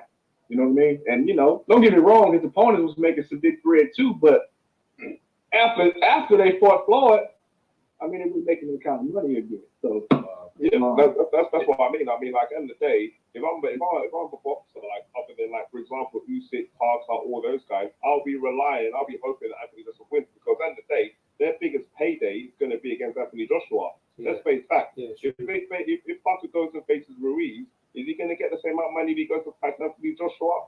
Do you know what I mean? Like, imagine, like, if he gets a big deal to go to Saudi Arabia, then anybody fights Joshua in Saudi Arabia, they're going to get like 30 million per. Do you know what I mean? Each time, which is career changing money. It's like it's like 283 Andy Ruiz weight money. Do you know what I mean? Like, bro, I counted them out, right? And you know, I'm not the only one here, because that knockdown. But the mental fortitude to come back from multiple knockdowns and people saying he quit and all that stuff there, bro. Like, you know what I mean? Like, he really exercised them demons. Like, you can't even say that no more. Like, and he did get hit, so it's not like he ain't got no chin or nothing like that. Ruiz did hit him. You know what I mean? He's exercised so much stuff. People need to shut up, man. They really do, bro. Like, you know what I mean? They just like chill. Just chill, yeah, bro. like I think you have to give credit where credit's due, man. Like, at the end of the day, like, look, people, like, obviously they understand that people are not fans of Anthony Joshua. Fair enough. Like, you prefer Wilder to Joshua. That's fair enough. That's his opinions and points of views. But at the same time, you have to give someone their credit where credit's due. Like, if Wilder wins, give him credit where credit's due in that fight. And if Anthony Joshua wins, give credit where credit's due. Do you know what I mean? Don't put down one other person and then, do you know what I mean? Do you know what I mean? You have to give the credit where it's due, where it's needed. Do you know what I mean? That's all it is. But hey, hold on. Hey, but you always downplaying anything that Deontay Wilder. No. One second. I agree with you because that's my model. But you preaching it, but you don't practice it. That's not true. That's not true because explain. You know, because with the Wilder win, I said that, you know, congratulations for the only issue I have with Deontay Wilder is, like, you know, be honest with your plan. Like, I knew from day one you weren't looking to fight Anthony Joshua. I knew it from day one. But my issue with Wilder is, but that's your opinion, though. He was acting like he wanted to fight Deontay. I got you. Hold on. Let me stop you there. But that wasn't the case. Keep going. Hold on. I'm gonna let you keep going. But that's based off your opinion that you don't. No, it's based on what Shelly Finkel said. Oh, all right. Here we go with this. I'm not even going to do it. Listen to his manager. I'm not even going to. I put what Deontay Wilder said. You know, Al Heyman and Shelly Finkel, they got 40 years in the business. I mean, what? Listen, Phil, you have to let him do his thing, no? I'm not gonna lie, Phil. I've been roasting I've been roasting Edge for months, bro. Like, real talk. I don't mind him coming back though, because the thing is, I did pick Ruiz, I lost, and Edge guy won, so he has a right to flame it up, bro. Go ahead, Edge. Do you think I'll sit there like I'll take his stuff because he got so much work, bro. Phil, look how much work. Phil, he was gonna shut his channel down. He was genuinely telling the truth. He was gonna shut. Look. He can flame up the win, like, you know. I'm all for that, man. Your guy won, you support him. You know what I'm saying? You're supposed to, you know, celebrate that. But what I'm saying is this right here. Let's not go back down this rabbit hole of Deontay Wilder and Anthony Joshua, and this guy, he's the reason why the fight didn't happen. This guy's the reason why I'm just woe out on that shit. The truth of the matter is the fight didn't happen because both of them are some fucking arrogant son of a guns when it comes to this whole money and percentage issues. You know what I'm saying? And that's just the realness about it. Nobody wants to say. No, the realness about it is the reason why this fight happened is because Shelly Finkel. That's the reason why this fight happened. Like, you have to call it what it is. Shelly Finkel's the reason why. Can we talk about the fight needs to happen? Does Wilder, if whatever AJ offer him, should Wilder take it? Now, I think he should. I'm just gonna be honest. I think let's get to that stage now because he's not. Yeah, I agree with you. I agree. Whoever's offered, he should take it. Because I'm gonna lie to you, like he's still getting, in terms of his biggest payday, and there's so much money now. There's more money now in the pot than there was before. Eddie Hearn going to be stupid with it? There's no need for it because end of the day, but the thing is, are they going to go that route? Because I think AJ going to lose to one of these guys, though. I feel like he can lose. So if they want to make the max money, Then maybe they make a fight with Chisora. No, with Dillian White. Then they make a fight with Fury. You know what I mean? And that's what I do, man. Because one of these guys is gonna take AJ. You could see it. He's gonna lose to one of these guys. Because all he has to do is take his eye off the ball and he's gonna get beat. He's gonna get beat, man. You know what I mean? That's what I feel. That was amazing, bro. I ain't gonna lie, I felt so good for him. That was an amazing performance. He shut out Ruiz. Ruiz has never been embarrassed like that, you know. He's never been embarrassed like that. He got so embarrassed. Hey, look, I'm gonna tell you something, man. Look, Anthony Joshua went out, and he was very disciplined. Matter of fact, let me say this: he was disciplined in his training, right? He sought help where he needed help at, right? Got advice from who he needed to get advice from. He came out, okay. He executed the plan. All right. He was disciplined all 12 rounds. Okay. Although sometimes in there I got kind of shaky. I'm like, whoa, hey, just go back to doing what you're doing. Don't get too crazy now, But for the most part, for 96% of the fight, he was disciplined and sticking to his plan.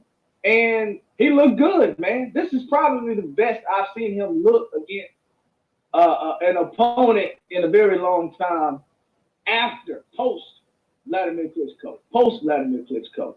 This is the guy that we should have been seeing after Vladimir Klitschko fight instead of a fighter that was still good, but he just didn't seem quite the same. He didn't live up to the expectation. I think today, when he fought against Ruiz, he made the proper adjustments and he lived up to the expectation today. Yeah, man, Anthony Joshua did what he had to do, man. I'm just happy that he won, you know what I mean? And Andy Ruiz, I'm disappointed a little bit in Andy Ruiz, to be honest with you. I knew Andy Joshua was gonna win no matter what, how Andy Ruiz was gonna train. Do you know what I mean? Because there's certain things you just can't teach. But I was disappointed in his attitude. As soon as he come in at 283, I was just like, what the hell, man? That's just poor. That's just poor, man. That's just poor.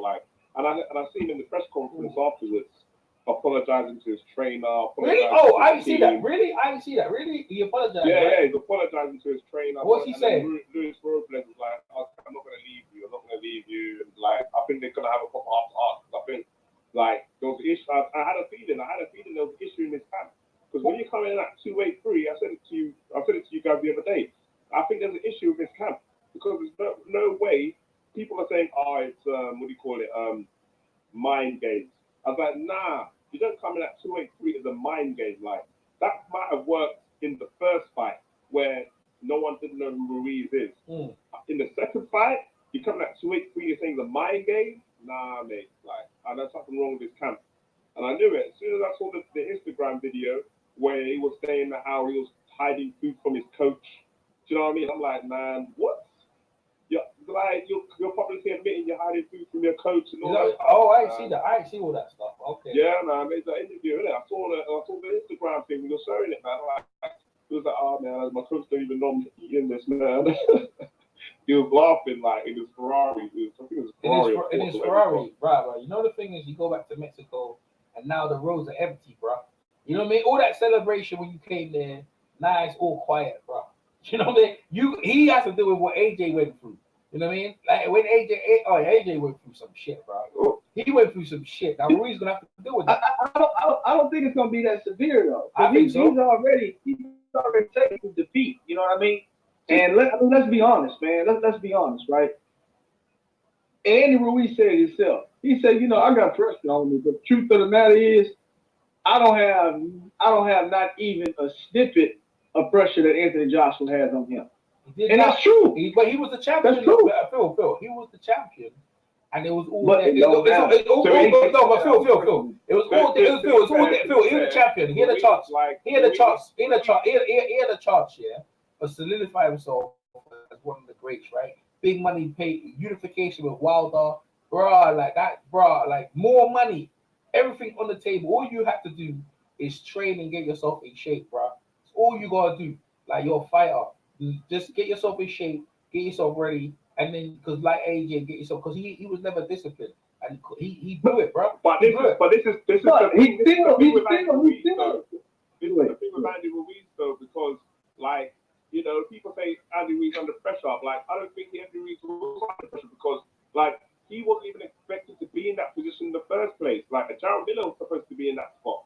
Do you know what I mean? Like he was like the fourth or fifth option. Do you know what I mean? And then from becoming the fourth or fifth option to become the first Mexican heavyweight, no one's not going to take that away from him. He's always going to be the number one. No one care about that no more. You couldn't defend nothing. President. He's made about over 20 million. Yeah, but that don't mean that. That don't listen. I hear what you're saying, but what I'm saying as a fighter, when you lose in that manner, bro, the only way you redemption, like AJ had to exercise serious demons, like bro, people saying if he loses this fight, he could end his career. He got knocked out multiple times, yeah, and he's come back now. Ruiz is in a situation he got embarrassed. That's what I'm trying to say to you guys. It's not like he got beat. He got completely outschooled and embarrassed. You know what I mean? He's a mockery of himself, yeah. And all the Mexicans, yeah, but I don't think he cares too much. No, he does. He cares about that. Canelo came to watch him. This ringside, no man. Look, if he cared, he wouldn't have come in at 283, man. Well, when I saw him come at 283, it was game over. Like people are saying, oh, he's still gonna have this. I tell you how much, yeah. Remember Mikey. I put someone down the ring for 12 No, I know. rounds at 283. Hey, listen, remember Mikey Garcia? Hold on, one minute. Let me get this out, though, Phil. Remember Mikey Garcia, yeah? He ain't fought since he fought Errol Spence. He hasn't fought, right? He came in heavy, right? Expecting that he's so embarrassed, yeah? The bro, like this dude ain't even fought again. So the Mexican people, especially the way they feel about themselves, bro, hurt. It hurt bad. But go ahead, Phil. Go ahead. You could talk on it, Phil. Go ahead. No, that's a good point. What I was saying was, I mean, you know, in Andy Ruiz's defense, he did chase AJ for 12 rounds. He just never caught him. You know what I'm saying? You know, but he doesn't have the energy to do it. Yeah, like, he's carrying that much weight. He's fat. Yeah, he's fat. But see, you know what my rebuttal to that is? You saying that he didn't have the energy. Well, I beg to differ because let's be honest, he kept the same pace and followed Anthony Joshua around from the first round all the way to the 12th round. Yeah, no, but that pace was. He slowed down. He slowed down, though, Phil. He slowed down. He was in the middle of the ring telling Joshua to come to him, bro. He slowed completely down. Come on. You're talking about one, EJ. No, but I'm being consistent, though. I'm being consistent. No, but I'm being consistent. I'm trying to say the pace. Look, I agree. He did move around. But what I'm saying, this pace, he started getting slower, bro. To the point that he couldn't even catch Joshua, and he's telling the man to come fight him, bro. That shit got embarrassing, bro. That's embarrassing. That shit's embarrassing. That shit's embarrassing. You can't even change. You're so slow. You can't even catch him. He's so slow. My other rebuttal to that is, okay, you say Andy Ruiz got slower, but he had his most success in the second half of the fight. Listen, bro. Listen. 2 rounds. I gave him 2 rounds in the second half of the fight, right? 2. Right? That's what I'm saying. His face was bleeding. His face was bleeding from the first round, bro. Like this dude was getting schooled from jump. Schooled from jump. That's not what I'm talking about. Now I'm telling you. Now you talking about the pace.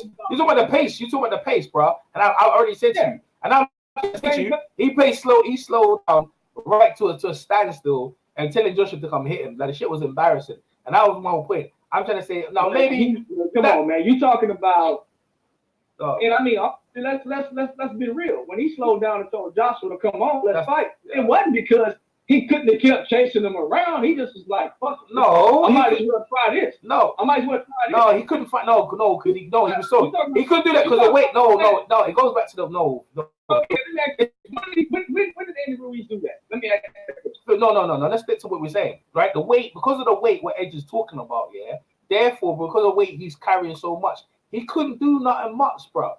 That's why he was in the same. And the thing is, the reason why he got so much success was AJ was there in front of him, right? You know when he knocked him down all the multiple time, AJ was right there. This time, AJ wasn't there to be hit, bro. So that the weight he got on the game, we had to do stuff that he didn't want to do that chased him around, bro. That's why he looked so bad, and he got slower and slower as it went down. That's what happened, Phil. And the big difference from this fight from the first fight was that he was holding now. As soon as he got into the inside, he didn't allow him to throw any punches because he was holding him. Yeah, holding him tight. That's what he should have done in the first fight. Yeah. Hold, another fight, he shut his ass down, bro. Shut his ass down. That's good. Shut his ass down, bro. This again. Boxing one-on-one, bro. Schooled him bad, bro. This is still my deal right here. Okay, you're saying that Andy Ruiz. Look, let me tell you something. Schooled his ass. Andy Ruiz. Nobody's. I mean, I know you keep saying he got schooled, but everybody's on the phone. Everybody that's online is in agreement with that. Nobody's disputing that. Okay. Now, what I'm talking about is this right here. Yeah. Andy Ruiz, even though he was not in good shape, as we can visually see, okay, we can see that he was much heavier. When he got on the scale, he was much heavier. But what I will say is this right here. What was the difference between the first fight and the second fight? Well, the first fight was, guess what? He didn't have to move like he did the second fight. But what I will say is this right here. With him being overweight, okay, he did chase Anthony Joshua for 11 rounds. Hold on.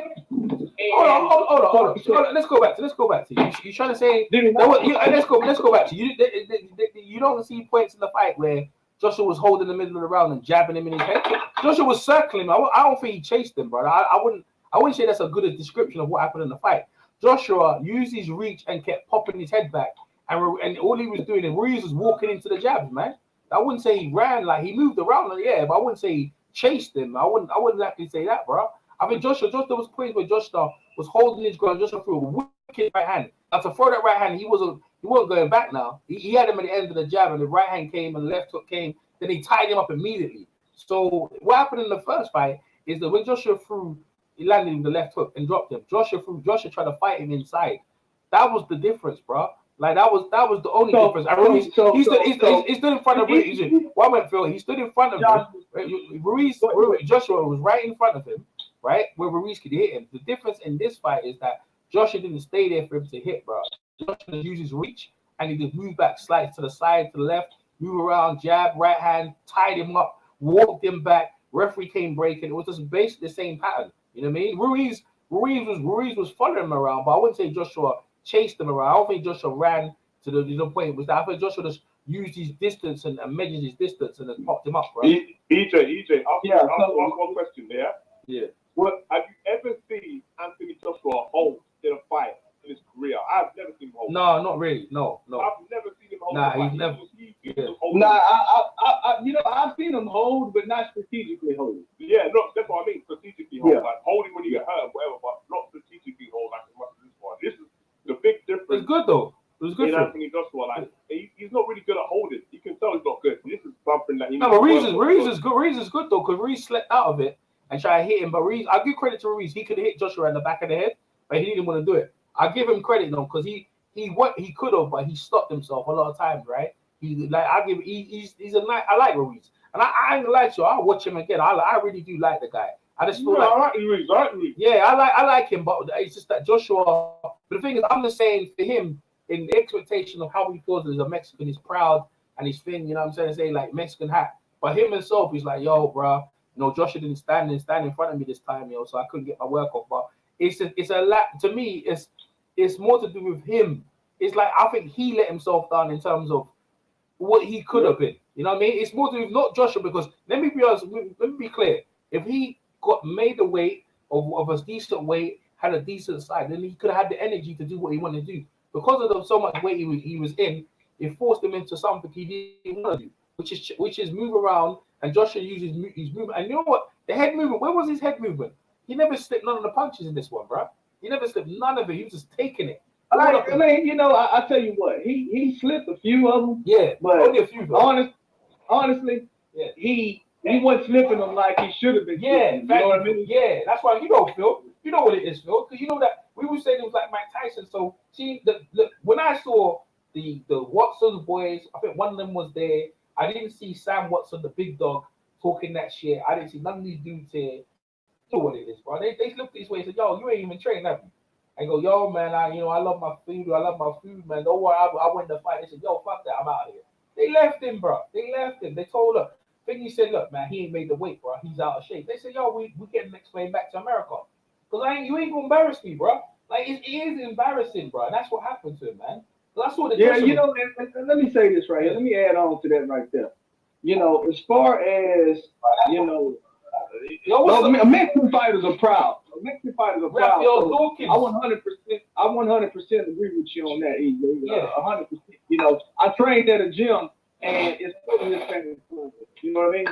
So, you know, I know how these guys operate. I know how their thought process is, and you know, I know what kind of work they put into their craft. Yeah. With that being said, you know, I will say this: Andy Ruiz said they're gonna have a trilogy.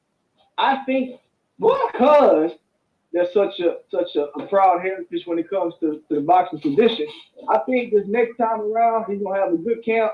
He's gonna train hard, and hopefully, you know, he's disciplined and he can come in and be the best fighter he can be. Because clearly, right now, like you said, he got embarrassed against Anthony Joshua, and I just think that's not gonna sit well with him. I'll tell you what. I'll tell you what. He's more Hassan Rahman than Buster Douglas. But that's what I see. I think but even Hassan Rahman got knocked out. But in that thing, yo, what's up, my man? Raphael Dawkins, Combat Radio, come in.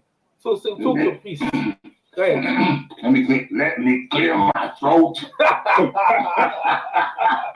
He gonna talk some jive. Go ahead. Let me clear my throat. Let's be clear. Mr. Dawkins, you pick AJ, right? You pick AJ to win, right? You know this. Okay, all right. Go ahead. Talk your piece. Hey, the floor is yours. All the AJ people come in and pick AJ. I give credit. I picked Ruiz.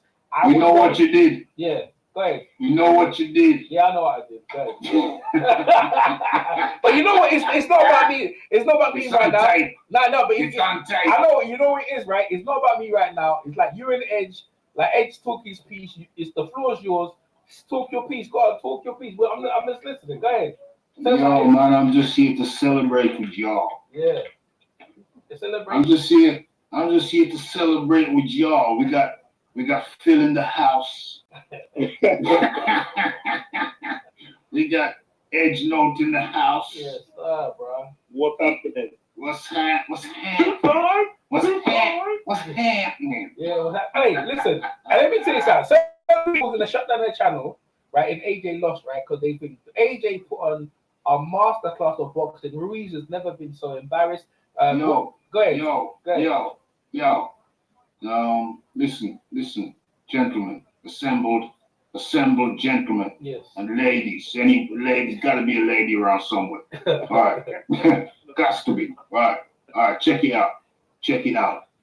All of you doubters, non-believers. AJ, non-believers. AJ did what he should have done in the first fight. Yes. AJ, you know, I'm gonna getting serious now. Credit to AJ for listening to people. In the very first round, why did I criticize AJ about no parry? In the very first round, he parried. Why did I criticize AJ about no clinch? In the very first round, he clinched. You know what I'm saying? The things, lateral movement. Criticized him for lateral movement. Don't go back in a straight line. Lateral movement. All of the things we criticized him for. And don't get me wrong. I mean, I'm a supporter of AJ, but Edge Note, man, just mute your mic, bro, please, for a second. Sorry. All of the things we criticized him for, or I criticized him for, even though as a fan, I'm a critical fan. So I can see things objectively.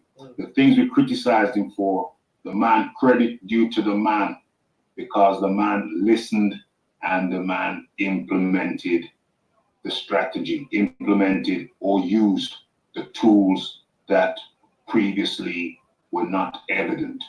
Yeah, the parry, the clinch.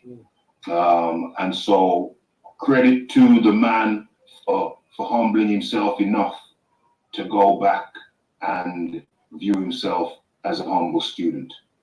You know what I'm saying? To view himself as a humble student and to conduct himself as a humble student, implementing things he had not previously shown. Now, as for Ruiz, well, I don't know if you said it because I just saw you live. I thought, let me jump on. As for Ruiz, like I said, I don't know if you said it, but Ruiz is a dirty fighter. Ruiz is a dirty fighter. I'm going to make a video called Dirty Dancing featuring Andy Ruiz. Ruiz is a dirty fighter.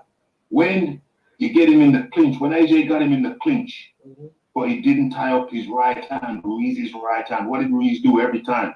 Boom! Big hook to the back of the head. Okay. Must have done it, what, 9 times minimum? Yes. No, it must have been, 12 times minimum, because sometimes he did it more than 1 time in 1 round. Ruiz did that dirty, heavy rabbit punch, not a light rabbit punch, a heavy, hellacious rabbit punch to the back of the head. Every time Joshua clinched him, must have done it minimum 12 times, didn't get one once. That's not just an illegal blow, that's a dangerous blow. And so, for all his smiling, all his cheesing, all his grinning, Ruiz, and to be fair, for all his skill, Ruiz is a skillful but dirty fighter. All right, that's my opening piece. Opening. There's more. Go ahead. No, that's my opening piece. Carry on. But you see the thing is, yeah, I addressed that, right? And there was some he did pull back on. But the thing is, he was so frustrated by the game. And like when I saw him cut in the opening round, from AJ, I said, yo, this ain't going well, bro. Like, but I still was at some point thinking, well, AJ is gonna get tired at some point and he's gonna make a mistake. But he never made a mistake. He consistently kept on doing what he was doing. Even when he was tired, right? He tried to hold up. Ruiz was trying to work. You're right. He pushed his left arm out and he was trying to hit AJ around the back. And AJ slipped on. I was worried a bit because AJ was bending down a bit. But the ref, I think he put on a masterclass of what you're supposed to do. He worked out who he is and who he's not. Yeah. He's against that guy, you can't fight because AJ likes to. He even mentioned in the press conference he likes to knock guys out, right? And in doing that, he likes to go backwards and forward. But with this guy, he couldn't do that. He just thought, okay, I'm just gonna box him, tie him up. Occasionally, I tie him up and he slipped out of this tie up. Hit him with the right hand. It was so superb, even to the point where it was like, yo, but Umar here, yo, he's looking like Ali out here. I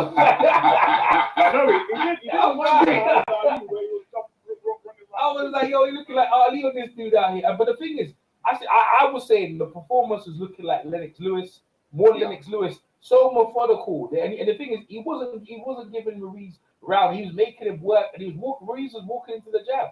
He wasn't much. He was walking straight head bang into that jab. And it was easy. At that point, it was AJ. AJ really went to land the right hand, but when AJ lands the right hand, he lunges in and he gets caught. So AJ thought, okay, I'll just jab him. And the jab was good. I see Ruiz hit back up. Ruiz did catch him. Be honest, I think I gave Ruiz 2 or 3 rounds. I think maximum. That's it. I think people gave him 4.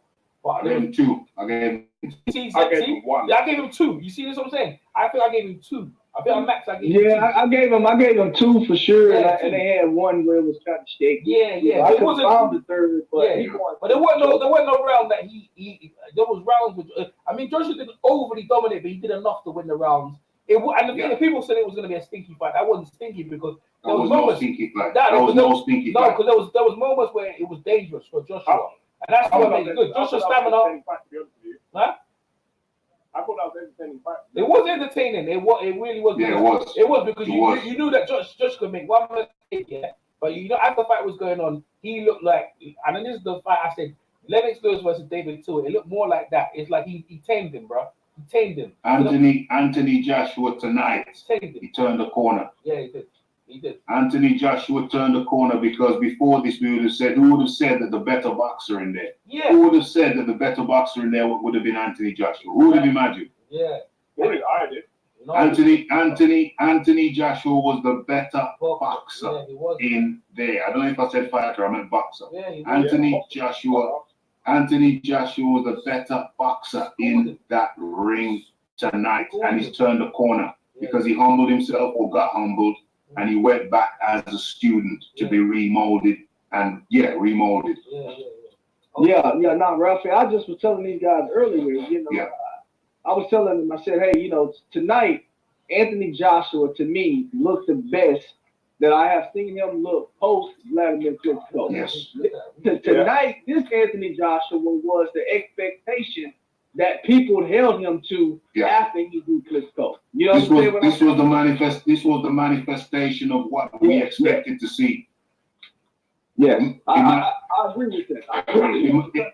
It manifested itself tonight. This is the manifestation of the Anthony Joshua we hoped to see when he started out, when he turned pro. This Anthony Joshua, I mean, this version of Anthony Joshua is a, and I think the defeat to Andy Ruiz helped a lot because it could have went two ways. You either go, okay, I got lots of money, I'm fine, or okay, what did I do wrong? What do I need to work on and work on completely new things?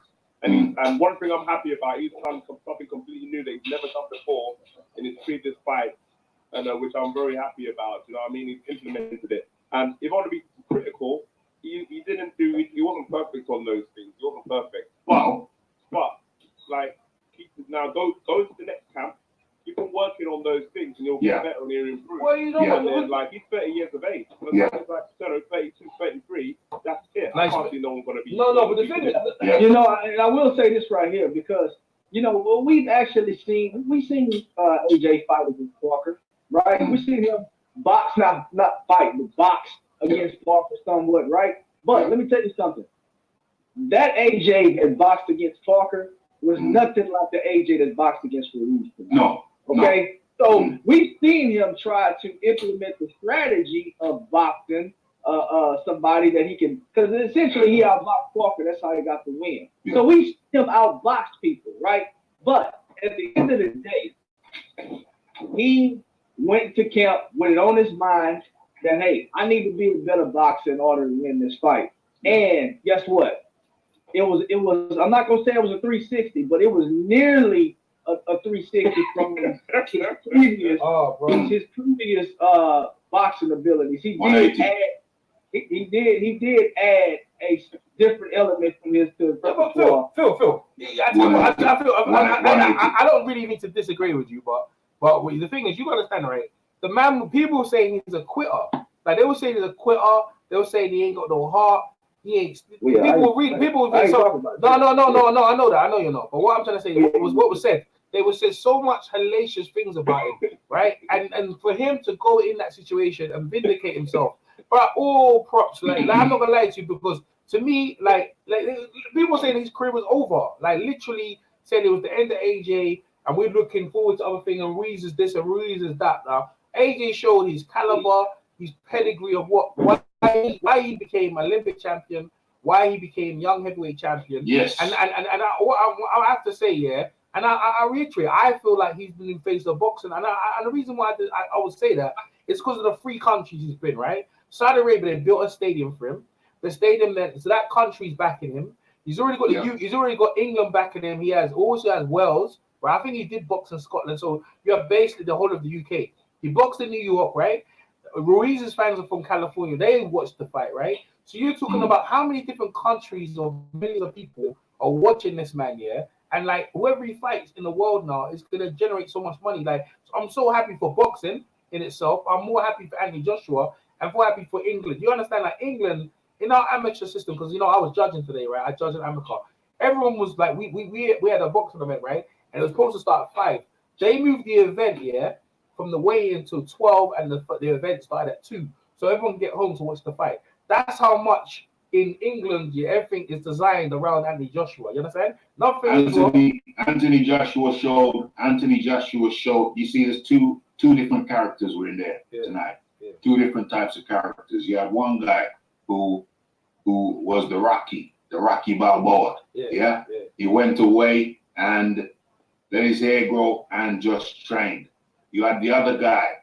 Out there flossing. You had the other guy out there flossing. You've been on the show. You've been on my live. Phil's been on my live when we talked about his flossing.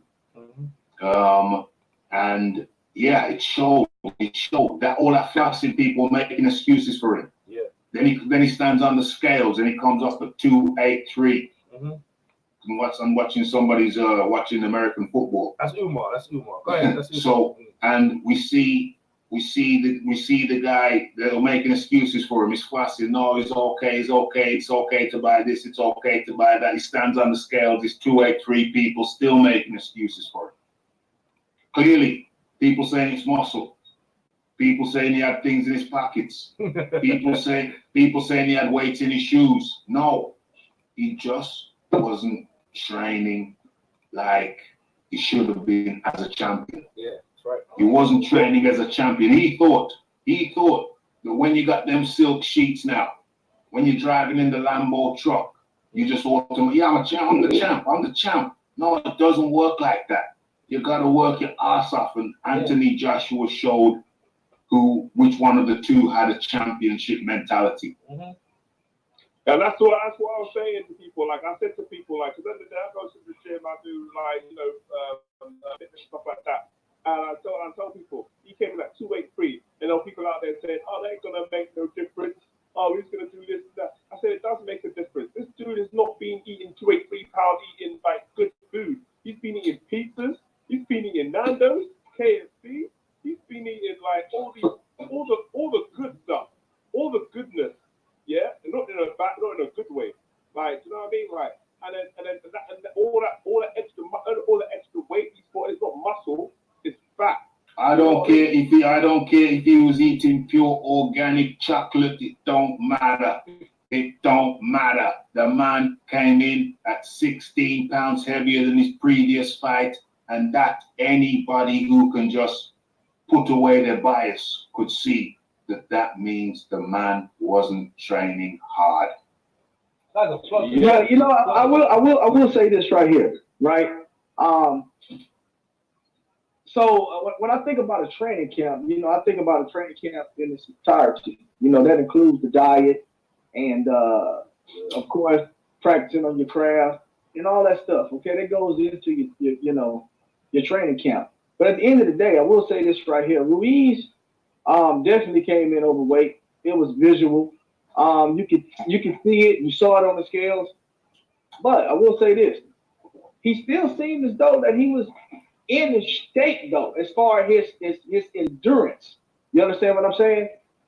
He fought 12 rounds. But he was very slow, man. He was very slow. What the combination was last fight? Can I please finish? So look, yeah. So as far as his endurance goes, yeah. I mean, when you put on 16 pounds, yeah, you're going to be a little bit slower than you were the last time. But I'm talking about his conditioning. Now, him moving slower doesn't mean that he's going to get tired faster or he's going to even have longevity as far as him not getting tired at all. That's why you move slower. No, let Phil finish. Yeah. So my point is this right here, okay? I do think Andy Ruiz went to the gym. He did his cardio, okay? He did his cardio. He did his whatever, his heavy bag, the mix, all the stuff that you do when you're in a training camp, the sparring. I do think he went in and he gave 100% on those things, right? But at the end of the day, that's not completing full circle when you're talking about a training camp, when you're going in to defend your titles, okay? So, yeah, I do think he was in shape enough to go 12 rounds, but I just think overall his training camp was off because of the simple fact he went in late. He was supposed to he didn't show up to training camp until September. They wanted him there a lot earlier than that. That's right. When he got there, he was even bigger than he was when he weighed in. So, and this is the stuff that people, not talking about. So at the end of the day, I do think he gave 110% on certain things, but when you're at this level and you compete, you have to give 110% on everything. And honestly, like I said earlier, it started with Anthony Joshua right after he lost. He knew what he had to do. He stayed disciplined, and he grinded it out for 6 months until basically the result of what you see tonight. And that's, again, to go back what you guys were saying, that's the championship pedigree right there. Yeah. But it's the same to what Andre Ward said, man. It's not what he's doing in the gym, what he do outside of the gym. 100. He can punch the bag, he can do all that, he can do all the gym stuff, which he's doing in the gym. What he do that's the full circle I'm talking about. Yeah, so that's what full I'm saying. training camp is not just one inside the gym. That's the full circle. Yeah. You see, walking like a champion, living like a champion, it means that you do all that stuff. I agree with Phil. He probably did everything that he should have done in the gym. Yeah, I agree with that. However, that's just a part of it. That's just a part of it. The rest of it is getting your rest. For a start, you should be coming home and getting rest for your next training session. You shouldn't have time. You shouldn't have time to be fasting. Fasting should be the last thing on your mind. You should be eating. You should be eating. You should be eating. Sorry, you should be eating. Let me just say this. You should be eating right. You should be thinking about your next training session. After you've done your training session, you should turn up to your training camp on time, not a few weeks later. That alone tells you. I'll tell you what the problem is. I think that Andy Ruiz thought to himself, I'm the better boxer. All I gotta do is do my thing in the gym and I'm good. I'm the better boxer. Yeah, that's what I think. Yeah. Yeah, he does. And that was his undoing. He thought, you see, he made the same mistake that a lot of talented people do.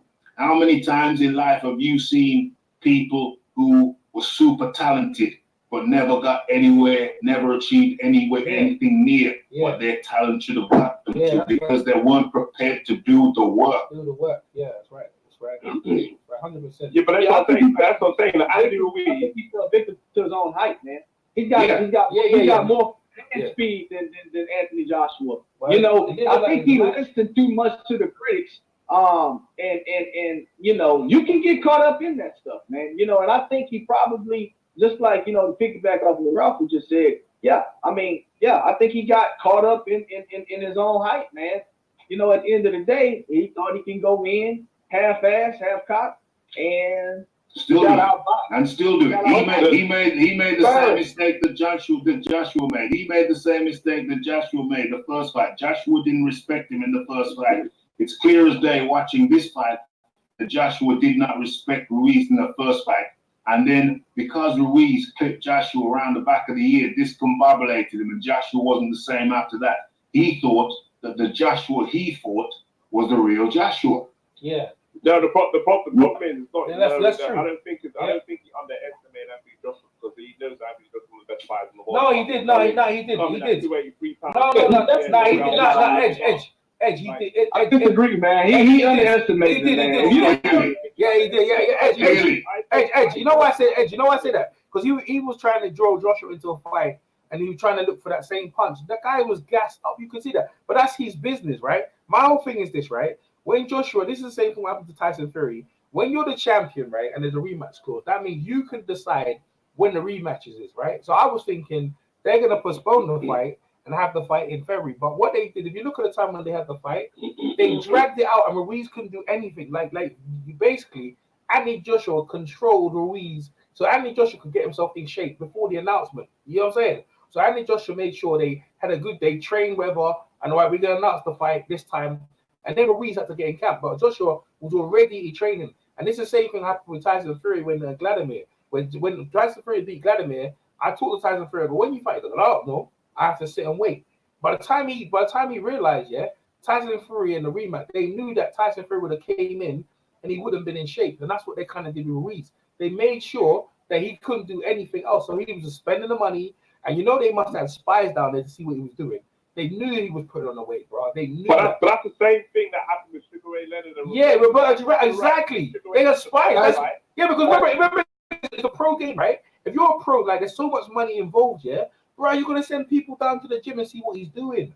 You know what I mean? They have people that look at investigators. What's he doing every day? Is he eating? And then the trainer does that, right? The trainer, the manager. So they knew he wasn't in the gym, bro. And when they announced the fight, and I'm not making no excuses, right? Because he had a certain overconfidence he did. When you knock a man that many times, you think you could knock out the moon. But that guy was gassed up. Edgy was. He was gassed up to certain. He was gassed up. Yeah, he was. No, don't get me wrong. I'm not saying he wasn't confident. He wasn't confident. Obviously, he beat Anthony Joshua. So obviously, knocked him down. Edge. He knocked him down. Edge. He didn't just beat him. He beat him down. Edge. He beat Anthony Joshua down. Edge. He wasn't just a normal beating. But I don't think. But Andy Ruiz is not stupid to think that it's going to be that easy. He knows it was a lucky punch. He Bro, knew it. he don't look like he's I knew that's what he was going with. Bro, stop with that bullshit. You're giving him too much credit. He wasn't like, oh no, this is gonna be an easy fight. I think he did, bro. He's not gonna be that naive. Yo, hold on. Edge, no. I think he was that. I think he was that night. I think Anthony Joshua was that night. I mean, Ruiz was that night. Ruiz genuinely thought. Ruiz genuinely thought that he's gonna walk in there and kick Anthony Joshua's ass. Yeah. Exactly. No, but don't get wrong. He's gonna go in. Didn't take it To seriously. believe that it's gonna be that easy. I think what happened is he won the belt. He was getting all these endorsements, these praises, everything like that. Yeah, you're right. Praise, all that stuff. And the biggest issue that Andy Ruiz has is food. The biggest issue he has is food and not eating the right food. Yeah. And that's the problem. And the problem was is not naive in regards to he could be actually just easy. It's the naivety to think that he can just eat as much as he wants, the same way that he was doing before, come back in camp and think he can just because that's what he did before. He was doing before and think that he could be the same result. And buying Maybachs. Yeah, and getting slave chains. What supposed to be doing? He's on fucking TV and Maybachs. Getting tattoos. Like Joshua did the fucking lab, working on his phone. Yeah. You know, look. Let me he's got problems with food. Every single Instagram post. Just let me jump in real quick. Was him and his food. Okay, so look, let me tell you. Okay, I mean, look. At the end of the day, let's be honest, man. At the end of the day, let's be honest. Andy Ruiz went into that ring tonight, and guess what he didn't do? He didn't respect his own position. Okay? He didn't respect his own position. And if you don't respect your own position, you don't respect your opponent across from you. Okay? And guess what? When you don't do that, you underestimate him. And when you underestimate him, it is a result of what happened tonight. Now, I raise this question to everybody on the panel right now. Do you think that Dillian White is falling victim to the same thing that Andy Ruiz may be? No. Andy Ruiz's situation, Dillian White's situation is completely different. Like, Dillian White. I'm talking about the discipline. I'm talking about the discipline. Oh, that's I think Dillian's gonna this because what the bullshit wants to say. I know, but No, what Phil was trying to say in regards to when Andy Joshua offered him the bout, he said he ain't getting enough money, so he feels like again his head's big. He feels like he's bigger than he is. So now he's getting overly confident. You know what I mean? I feel like Dillian's really doing. One of them guys could beat him. You know what I mean? Because he ain't getting better. Like he just ain't. Even if you're the layoff, he ain't getting better. So because no bitch get over his head. So I mean he took the trend. Don't get me wrong. But he's got to deal with a lot of bullshit outside of the ring. Who knows before? Yeah, be taking the pills, man. Like I think Dillian White's situation is different, but I think the discipline issue is a much more bigger issue, man. I have an issue with these fighters, and the biggest one I have is like Amir Khan. He's the biggest one. Like he's the one. He goes off. He has a fight and he doesn't even train in between camps. Amir Khan's done. 6 months. And the first time he goes back into a gym is when there's a fight announced. He goes back into the gym to a camp. I said, no, you have to train all year round. Even if it's just practicing or warming up, you can't just simply just fight and then win a fight and then don't fight again. Yeah, but Amir Khan's been in shape many years. We're talking about some of these big fat heavyweights. Amir Khan's been I know what you said. Amir Khan's been champion. We're talking about Dillian White. Ain't done nothing. Keeps talking with his big mouth and coming there sloppy. You know what I mean? He's what feels alluding to. He's somebody on the front. Still got the dub at the end of the day. Bro, listen. He's disciplines out the window, and what he's trying to say, they think they're bigger than they are, and that's why their overconfidence gonna get their ass whooped. That's what's going on. That's what's going on with Dillian. Yeah, I think to answer Phil's question, Dillian White does have an issue with food, much like Ruiz, not as bad an issue, but nonetheless he has an issue with food. Dillian White he doesn't have the work ethic of an Anthony Joshua. Yeah. Like I said, the all round mentality. You see, I mean, obesity is a real problem. There are some people who food is like crack to them. Food is like crack to a crackhead. You know, how can a crackhead sit in his living room knowing there's some crack in the kitchen? You know what I mean? It's not possible. Some people have a genuine and real issue with food. Exactly, that's the point I'm making. Yeah, and I think that Andy Ruiz is one of them. It's like an illness. I'm not joking. It's like an illness. They just can't. They can't leave food alone. Much like you wouldn't expect a crackhead to leave crack alone. If he's got crack in the kitchen, smoking it, the cupboard's empty. And likewise, there are some people who genuinely have almost, it could be a genetic, is it mental, a serious, real issue with food. Dillian Whyte is one of those people. So once again, I do think he puts the work in the gym. But to speak to Phil's point earlier about giving 100% in the gym, if you are not giving 100% out of the gym, you cannot give 100% in the gym, because the 100% you're giving is only really like 75% max, because the 25% is not possible because of your lifestyle. But this is what I'm saying, because this is why I said to people like Andrew Reid is saying it's underestimating Anthony Joshua. That's not the case. The fact of the matter is, if you are into, it's like someone who's like what you said is addicted to food, it doesn't matter if you underestimate or overestimate. The fact of the matter is that when you're hiding something from your coach and you're hiding something, is because you know that you've got something. It's like someone who's hiding like alcohol, like you can't drink, so you're hiding your drink. Oh, don't smoke.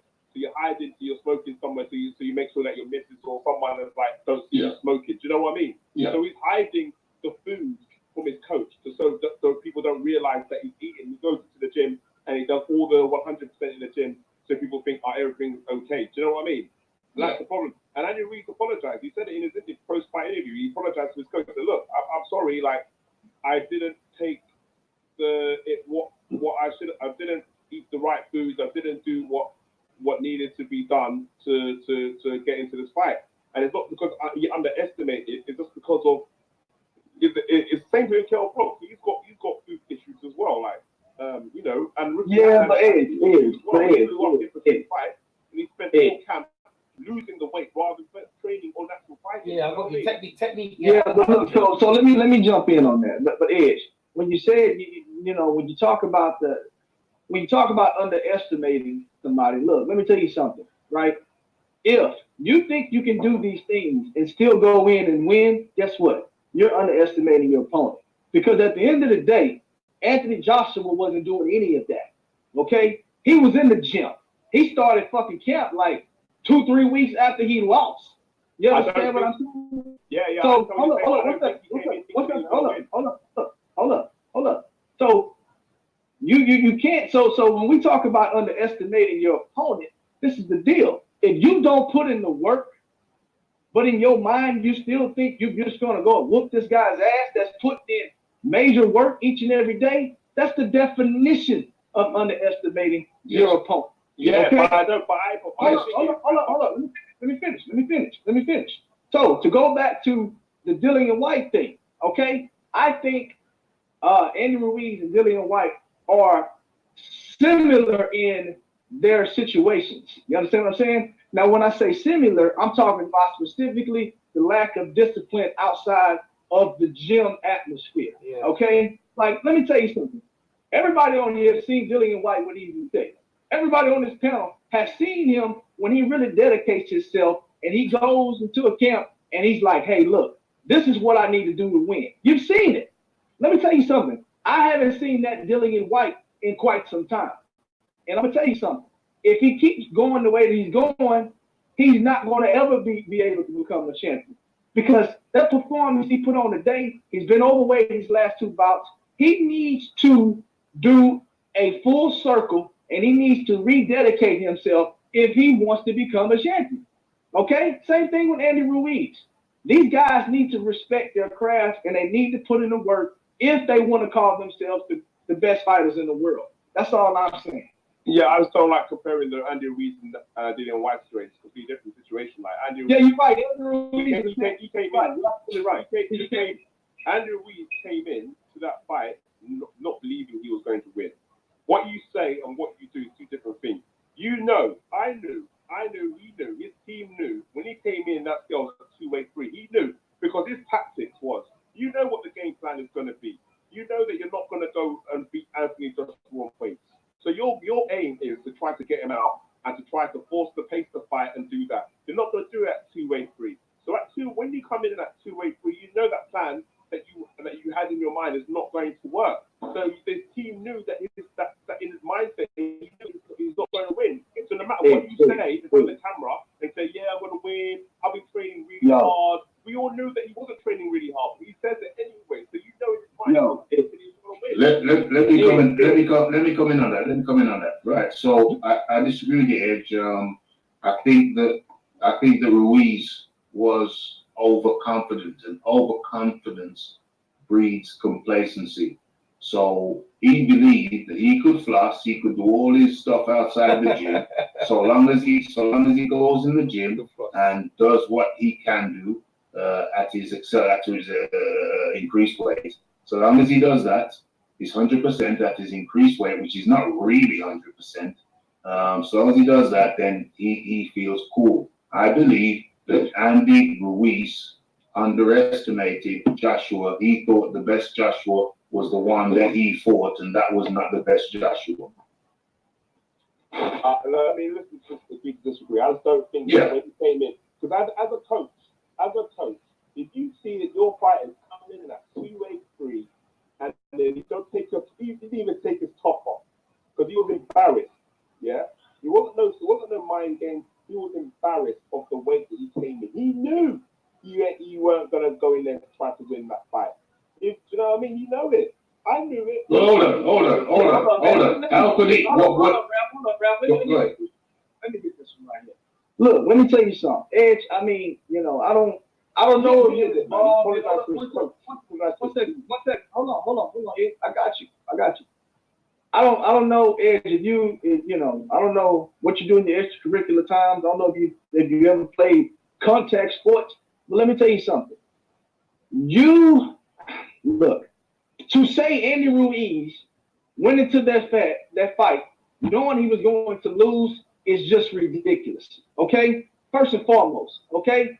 You don't go and do it just to do it. Okay? That's the first thing, because it's very reasons why he did it. It's a very hold on. See, that's the thing. This is where you get it confused. Andy Ruiz has been fighting for what? 10 years. Ready? Yeah. He's been a pro for 10 years, but he's been fighting for a decade. That's right. Let me tell you something. He just started making this money. So don't give me this. You got so much.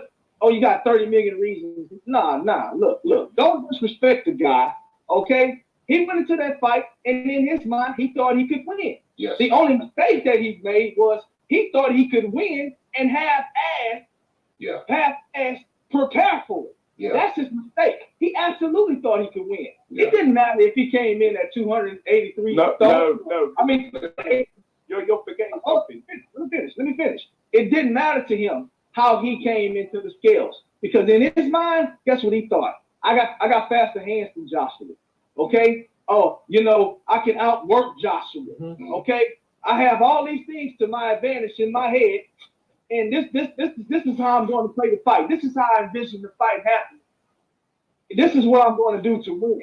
Guess what? He could not do any of those things, because you know why? He did not prepare for the Anthony Joshua that he saw tonight.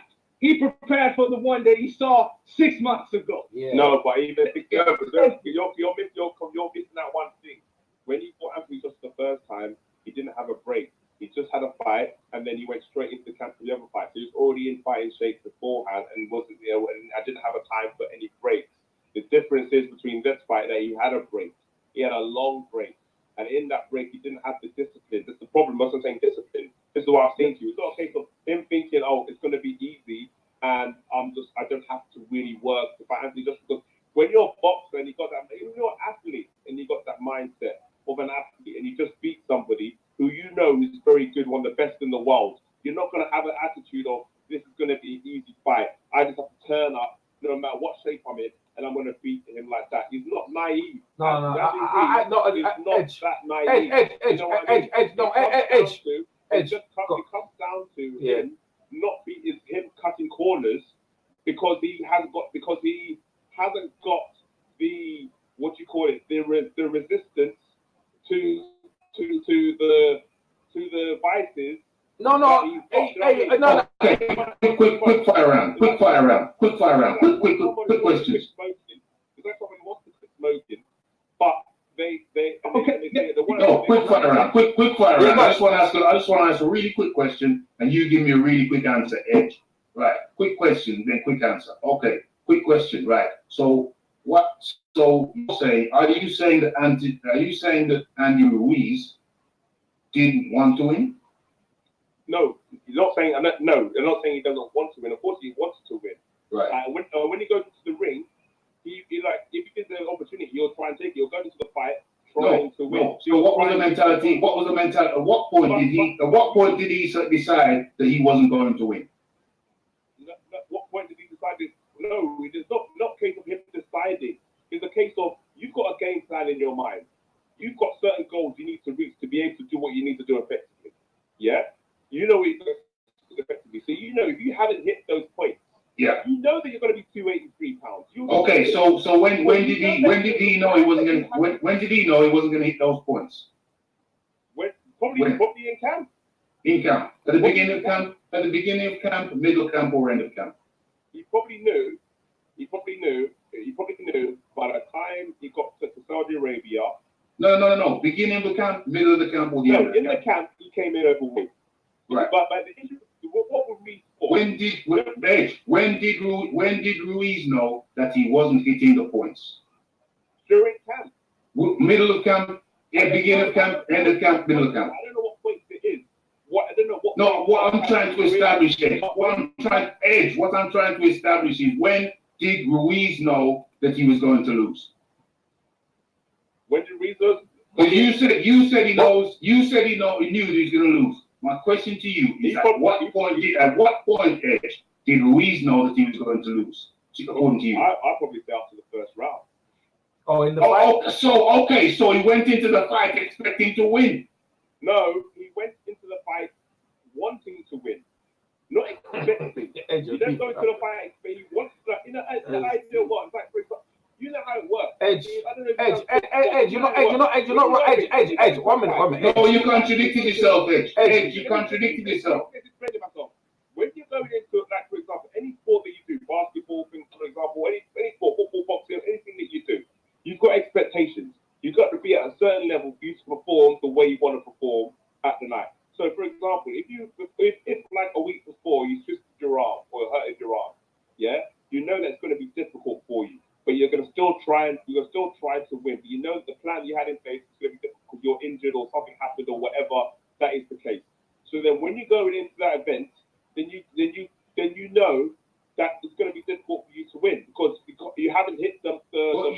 You said Ruiz only knew that he was going to lose during the fight. So that means that what we said previously, that he was training to win, you agree with. You agree that he was training. You agreed that he was training to win because you said that he only knew he was going to lose after the fight started. So what that means is what that means is that what we've said is true. He trained. He believed he was going to win, and only found out during the fight that he was going to lose. You agree with that? You just said so. No. You're confusing what I'm saying to you. You're confusing what I'm saying. Hold up, Ed. Let me jump in on that. Must I add this right here? I think Andy Ruiz knew. I think Andy Ruiz, the whole time the fight was going on, he thought he had a chance to win because he thought he would find a way to connect with Anthony Joshua and stop him. Yes. So, with that being said, Ed, basically, essentially what you're saying right now, if I'm hearing you correctly, you're telling me that Andy Ruiz quit, his team quit on him, okay? Because these guys hold up, Ed, these guys are not dedicating their time. These guys are not dedicating their time Okay, these guys that's doing this stuff, man, they take this shit serious, man. The trainers and everybody. No. Okay? You're misunderstanding what I'm saying to you. Andy Ruiz already came out and said that it was the issue. There was an issue in his camp. They wanted him to come in earlier. That's not my dispute. That's not my dispute. So it wasn't. And there was, Ed, I'm not disputing that. I heard the post-fight interview as well. What I'm telling you is this right here.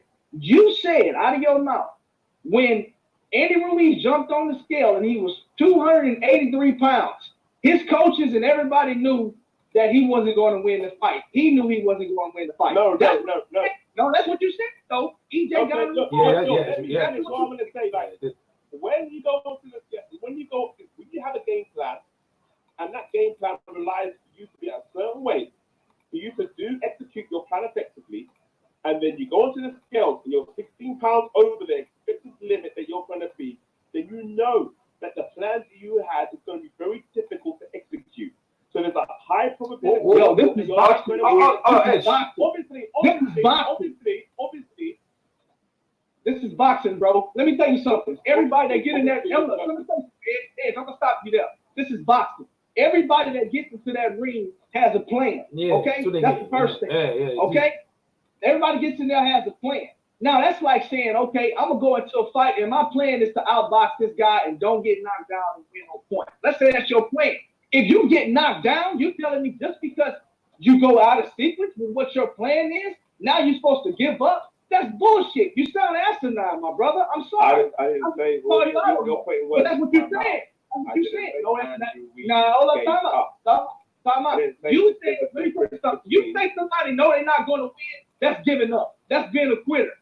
Period. It's not. I don't think Andy Ruiz is a quitter. I don't think Andy Joshua is a quitter. No, it's not. So it's not. You're confusing the two. There is no way that Ruiz wasn't going in there to win. There is no way hold on, Edge. You're gonna get your chance to rebut. There is no way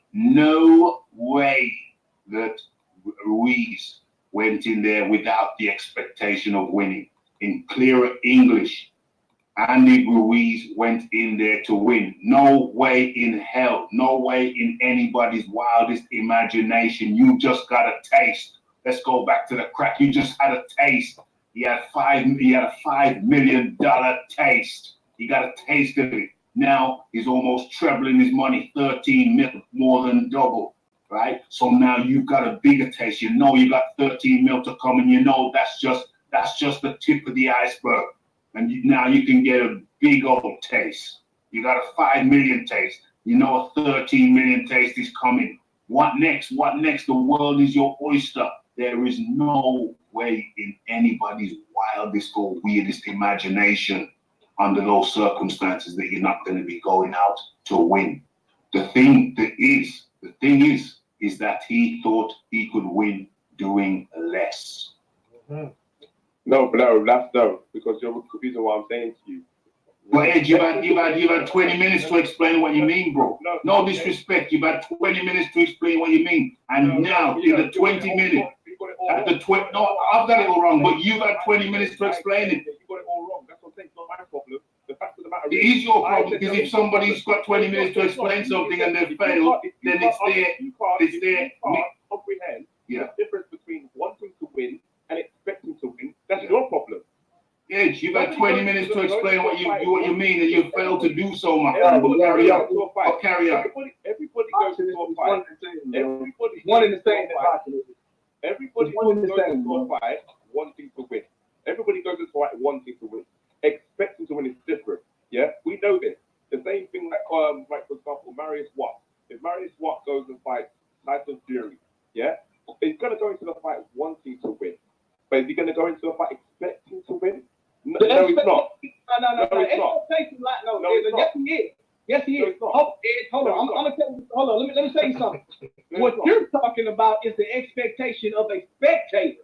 Okay? You cannot be talking about an expectation of somebody that's going in there and getting punched in their fucking face for 12 rounds, man. So? I'm sorry. So? You're not. Yo, bro. Look. Wanting to win and expecting to win is one in the same. No, it's not. For anybody No, it's not. that's the competitor.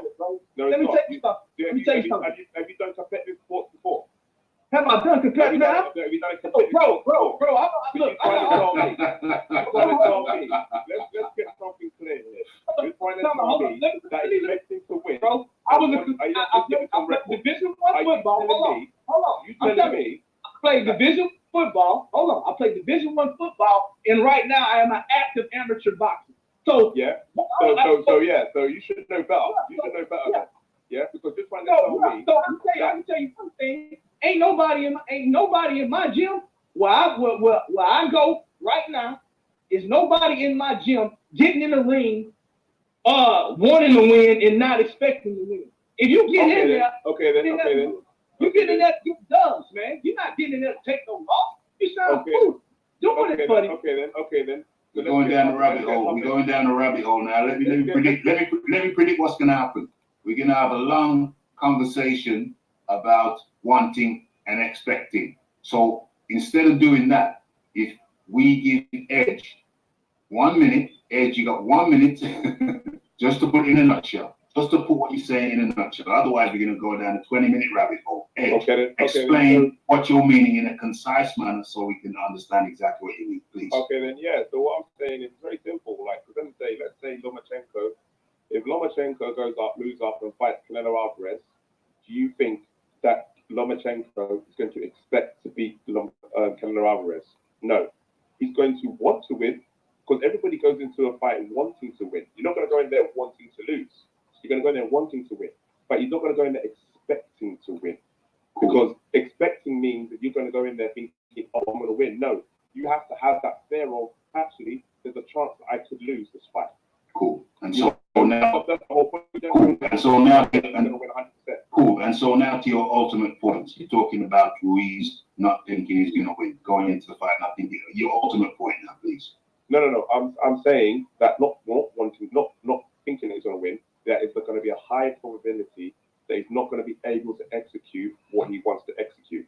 If he's not able to execute what he wants to execute based on the circumstances, then there's a high probability that he's not going to win the fight. So, but because there's a high probability that he's not going to win, of course, doesn't mean that he's not going to win. Because, like I said, like in the first fight, the expectation was that the people thought he was not going to win, and he won. So no, we're getting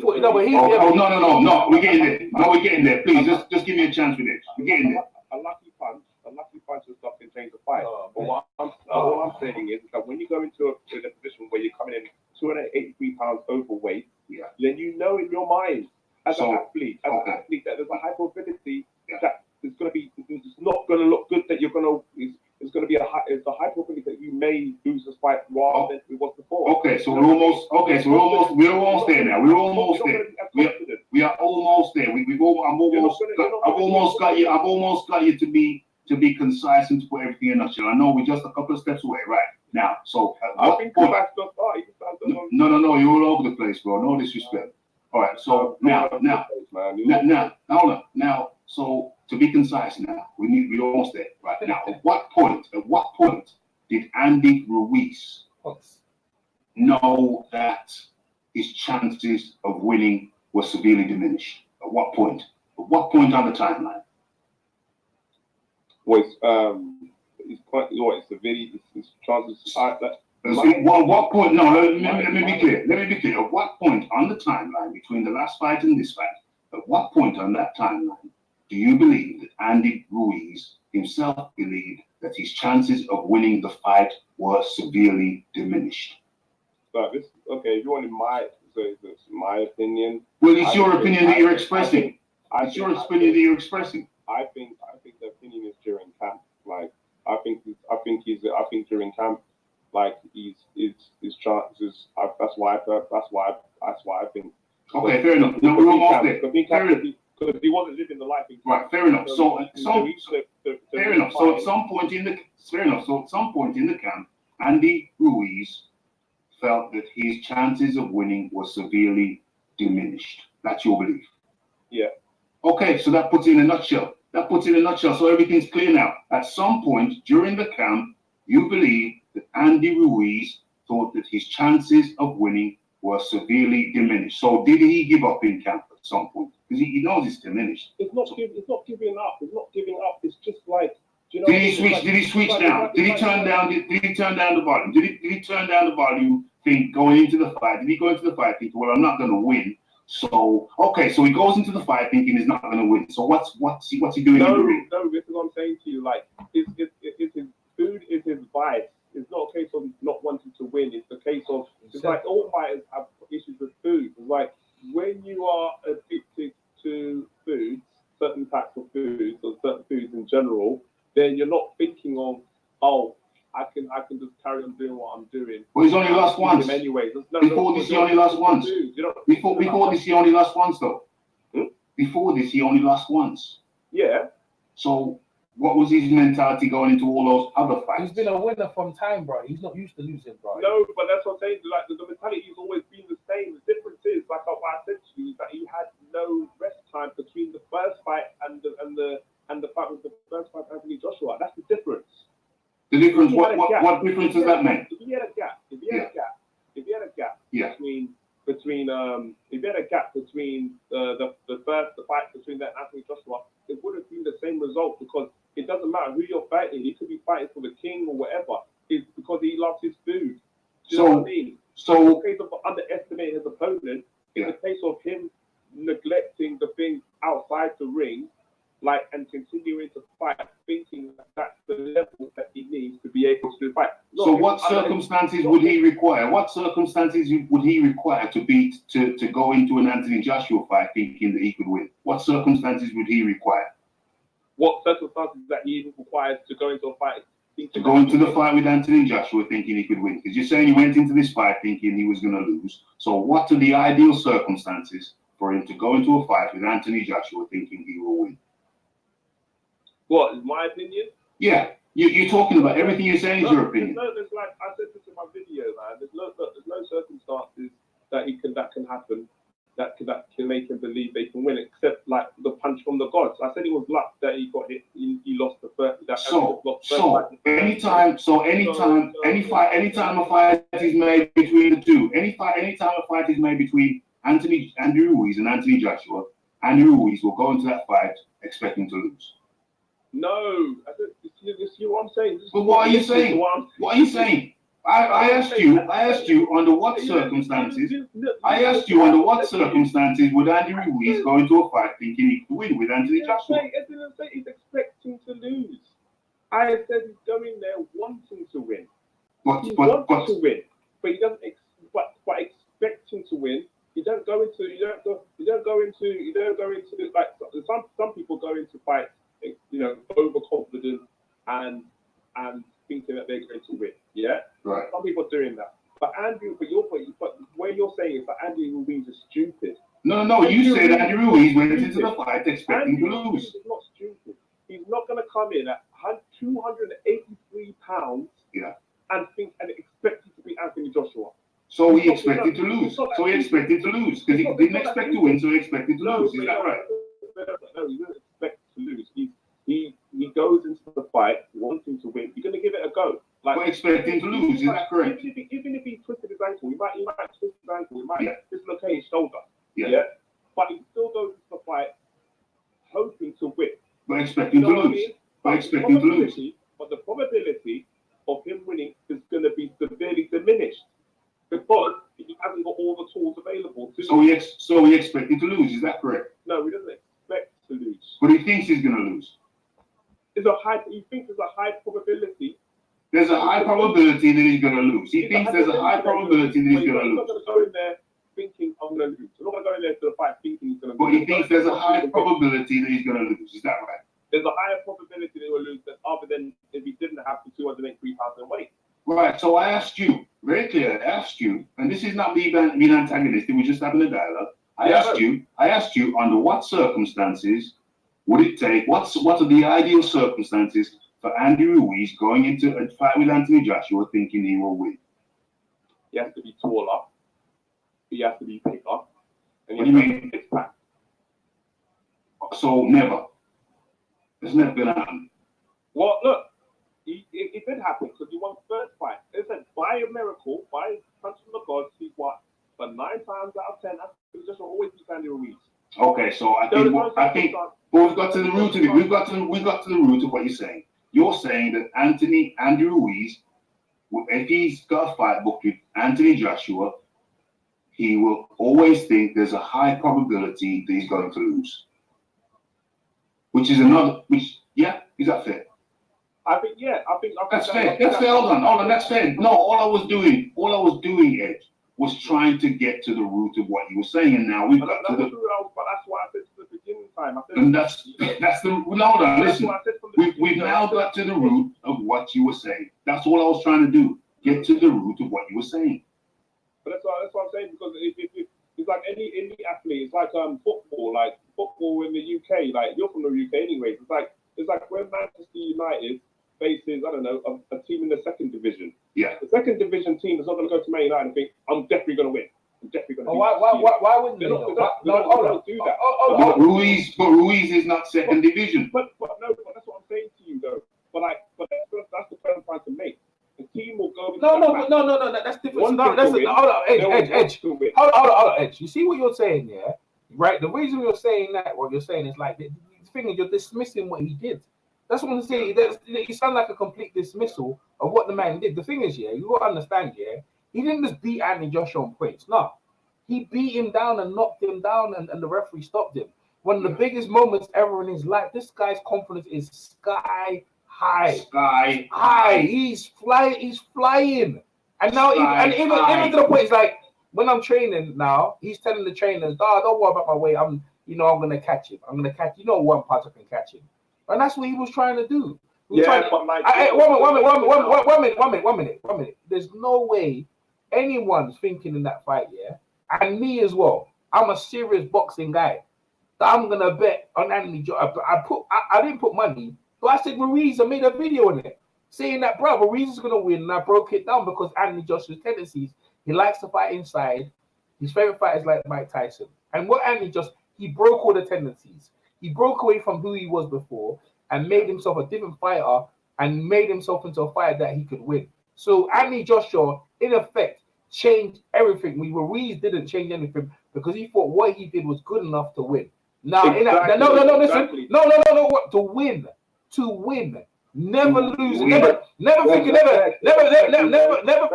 thinking about losing. Thinking about what I was doing. He ain't gonna change that much. I know he's gonna try and fight me, and I'm gonna catch him. So even if I put on this weight, I'm a heavyweight anyway. I'm still gonna catch him. Never in his mind. Never in his mind. 1 minute, Phil. Never in his mind. I would never make a video on a guy and say and thinking bro. This guy 100% believed, right? And that's to do with maybe naivety and his preparation and with his trainers that he fought because. When you're in a fight like that, bro, let's look at the fight in itself in the first fight in a nutshell. Andy Joshua, the biggest undefeated. Remember, this is undefeated, never lost. Only been on the canvas once against Vladimir Klitschko. You're supposed to be a fat guy that's turned up there, and he believed he could win. Now he must have the cut. He believed he could win. The fight with Parker, he was gonna right a wrong. He never got over that. He had so much things to overcome, and he overcome it. Mexican champion. See the president and all them thing there, bro. This guy was freaking flying. No, in his mind, did he ever think he was gonna lose? No way. The weight was nothing to do with how he is, because I know fighters or let down the Mexican people. Yeah, and let down the Mexican people. Canelo turned up, right? Canelo turned up. I believed he was gonna win. Phil believed he would win, and a whole heap of people believed that Ruiz was gonna win. Everyone was backing that he was gonna win, right? Because of what he did in first. This guy, no way in his mind thought that Joshua would change so much in that fight. With Joshua reinventing himself, right? Reinventing himself and came in with a different game plan and he won. And that was more through Andy Joshua than Ruiz. Ruiz expected to win the fight. And that's what these guys have been trying to tell you, right? And it wasn't about the way. Let me add to EJ. Let me add to what EJ said. So, Ed, I just heard you say out your mouth. You said Andy Ruiz never thought he even had a chance against Anthony Joshua. It was a lucky punch. Let me tell you something. No. You know, that's what you said. That's what you said. From the gods. My opinion. Okay, yeah, well, let Phil give his opinion. Let Phil give his opinion. But let Phil say what he's saying. Let Phil say what he's saying. I said, Ed.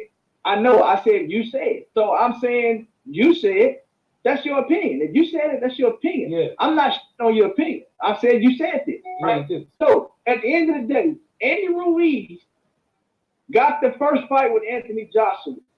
Okay? He got the first fight with Anthony Joshua. He contacted Eddie Hearn. Andy Ruiz was never even on the list to be called to fight AJ when Big Baby Miller popped dirty like 6 times, right? He was not even on the list. Guess what? He reached out to Eddie Hearn. He said, Eddie, look, I tell you what, let me fight Anthony Joshua. Look at my fight. My fight is going to be on, I don't know what day it was. He said, look at my fight, okay? Watch out how good of a fighter I am, and then book me for Anthony Joshua. That's what he told him. He said, book me for Anthony Joshua, and if I get the fight, I guarantee you I'm going to knock him out. Guess what? That doesn't sound like a fighter that's not expecting to win and wanting to win. Yeah. Now, what sounds like is a guy that says, hey, I see something in this guy, and I'm confident I can go in there and I can whoop his ass. Yes. That's what they're saying. Yes. Period. Yes. Yeah. This shouldn't mean much of a talking point, bro. Let's go forward, right? The man's let's go forward. Andy Joshua, 2-time champion of the world. The world is oyster. I feel like Wilder, I think the pendulum has swung dramatically the other way. And whatever happens in Fury and Wilder, whatever happens in that fight, I don't think they eclipse what happened today. If they want to make that big money, they're going to have to see Anthony Joshua. And they're going to, whatever money they think they're going to get, whatever is offered to them, I feel they should take it because, you know why? I feel like they can do what Ruiz done. They must feel that what happened in the first fight, that Fury or Wilder could do that, replicate that. So if you feel you're good enough to take the fight, now Andy Joshua offered you 20 mil. Take the 20 mil. Take the 20 mil. Real talk, because if you get a rematch with him, you're gonna get double that much. So I feel like all these guys now stop playing around. Andy Joshua should be there to be taken. If you feel you're good enough to take him, take it. I don't want to hear no more excuses.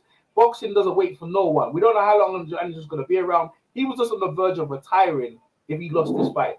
People need to make the fight. I don't want to hear nothing no more. Let's get this thing done. Let's get it like Brexit. Let's get it done. Like Boris says, let's get it done through. Let's get this thing sorted.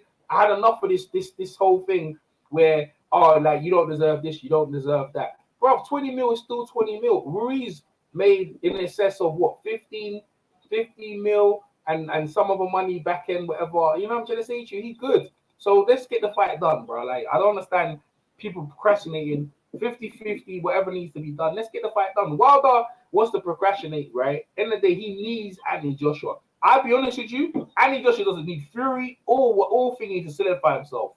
In that fight right there, even if he was to retire right now, he's good. He's good, bro. 2-time champion of the world, beat Vladimir Klitschko. He's already, like, you could normally say, like, he's Hall of Famer. If he was to quit right now, he could go in the Hall of Fame. That performance was so sound and solid that, bro, anything else from this point is just paving the resume. Andy Joshua is in a very good place right now, and I feel like the ashes with Wilder and thing is very slim. It's very slim. The two of them, Fury's been fighting pure bums. Wilder just beat Ortiz, and also I like Ortiz, but bro, that's not Andy Joshua. You need Andy Joshua, or if they can't get it, one of them needs to fight Ruiz. One of them needs to fight Ruiz, bro. Need to do a better job than Andy Joshua. So people need to step up and stop playing around. I had enough of this stuff here, man. You know what I mean? This boxing thing, people need to get things done. You know what I mean? It's time. Yeah. So you know, EJ, look, let me piggyback off of you on that, brother. I will say this, man. You know, I'm always going to give if anybody accomplished something great, I'm going to always give them that credit, right? Yeah. So let me say something. I'm a boxing fan. You know, at the end of the day, I have my favorites, but I'm not biased like some people I know. So, but at the end of the day, yeah, you know what you in. Yeah, you know what you are, man. You know what you are, man. So at the end of the day, Anthony Joshua, what he's done, what he's brought to the heavyweight division here within the last 5 years is nothing short of amazing. Okay, honestly, he's brought some excitement back to the heavyweight division. He's brought big paydays back to the heavyweight division. Okay, and you know, he actually has a nemesis. Okay, in Deontay Wilder, and Deontay Wilder has a nemesis in Anthony Joshua. This is what the heavyweight division was built on during the glory years. Yeah. Okay, this needs to be dead as far as this. I'm gonna wait and we're gonna see, and I deserve this. So I would 110% agree with you on that. Okay, 100%. These guys need to fight one another for the fans' sake, man. We're losing our minds, man. Yeah. We are going in a complete circle talking about the same thing over and over again. These guys just need to fight, man. They need to fight. And truth of the matter is, these guys all have the ability to beat one another on any given night. That's to me, that's the most important thing. Because look, guess what? I had Deontay Wilder edging Anthony Joshua as far as who, if these guys want to fight. Up until tonight, I seen a different style. Now I'm like, okay, it might be, it's definitely 50-50 at this point. Okay, so I can't pick at this point. This is what the heavyweight division represents, and these guys need to keep this momentum going, man. They absolutely need. They need to shut out MMA. They need to shut up. If Mayweather, all them guys, they had enough. Like, I want to see mega fights. It's good for our sport. It's good for our YouTube channels. It's good for everything, bro. Like, Joshua's fight is such a real good story. You know what I mean? The man was taking a lot, bro. The man was taking a lot, bro. People was questioning his mentality, his mindset, calling him a coward. He's a quitter, bro. He was, mate, bro. He was getting it from all avenues. Now, and you see, bro, I got a picture on my thing, right? Joshua with his arm folded. You know, back in the days, Run DMC, they used to do that bad boy stare. You know that B-boy stare where they got the arms folded like yeah, and what? Yeah. That's the picture I got on my icon. Like, and just looking at the press. And what? Like, say, yo, you said this, you said that. Now what? Now, what do you have to say to me now? And that's what's up, bro. And you know what? I like that in life. That's a mantra in life here. Don't let people define who you are. You know what I mean? If you know who you are, you go out and do it, and then that's it. You silence the critics, bro. Silence them, bro. Shut that down. I was one of them people. I met Andy Joshua. I've talked to Deontay Wilder. I haven't talked to him face to face. I've talked to Tyson Fury. And I'll be honest with you, after seeing a man get beat down the way he got beat down, for him to get off the floor and to come back in a rematch and do what I see, that is one of the most impressive things in life, bro. You know what I mean? That man gets all the credit for me. Man get beat down. Roy Jones got beat like that against Tarver, bro. Another guy, he never retained himself like that. Mike Tyson got a beat down from Buster Douglas. He never did that. The only man in the heavyweight division in an automatic rematch to do that was Floyd Patterson. When he fought Ingemar Johansson, he got beat down. It's about the same time, 5 times, yeah. And he came back in the rematch. He knocked Ingemar's out. Andy Joshua, in a way of not knocking out Ruiz, but completely dominating him and schooling him. Bro, that's beautiful. That's beautiful. That's what I'm saying. That's what's up, bro. Like, I'll give him all the prep. So this point onwards, all roads lead to Andy Joshua, and let's get it on. Like, Wilder, I don't know Wilder sits there in himself and say, yo, boy, he got to give that guy credit. I'm sure he must do. Fury as well, they got to sit there and give AJ credit, man. I can't understand why they could sit there and disrespect AJ like that after that performance. You can't even say nothing. What can you say? You know what I mean? Yeah, no, I actually think Wilder's going to come out and actually say, you know, AJ looked good against Ruiz. Because it can't be denied. You know, when you start trying to, you know, look, at the end of the day, man, the way AJ looked, man, all it did was add more fuel to the fire for these two guys to come and meet. Because, I mean, think about it, man. AJ gives Wilder his props. Yo, that was when he smashed Brazil. He was like, yo, that was a killer shot. Like, it was serious. You know what I'm saying? You know, I think, you know, honestly, man, I think these guys respect one another as far as the skill level. You know, I just think, you know, it's a lot of riffraff in between that, you know, makes us lose sight of what is actually really important. But I think Wilder come out and give AJ you know, love on his big. I hope so, and shut down all these bullshit. Like, I ain't gonna say these guys bullshit channel, but shut down all the bullshit. The bullshit what's going on in the YouTube community between whoever, that needs to stop, bro. Like, dudes need to just make the videos. You believe what you believe in. Let's keep it moving. Because at the end of the day, yeah, them people wishing for AJ's downfall bad. Now, what do you have to say about, what's that saying about you? And I made a critical opinion that I felt like what happened in the rematch in the first fight because I feel that could happen, right? And I admit I'm wrong, right? But the dude's wishing the AJ all the worst things in life. That what's that saying about you and your character, bro? What's that saying about you? You know what I mean? Yeah, and even Wilder saying horrible things about him or Fury.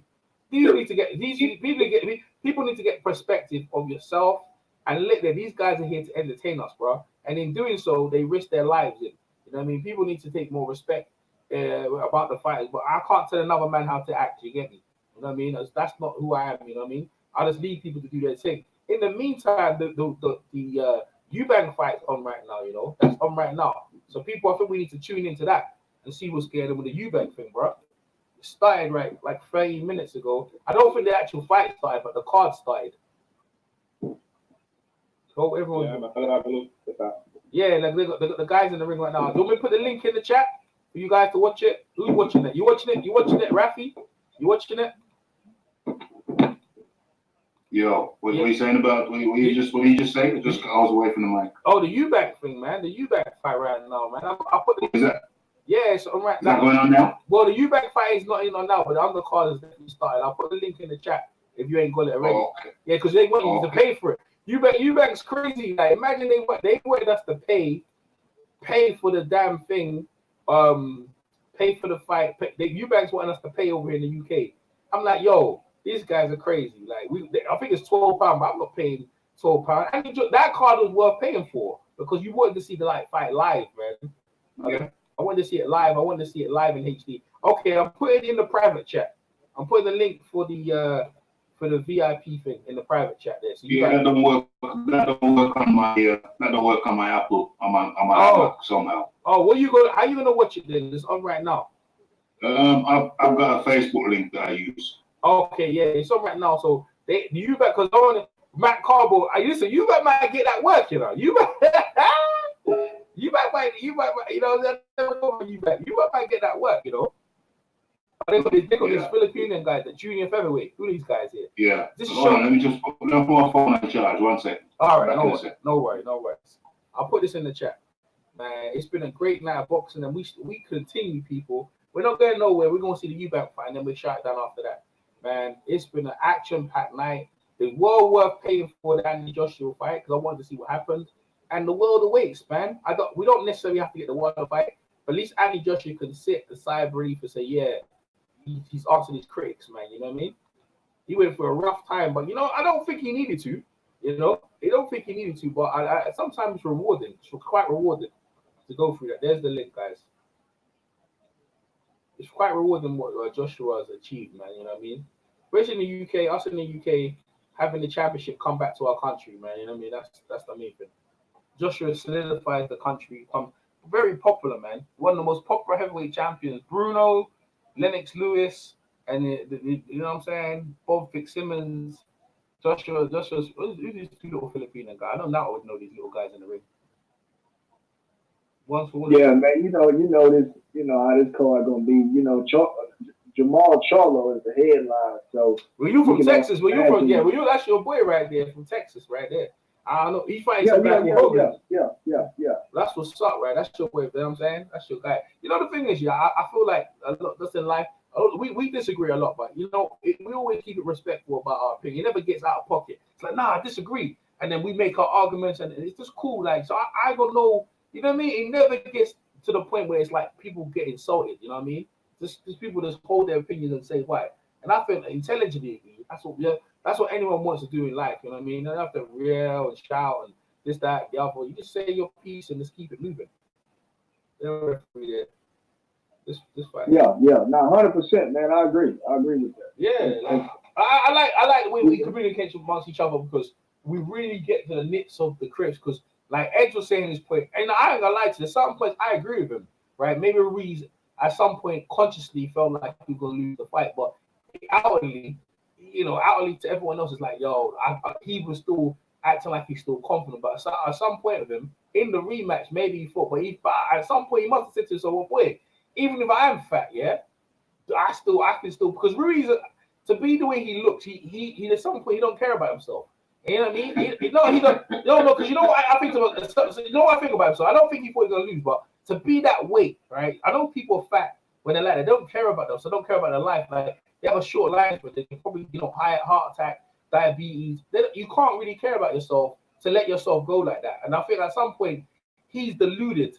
You know what I mean? Like, deluded with himself. But I tell you what, he doesn't lack for no confidence, though. That guy is one of the most confident fat guys. I think his weight was a reflection of his confidence. Yes, absolutely. That's what I'm saying. The higher the weight he is, really, in a sense, you could look at it, sorry to cut you off. The higher his weight he is, in a sense, is merely a reflection of his confidence. Yes. Because the more, because the more confident he is, the less he thinks he has to do. Yeah. He wrote off Anthony Joshua. He just didn't rate him. He didn't rate him. Listen to all his press cuttings. He didn't rate Joshua. He don't rate Joshua. He just didn't rate Joshua. And as a result of him not rating Joshua, he just thought, I'll do my gym stuff, and then I'll go out and do whatever I want to do, man. I can take care of this guy. I've been boxing since I'm 10 years old. I started boxing at 6. Yeah, started boxing at 18, man. That's nothing to me. That's nothing to me, man. He said Joshua quit, bro. Hold on. He said when Joshua fought me and I knocked him down, I was whooping his ass. He quit. You can't tell me that he respects Joshua. No. Man. If another man, hold up. You can't tell me if another man that you are about to go into a fight with just across from you and say, when I was whooping your ass, you quit, you laid down, you didn't want no more. Man, you can't tell me this guy isn't pumping his chest full of confidence and eager to get in there. You know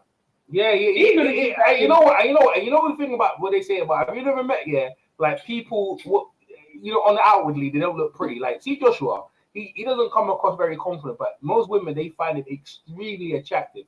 But if you talk to Ruiz, Ruiz thinks he's the hottest thing on the block. So you have two different people. Joshua doesn't come across outwardly confident, but he does enough. But he obviously is, right? So a lot of females and a lot of men would love to have the body that Andy Joshua has.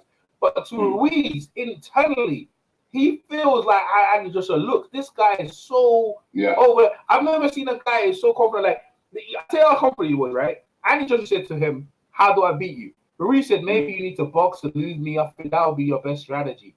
Bruh, you gave Andy Joshua the game plan, even if he didn't have it. Bro, you spoke it into existence. My thing is this, right? You see in life, if you say things out of your mouth, you can talk doom into your life, That's why, very importantly, things you say out your mouth, because it can trap you. So if you got any negative stuff about yourself, you better keep it to yourself in your brain. Do not outwardly say stuff, because you see Joshua in his actions, giving the belt to Ruiz, outwardly gave confidence in that. I saw that and I made a big thing about it. Everyone's like, EJ, you're making it. I said, no. He gave the belts over. I was going nuts.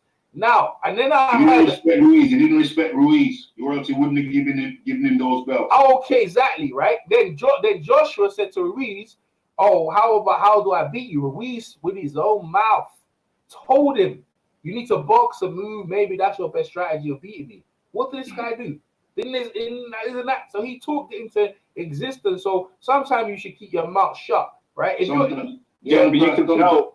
You can tell in his mannerisms and Andy Ruiz's mannerisms, the way he was talking, he wasn't as confident as he was before.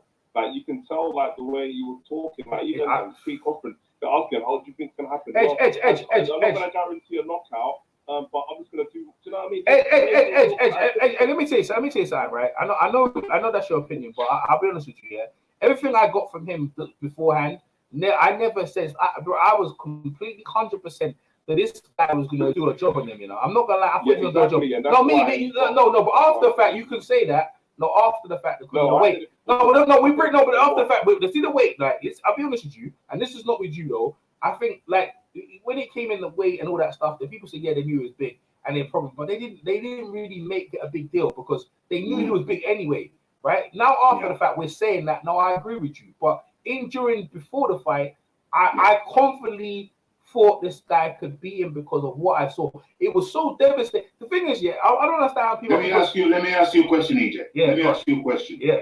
It's not a trick question. It's not his question. I just want an honest answer. Yeah. When you saw him on the scale, or we didn't see him on the scale because he had his vest on, but when you heard the number read out, did you think to yourself, well, he's a bit heavy, but he's still going to beat Joshua? Yes, 100%, 100%. Right, now, okay, let me come in on that. You weren't the only one. Many people. Yes. Many content providers, many writers thought the same thing. 100%. Exactly. So what I'm saying to you is that you felt the same way that Ruiz felt. Said, hey, I'm 280, so what? Yeah. I'm still gonna kick his ass. Yeah. Maybe even kick his ass even worse. Yeah. Because I got more power now. That's what people said, more power. And you have to acknowledge that is a reality. You got more weight, there's a chance you might be able to transfer more power. That's a possibility. So the fact that Ruiz was heavier didn't mean that he would start doubting himself and saying, oh, maybe I won't win after all. No, he's gonna spin it. He's a confident guy. He's gonna say, yeah, that means I'm gonna knock him out worse this time. Hold on. Hey. It means I'm gonna knock him out even worse this time. Yeah. Carry on. One minute. I was talking, so, and that goes into the whole thing of like, well, Phil was saying he quit and all the thing, because the thing is, what I'm trying to say to you, there was a battle of minds going on here, right? And that's what I said, like, Joshua was coming across to other people, like, he's losing the plot, he looks depressed, and all that, people coming, all that stuff, right? He's talking about, let me finish, not really a rebuttal. He looked depressed, and people feeding off the energy, they were getting more confident, because a lot of people, you know, they don't know about boxing, is that when boxers fight, they train to fight a certain way. So how their demeanor is before the fight, people read into that a lot. But that's not how you're gonna fight when you get in the ring. You're completely a different person. Like, you're trained to kill, you're trained to fight when you're trained. That's what I'm saying to people, that people get in the ring. I think I was arguing with YG that some people are trained to kill. And they go, do you mean you don't train to go? Yes, they do, because if you don't train to kill or to have that in your mind, you know you can get seriously injured. So most people train with a mindset of, this is sport of damage, right? So my whole thing with Ruiz, it was not only did he have the thought of seeing the man go down and seeing Joshua be indecisive. He looked at Joshua like, he's a little boy. He's not experienced as me. I've got more fights than him. I've been fighting since I was 6 years old. He was demeaning. What he was doing in his mind, and especially outwardly, he was saying certain things to make Joshua seem minor, little, nothing. Even to the fact that I can come in this way and I still beat his ass. Because you know why? I'm Andy Ruiz Jr. and I got robbed against Parker, and everyone was feeding into that shit, and I was feeding into it, right? But the thing is, the fact of the matter is, Joshua done the game plan, done the due diligence to come into that fight with a different game plan and thoroughly kept it up. When we knew what he had to do, and go ahead and do it. Listen, I can't go no more about my praise. It's hard to anyone to say anything negative after that. That man can sleep because he looked like Josh. I said to Joshua, I can't remember, I was with Nauta, and I said, I remember he got knocked out in the 7th. I said, this was around 8. Joshua looked like he ain't slept in his bed for months. That's why his hair was picky and all that stuff. People saying, how come he ain't got a haircut? Of course not. Joshua's one of them guys here. He thinks about everything meticulously. He probably never slept in his bed probably for months, bro. You know what I mean? Yeah. He was probably agitated for ages after that thing. Because Ruiz kept, you got a cut Rafi, and someone keep putting salt in the wound. Ruiz was constantly putting salt in the wound, and Wilder was on it. Fury was on it. The press was on it. Lord Jesus, bro. Listen, to come through all that, bro, nothing but celebration, bro. I love it. I love it. You know what I mean? I love it. 100. Edge. What was Edge going to say? No, what I'm saying is that, look, Andy Ruiz is a confident guy, but like, I just think that you're making out like Ruiz is stupid, like he's dumb. Like, he's not a dumb person. He's a smart guy. Like, and how many times have you heard of fighters being like, I'm gonna win, and then as soon as they lose, I was ill that week. I dislocated my shoulder. I hurt my arm. I hurt my leg. I hurt my little toe after they lose. Do you know what I mean? Like, that's what fighters do. Like, fighters will go in there and they'll still and you're not gonna come in and say, you're not gonna go into a fight and just say, you know what, I'm overweight. I haven't really trained. I haven't really put the effort and time in the gym. So probably I can just gonna whoop my ass. No one's not gonna say that. Of course, he's gonna go into the pre-fight conference and say, yeah, I've been training my ass off. I've been doing this is the best camp I've ever had. That's what they all say. But you know when you're in camp, and they always say it, the fighters always say it, like, and even any athlete, any sport that you go into, they always say it. You know what? I didn't do what I should have done in camp. I should have done this, I should have done that. If Ruiz was fully delusional, as what you said he was, he wouldn't make no excuses. He wouldn't be apologizing to his coach. He'd be like, you know what? Yeah, it's Joshua's fault. It's Joshua's fault. Joshua was running, he was hiding, he was trying to avoiding me. Yeah, that's good. He would have made excuses, but he didn't make no excuses. He didn't know, bro. Hold on. Let me finish what I'm saying. He admitted that I got a problem. He lost that fight. The reason why he lost that fight is because he didn't put the time and effort in the camp he needed, and he ate too much, he was overweight. So he knew that was a factor in regards to when he asked him the question directly. Do you think the fact you came in overweight had a detrimental effect on your performance? He said yes. So he knew that. He knew, but didn't know he was going to lose. Just because look in hindsight, in retrospect, looking back, but when he walked into the ring, he thought he would have won. If Ruiz was delusional, as he said, and expected to win and thought he was going to win, then he would not have said the weight. You said no, the weight wouldn't make no difference. I still thought I was going to win. Do you know what I mean? Hold on. No, he wouldn't say that because he needs an out. He needs an out. He needs an out. He needs to say. Let me finish. If the weight was good. Hold on. Rap. Let me say something, right? So let me say this right here, right? So basically, what you're saying is this right here. And I like how you bring some of the stuff Andy Ruiz said after the fight, but you don't say all the stuff that he said. That's a very poor tactic that you're doing right now. Andy Ruiz also said, look, no excuses. He also said, look, I don't have no excuses. But I was overweight. Time out. No, he didn't. He said, I don't have no excuses. He said, I don't have no excuses. I want the third fight, and the next time I come back, I'm gonna be better than I was tonight. He said that 110%. So don't sit here and act like he just said, "Oh, I lost the fight because I'm overweight." That's bullshit. And what you're doing wait. Hold on. What you're doing is you're getting bits and pieces of what Andy Ruiz said, which is unfair to him as a fighter. Okay, what are you talking about? You just admitted it. You just said next fight he's gonna come back better, which means that he admitted it. Yo, bro, the first fight. So why would he come back better if he doesn't believe it? You know what I mean? He just admitted it. That is no different than Anthony Joshua saying, "Hey, I can't go into this rematch the same way I went into the first fight, or I'm gonna get my ass whipped." That is no different. Yeah, of course it's no different. All I'm doing is admitting. Hold up, time out. It's easy to admit where you went wrong when it's evident after you get your ass whipped. But that has no bearing on the simple fact that guess what? He still thought he could win at 283 pounds. He still thought he could win. Okay? Of course you think you can win. You go to a fight, you're going to a fight expecting to lose. You go into the fight wanting to win. And of course that's the aim. So what I'm telling you this right here. Andy Ruiz at the end of the fight, the action of his weight had something to do with it. He said, yeah, you know what? He did. At the timeout. But clearly, hold up, timeout. If it's evident, and he's in the fight, he's going in the fight, and he clearly sees that he's not moving as fluid as he needs to. He realized that Anthony Joshua is a lot faster than he was the last time. And yeah, he can clearly definitively say, hey, you know what?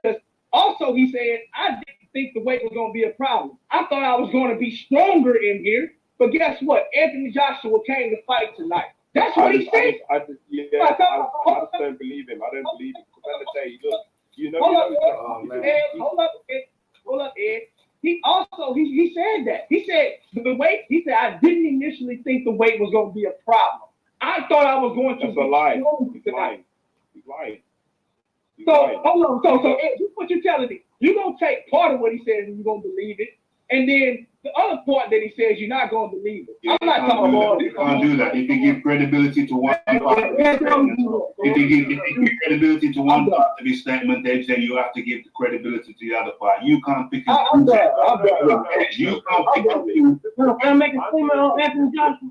You can't pick and choose which part is credible and not credible. Yo, what's up? You just did. You chose. You said he lied about that part, but what you picked, the part you picked is good. but the part you don't like is a lie.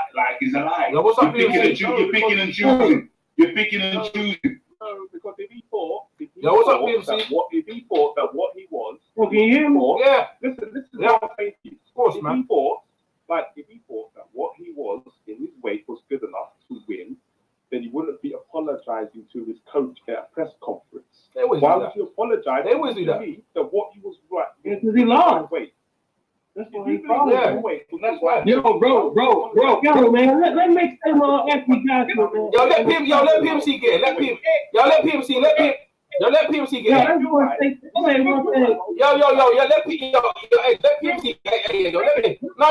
Hey, Phil. Let PMC. He's apologizing. Let PMC. Let PMC get in, bro. Let PMC get in. Otherwise, you just go around and say, go ahead, PMC. Yeah, he's just talking now. Go ahead, PMC. I got a quick thing. Him apologize just is him admitting, hey, I thought I was gonna be good. Coaches, you guys were right. You guys were right. Phil, go ahead, PMC. Go ahead. No, man, the whole thing about Anthony Joshua, from what I saw from the fight, which is only a couple of minutes here and there, man, because the damn stream was failing. But what I saw when he was having success is he was smiling. And you know, to me, with him smiling, if he was so confident, he wouldn't need to smile. But that was like a release of all that tension. Yeah, you know what I'm saying? Yes. He was having success. Yes, he started clowning and everything. You know what I'm saying? Because he was having success. He's like, man, you know, he started, you know, smiling and everything like that, showboating, because he started feeling good about himself. You know what I'm saying? So he didn't actually come into that fight thinking he was gonna win, even though he trained for it. Yeah. But the fact that the game plan was working and he was smiling, it was relief as the rounds kept on going on. You know what I'm saying? He was winning. Yeah, but the question was not really about us. No. He's bringing a good point. Yeah, but that makes total sense. If he's smiling and everything, that's a relief of tension. Yes, and that's a good point, because you're saying that Andy Joshua didn't win, think he was going to win, but then you're saying Ruiz didn't think it was. Joshua definitely didn't think he was getting confident as the fight was going on. What's up, Dan? Dan, come back in here as well. You know what I mean? Well, listen to this, right? End of the day, look. Eubanks gonna fight in a bit, right? You guys got a link because I'm watching it right now. Eubanks gonna fight. I'll put it in the chat. Yeah, I'm watching it now, man. All right, yeah, look. And then, you make it good after that rehydration. I'm just put it out there. Yeah. Good. Hey. Is you back in the ring? Nah, not yet. Not yet. But Korbach on the school, man. Yeah. Well, you know, look. I don't know. He's a tough fighter. Watch. Come on, man. He went 12 with Jamar Charlo. They're two different styles, bro. Charlo and Eubank. Eubank is a high value guy. Charlo's not a high value puncher. So there's two different styles. Maxed out Eubank. Well, okay, all right. Well, look, I'm not saying Eubank is blocks. I'm not saying Eubank is the best fighter in the world, but he definitely got skill. He definitely got skill. And then he's facing the southpaw. Yeah, the problem with Eubank is that he's too consistent, man. When he steps up on world level competition, he folds. So the last person he beat, James DeGale. James DeGale was on the downslide, man. He had trouble with Trurat. But you know what? At the same time, but at the same time, people kind of deemed that as a crossroads fight between DeGale and Eubank, because they thought Eubank was kind of on his way out too. But he thought Korbach is not done yet. He good. Hey, Korbach, I mean, you really comparing Korbach to James DeGale, man? I mean, come on, Korbach is more of a step-up fight for anybody. No, he fought for a title, though. Okay, he fought for a title law. But the fact is, he's more of a step-up opponent rather than a guy who's on the level. You've been fighting for 10 years. You've been fighting for 10 years. He just getting a step up. Come on. Hey, who cares, man? Who cares? Who gives a fuck? He may beat the dude. He may beat him, but I don't see him schooling him. I mean, if I'm wrong, I'm wrong. He might be able to war through it, but he gonna sustain some damage. PMC's right. You better be faking the funk, bro. Matt Carbo gonna he got a better amateur record. I know he's older, but they're hoping that Eubank like picking on guys when they're old. Right, Carbo, And he's fighting in America, yeah. Matt Carbo, look, remember, Kid Chocolate avoided him, you know. Kid Chocolate avoided his battle, yeah. He dropped the WBO. Yeah, dropped the WBO. That's the thing about Kid Chocolate. He dropped the belt, then next thing you know, he gets a title shot against Andy Lee. Right after that, I'm like, what the fuck? But anyways, I mean, Kid Chocolate was already overrated, man. I really didn't rate him too high. I don't know why he got the title Kid Chocolate. I don't know why he got the title Kid Chocolate, because the real Kid Chocolate was Coco Kid. That was the real Kid Chocolate. And fuck all that. I mean, seriously. A lot of people thought Corban won that Jamal Charles fight. Oh, see, you see what I'm saying? You bet got a big deal. No, man. In my opinion, that if it went to Corban, I wouldn't have been mad. I'm like, yo, you were good. Yeah, you were good in that fight. Yo, look, Cholo's my guy, especially Jamal, not too much Bill. But yeah, Jamal, you know, my guy. And I agree with you. See, if they would have gave it, Corban, I'd have been like, that's what he took it from. You gotta let him have it every time you in there. And you see, and listen to this, right? So you said Charlo now, so Eubank is in there calling out Charlo. So hey, PMC might be right. He might beat him, bro. I ain't gonna lie, Eubank might get his ass tonight. I'm saying you might get his ass whipped. Carbo ain't no joke. Man, you know what? If he gets his ass whooped tonight, I don't know where Chris Eubank is. Groves with his ass, and Groves is just a counter puncher. He's just to stay on the back. I see Carbo's got back amateur career. Eubank can't start that into the amateurs, man. I got so much here. I picked Groves beat Eubank, man. They gave me hell. Yeah? You pick Groves? You pick Groves? You know, I thought Eubank would be able to beat Jordan Groves, but Groves beat him up, man. Keep his ass. Who schooled him? Yeah, all you was doing is that counting and shit. Another thing is Eubank gave that fight too. He couldn't keep his composure. He freaking went wild. Another thing is what wild. Something was going to connect. He couldn't adjust against it. He was bothered.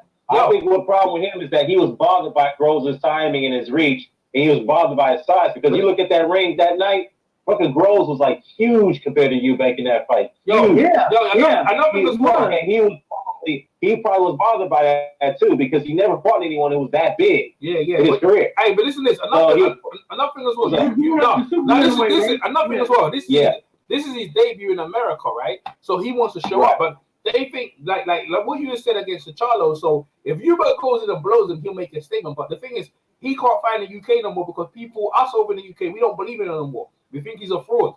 And he's in America trying to prove himself. He gonna prove himself in America now. If he beats Matt Carbo and beats him convincingly, I'm gonna give him a you know, you can say he like James DeGale 2.0, because after James DeGale lost to George Groves, man, he went on the road, man. Well, that's what he did. America. He went on the road and look what he did. He became a world champion in the United States. He had some tough, good fights in the United States. And James DeGale made him over here. I know he finished his career like Theo Payne. I think Eubank's biggest problem is that he doesn't take instruction. I think Eubank doesn't lack in toughness. You know, he's got that toughness. He's trained with a lot of people over at the Mayweather gym and what have you. I think his biggest problem is that he doesn't take instruction. He's hard-headed. If he could take instruction, I think he'd go up a notch. He's spoiled. Good point. But do you think also it could be his father, who's using his trainer for the most part? You think his father's not getting him good instructions? Because that could be a factor as well, right? Well, no, I think he's a hard-headed kid. He's just a hard-headed kid. I mean, there's a video. I don't know if you American guys know about it, but there's a video of him when he was a kid, early teens or something. Yeah, I remember. There's a video of it of him having a fight with some other kid. Little gang thing, but it's a fish fight. It was like more like an MMA fight, really. In some kind of car park. Now his dad's a multi-millionaire, and he's scrapping out on the streets. The little guy. Yeah, he's a hard individual. He's a hard headed. Is the blame for that, man, because he you know he's been gassing this dude's head up since he was little. Yeah, that didn't help. You know what Eubank Jr. needs to do is do something is almost akin to what Anthony Joshua had to do. He said, "Okay, I'm nothing. I don't know nothing. Just teach me what." Yeah, but you know the thing is, yeah. When he came over, right, when he got signed here, because I was here, he treated the press with the scorn. He talked Eddie Hearn down. He said he won the Golovkin fight. Eddie Hearn got him. Then they pull out. So they were doing some bullshit, bro. And now you took that bullshit. You're over in America. But let me tell you something, right? And this is why when PMC say that Matt Caldwell can beat him, because Caldwell has a better amateur career. He's done much more on the world scene than him. Furthermore, he's a season against Charlo. This fight here is a test for Al Heyman looking well. If you're a real good guy, you should be able to beat this guy convincingly, right? And he's already started talk the talk. Now I'm gonna put it right there. Now PMC is saying that I'm picking you back, right? Because I feel like he should win. But I ain't gonna lie to you, bro. PMC might be right on the money. This kid, right, is a rich kid trying to impress his dad and them things there. But you ain't your dad, bro. And your dad never used to fight live opponents either. He had 19 defenses of the WBO. If I ask you how many defenses do you remember, I can say Ben, right now, he won the belt from Ben, and he had 2 Watson fights, right? And then Steve Collins. That was at the end of his career. Who did he put in between that? Well, yes, sir, I was going to say that. One minute,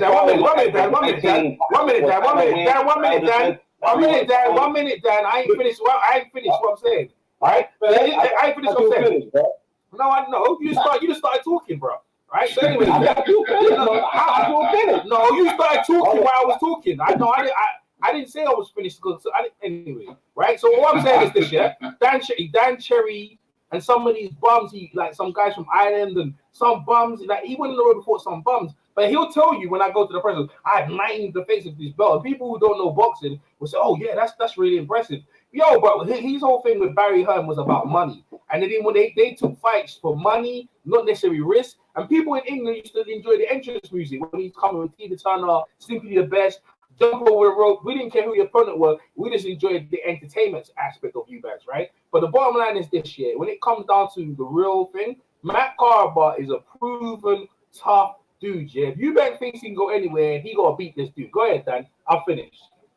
No. I was going to say is that his 19 title defenses or title wins, that whatever he keeps alluding to, you made a good point, is that we don't recall all the other names other than Nigel, Ben, and Michael Watson. That's it. Yeah. Nobody else I recognize is like, I mean, they weren't world beaters. And Eubank himself, I think I read somewhere that he admitted that he never tried to be the best. He never tried to fight James Toney. He never tried to fight Roy Jones. Even though James Toney called him out on live television. I remember that interview with him and Nigel Ben was sitting there talking about their rematch. But James Toney talking about beat you in your mama's ass. You don't want to fight. I mean, that was father no disrespect by James Toney. But the fact is that Eubank admitted he didn't want to fight him.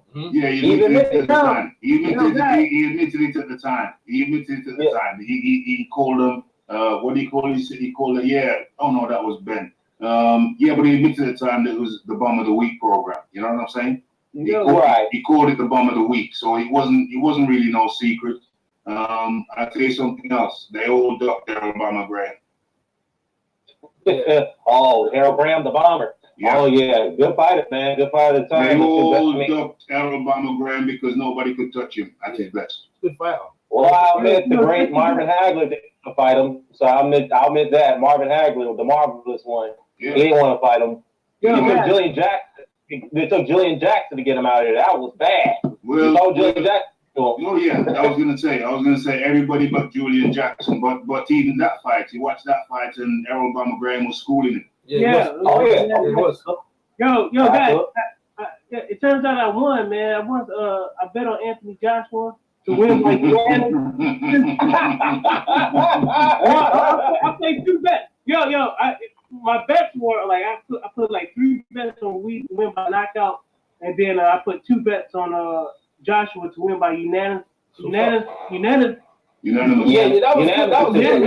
That was good. I did a 12-round decision. That was good, man. That hooked me up, man. That put me over the top, man. Yeah, you know, going back to that, man, Ruiz fucking just disgraceful, man. How the fuck you will come in? How the fuck you will come in 15 pounds over than your last weight, man? What type of shit is that? Yo, I knew Ruiz wouldn't get knocked out, though. I knew he wouldn't get. Yeah, we all knew he was going to get knocked out. He's like, what the fuck are you doing, man? That's why I said Joshua better take advantage of that, because 15 pounds over your fucking weight. I mean, over your the last time you fought, when you actually were in better shape, even though you're a heavy guy. Everybody knows you fucking undisciplined, man. You eat too fucking much. And this is the reason why Andy Ruiz was having trouble at Top Rank, because most of the fights were canceled, because here's the thing, they never explained over there at Top Rank. They never gave us an explanation why his fights were getting canceled. And I know why. Because the motherfucker can't get in shape. He can't get in shape in time. Yo, let me make this statement. Let me make this point. Now, when I made this bet, I went on 5 dimes, right? When I made this bet, it was like what that place to bet? It was a couple of days ago. So anyway, long story short, 12-round decision. Anthony Joshua was plus 375, man. He was supposed to knock out Andy Ruiz. Right. Who said he was supposed to knock him out? No, I'm talking about the betting odds. Yo, okay. I was a plus 300, so I only bet like a couple of bucks. Well, you know what? The way they were training, the way Josh was training, I predicted is they weren't going to train for the knockout, which was a smart thing to do. You're not going to knock out Andy Ruiz. Yes, but you got for that long. And so with the unanimous decision, it was a plus 550. The dude, man, that's right. Nobody expected him to go 12 rounds. He's still dangerous, though. Hey, he's still dangerous, though. You know, he's still, even though with that weight, he was still dangerous. There was moments in that fight. Yeah, there was moments in that fight, and we was looking at like. You could tell he was far slower on his feet than he was. No, I agree with you, man. He still got hands, bro. Like he still got hands. Because Joshua was like, yo, bro. Like, you know what I mean? He was like, Joshua was like, yo, this dude is still, he's still live, bro. He's live. Like everyone goes to fight him. Good luck to that. Good luck. Well, you know some that extra weight, like that's just been alluded to. That you see with the hands, because you're both right. He still had the hands, but he didn't have the feet to get in position. Yeah, he didn't have the feet. Exactly. He didn't have the feet. He had the hands, but he didn't have the feet. You need both. Yeah. Hey, it turns out I won 3 bets because I said it would go the distance. Joshua will win by 12 rounds, and he will win by unanimous decision. That's what's up, man. Yeah, he had the hands. He had the hands, but he did not have the feet, and that was his downfall because of the weight. But let me ask you that. After you heard that, after you found out that he was 283, did you change your bet? Because I know you was betting that.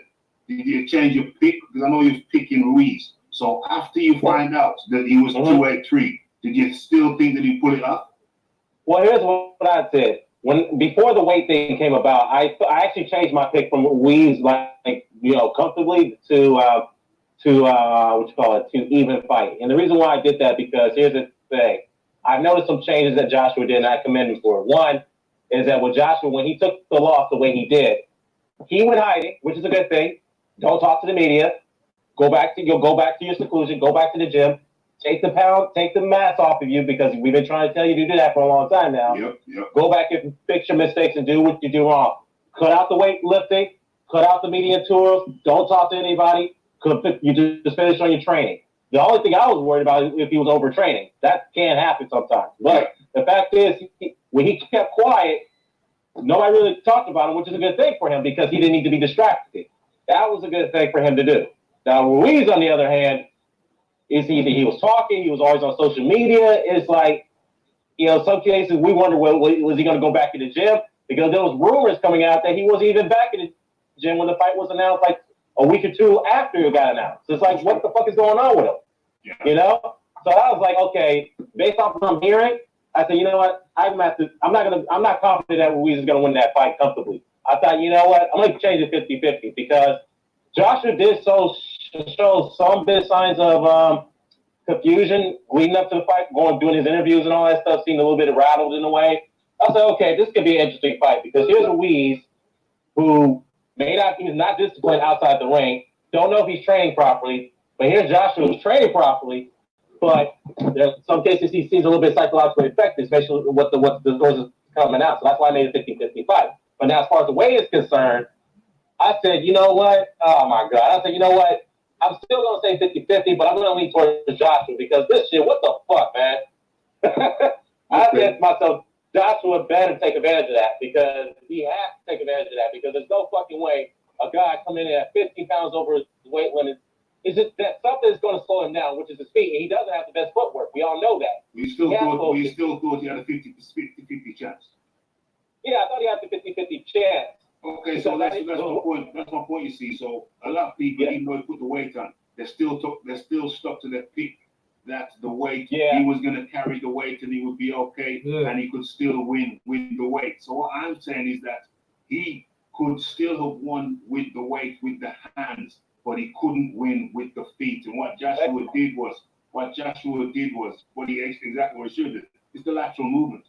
So that forced Ruiz now to have to use what he didn't want to have to use, and that was his feet. Yes, exactly. And he couldn't carry the weight. Yeah, can't carry the weight. Manage it. Yeah, but like, see, that's the point, and that's all Joshua had to do, just move. Yeah. Joe, give him some.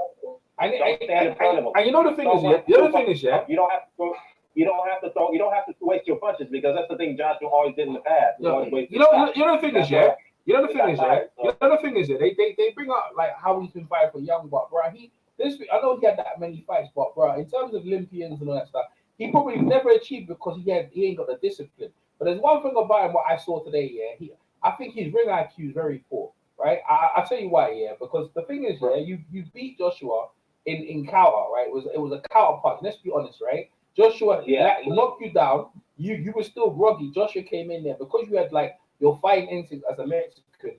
That kind of got you into that position. He was relying on that the whole damn fight, bro. Like he had nothing else. Yeah. He had no other plan B. His whole plan B is hopefully Joshua makes a mistake and I'll make him. That was his whole plan of beating him. Because other than outside of that, I was like, how the heck do you think you're gonna get past that reach?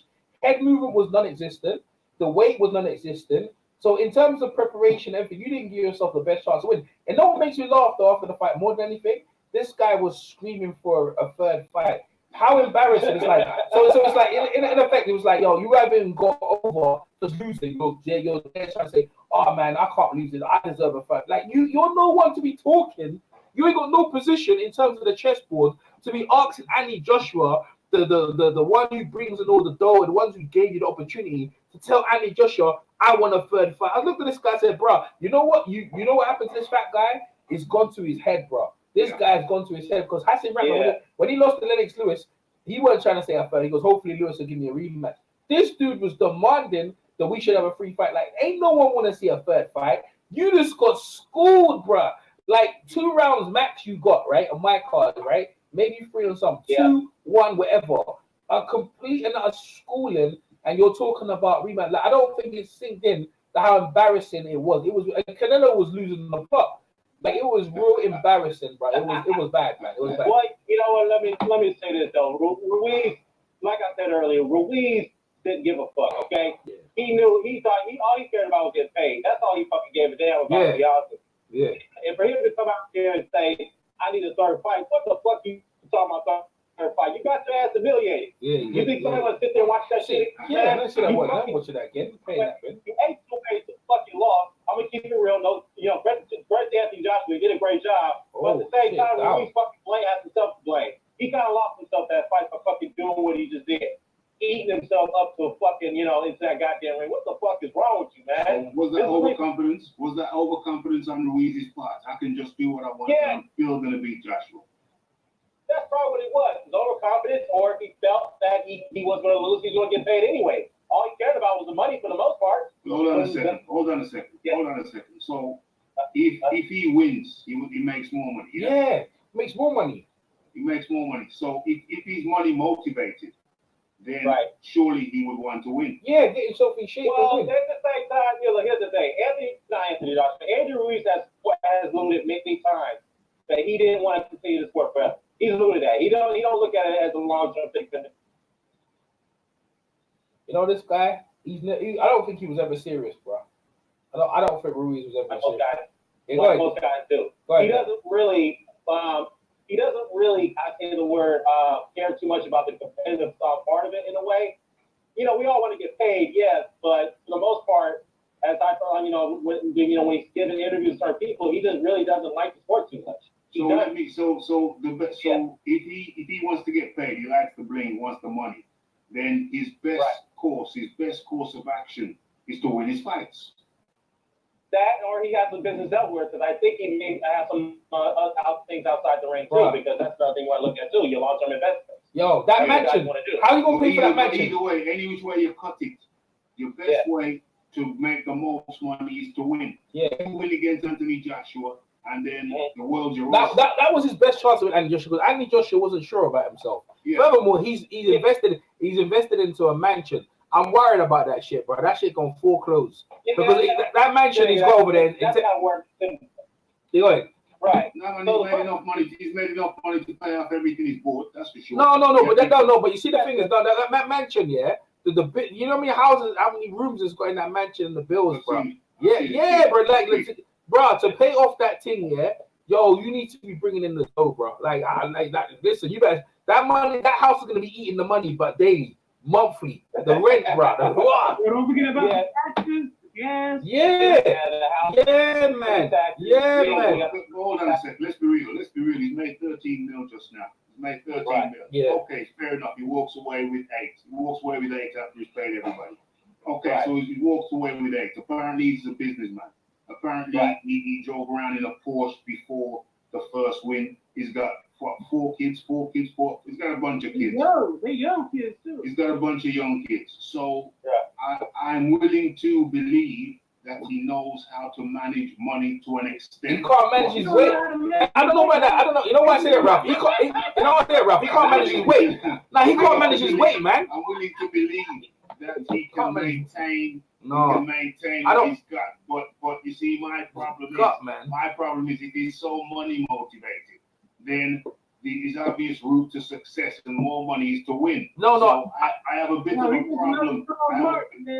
What? He's just another Charles Martin. Oh shit, another Charles Martin. Honestly, here's my opinion on this. You guys can chime in on this. I just think after this fight, we probably won't see Andy Ruiz for a long time. I'm just keeping it real. Yeah. I'm not saying he's in his career, but we probably won't see him for a long time. Now the question is, when he comes back, will he be worth another $1 million? No. Because the thing is, like, he's still got worth though, because like maybe Wilder, Fury can get him a fight, but them big paydays, AJ being with AJ. That's the big dog. That's the big money. Yeah. He ain't making that big money again. You know what I'm trying to say? So he can't. He's not generating that money again. What I'm saying is, can he get a $2 million payday with the headline of fight himself? Nah, I don't think so. Hold on a second. If he's so big in Mexico, like they say, he's a big thing in Mexico. Then he should still be able to pick up a 2 million. He should be able to scrape by. I don't know, man. Canelo was upset with him, bro. Canelo was upset with him, bro. This thing is, listen. If I was him, this is what he should have did. His best bet was to vacate the belts, right? Vacate the belts, and that like say, listen, I'm gonna go and do my other thing. He should have vacated the belts. He should have vacated the belts and done something. Nah, man, that's 13 million down. He can't be 13 million. He can't be 8 million down. Well, he should have trained. Well, that's the case. He should have trained. That bitch ass should have trained him.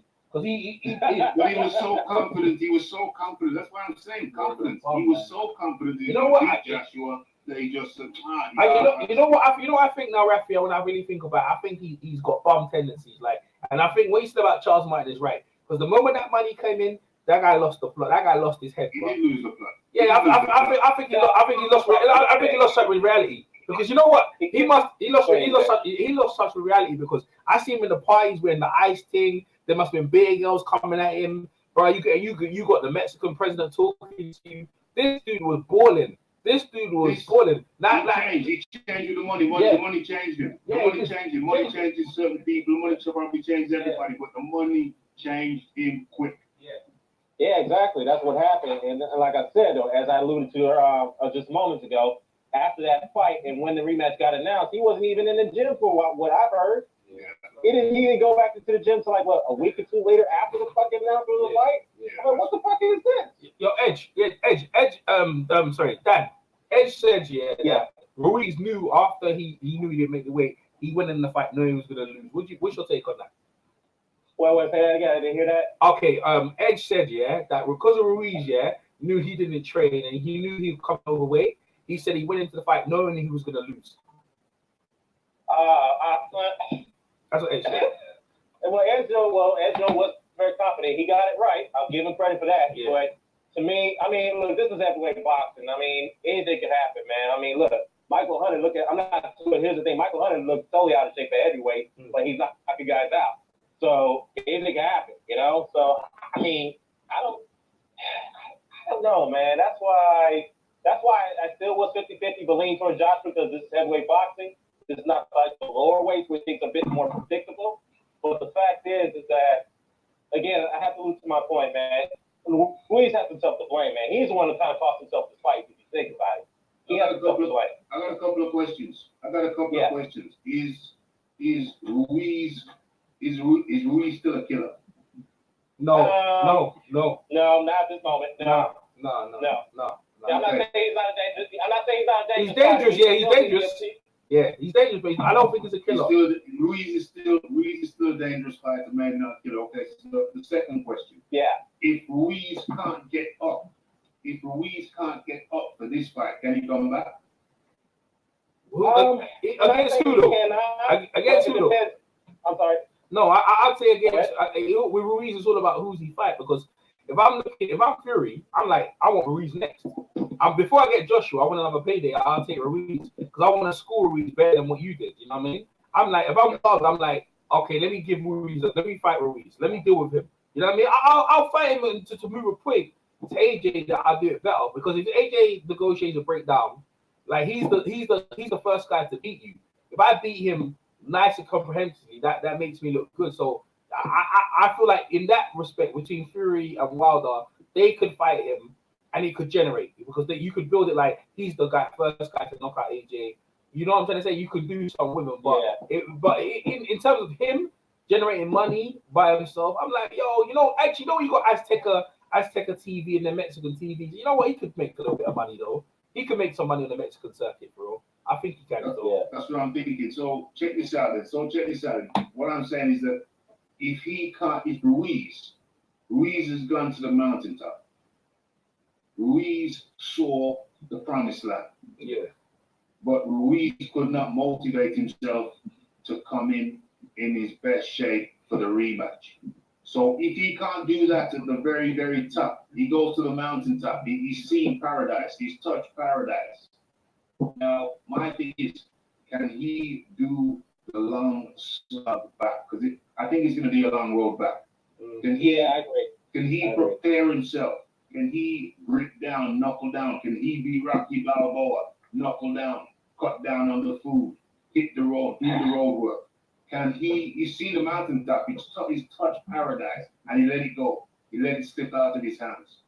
Can he motivate himself to do the long slug back? No. You know why I say that? Because I think he's got that thing like James Toney. He probably enjoys more ring action than actually training. He doesn't like training, but he doesn't mind fighting. So if you could like rank up bare fights for him, he'll enjoy that. But I think he's one of them guys there. To be fair, he likes to win, but the guys he's been fighting against never fought back properly. Anyway, he's been fighting Demetrenko, all these guys. They never fought back, man. This is the first. Now you're in the elite level, and now you beat the man. Okay, you beat him, but you beat him in circumstances. Circumstances where he was preparing to fight someone else. You came in at short notice and you done it. Now everything was prepared for. It was all laid out. The resume, everything was there. It was all for you to show your preparation of what you need to do. And he has no discipline. And I think someone said his lack of wanting to fight. The easy old thing was like, I can win. And at some point, he's deluding himself. But I think he after getting that money, Rafi, I think that money, he's sitting on that money. Like most people, when they become that sort of money, come into, well, why do I need to go to the gym?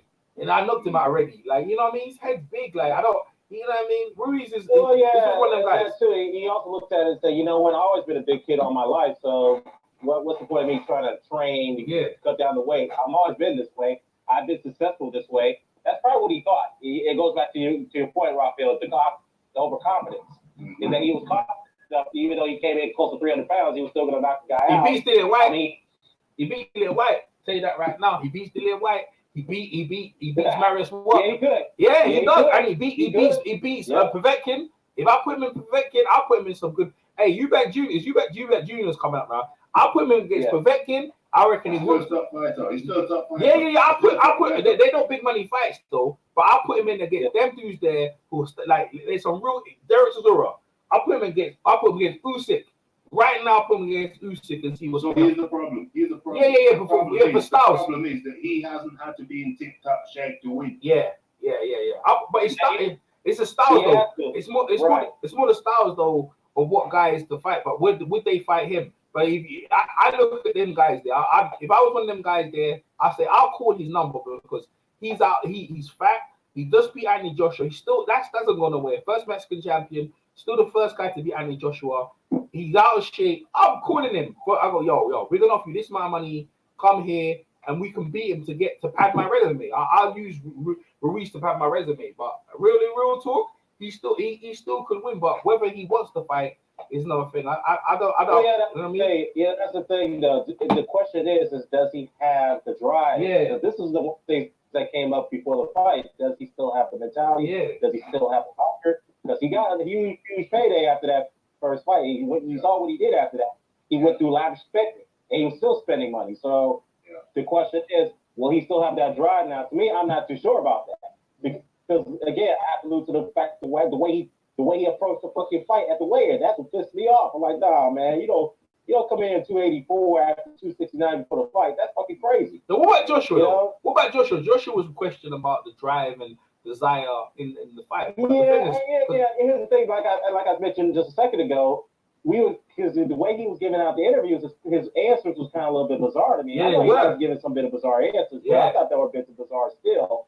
And there was rumors about him not being, still kind of psychologically affected by the loss. Yeah. But so that you kind of take that into account too. But you know what? He found a way to just put that to the side.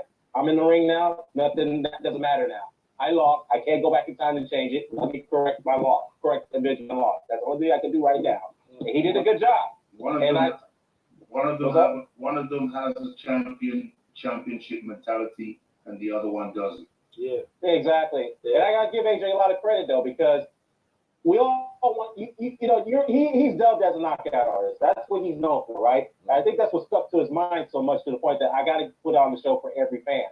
Because you don't want to give another Justin Parker performance because he got booed out of the ring because of that. He was so worried about that, and I get that, of course, with the Wilder in the Brazil situation.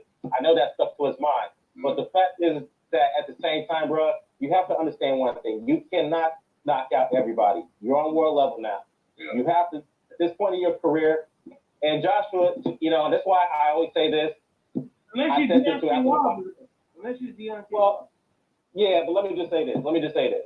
Win, lose, or draw, and I said this too, and I'm going to remain consistent here. Win, lose, or draw for Anthony Joshua, he can take a couple easy fights because I think he deserves that right because he's already had tough fights early in his career. He took punishment against Dillian White. He took punishment against Povetkin to an extent. He took punishment before that against Klitschko. Almost got knocked out in that fight. Same thing with Dillian White. Took punishment against, of course, Andy Ruiz. Took some bit of, not too much punishment, but he got rocked a little bit against Carlos Takam. But, at the same time, he's been banged up for a lot of fights early in his career. So I don't, he needs to just take it easy a little bit now. Just take it. That's just my opinion, because I don't want, I really like the guy. Hold up. I like Anthony Joshua just like I Deontay Wilder, even though Wilder's my favorite fight. I just think that for the best, for his sake in his career, just take it easy right now, man. Take a tune-up. Take two if you have to. Just take one easy tune-up, man. You deserve that right. Yeah, he's gonna get no tune-up. He's got Povetkin, isn't he? Pulev. He's got Pulev and Usyk. No, ain't no tune-ups, man. Nah, ain't no tune-up. That's what I said. Ain't no tune-ups, man. 4 belts. Yeah. You know what I'm saying? He just got his 4 belts back. Ain't no damn tune-ups. Yo, hold on, bro. Hold on. You can say that, but I have to bring it up. You say no tune-ups, but listen. Deontay Wilder. He has been managed in some respects with the fights, with the fight making, with the matchmaking. Yeah, it's worked out well for him. Tune-ups are a part of the game. Yeah. Remember, Jarrell Big Baby Miller. Yeah. Was the opponent for June? Was it third? But he's not a tune-up though, man. What do you mean? Come on, I mean, Miller ain't no joke. Let him finish though. Let him finish. Jarrell Big Baby Miller is not the number one American heavyweight at the time. At the time, he was not the number one American heavyweight. Okay. Okay, but he's not a tune-up No. This man said that he couldn't get out of England because he wanted his fans to be able to see him. But yeah, he felt the opportunity. You know, he felt that he could come out of England, but going to America fighting. This guy wasn't even in the top 10. I don't think Jarrell was even in the top 10. He was in the top 10. Of course he was in the top 10. He's still in the top 10. He wasn't in the top 10. Wait, let me say this. Well, right now, wait, hold up, BNC. Man, I ain't All right. Go ahead. He won the number one in America, and the people, the boxing fans across the world wanted to see what? Well, let me say it, BNC. Don't sign, he don't sign. If you don't sign, you don't sign. They was able to pay Ruiz and they able to pay everybody else if they wanted. They gave Joseph Parker a percentage and everything like that. When it came out to Deontay Parker, the devil was in the details. The devil was in the details. Let me respond to that. Let me respond to that. Yeah, okay. Let me respond to that. I'm not selling my soul. I'm not selling my soul for $50 million. I'm not selling my soul. Yo, hey, Matt Carbo's in the ring. Hey, yo, Dan Russell. Hey, yo, PMC. Yo, PMC. Let Dan respond. Listen, man. He said, I am not selling my soul. We know you said yo, Matt Carbo's in the ring, man. Hey, yo, Matt Carbo. Let me get this out. Let me get this out, PNC. Let me get this out, brother. I get what you say. I agree with some of your points, but to Raphael's point, and I have to agree with him on this one. I'm an old boxing fan. I'm old school, just like EJ is. All great fighters, all great champions have all got tune-up. Wilder's gotten a tune-up. Tyson Fury's gotten a tune-up. Joshua, I hate to say this, man. Joshua's probably the only one. Well, to be fair, Joshua, when he became the IBF champion, he had a couple. And Ruiz was up. Yeah. Andy Ruiz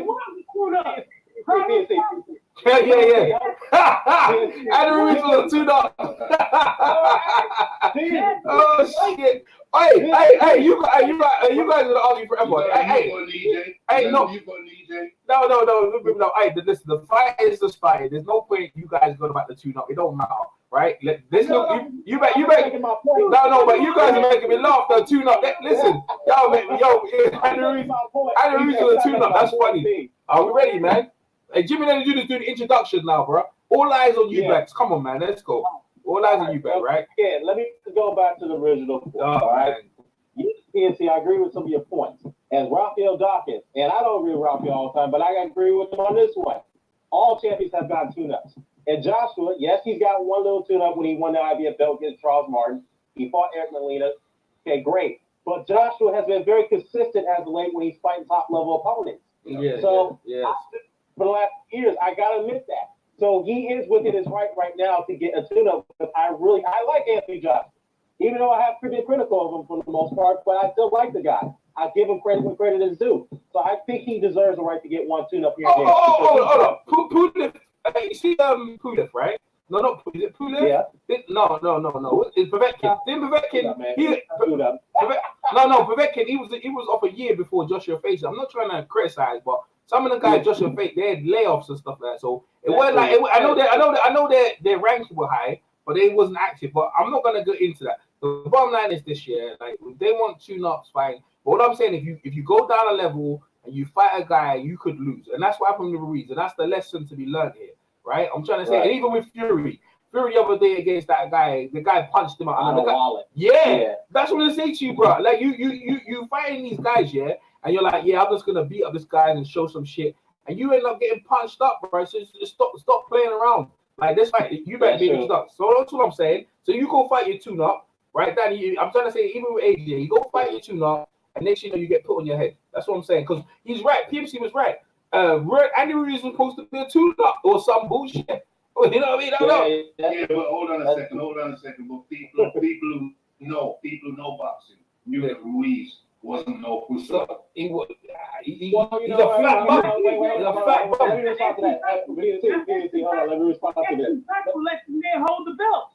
Yeah, let me respond to that. Yeah, that's true. Let me respond to that.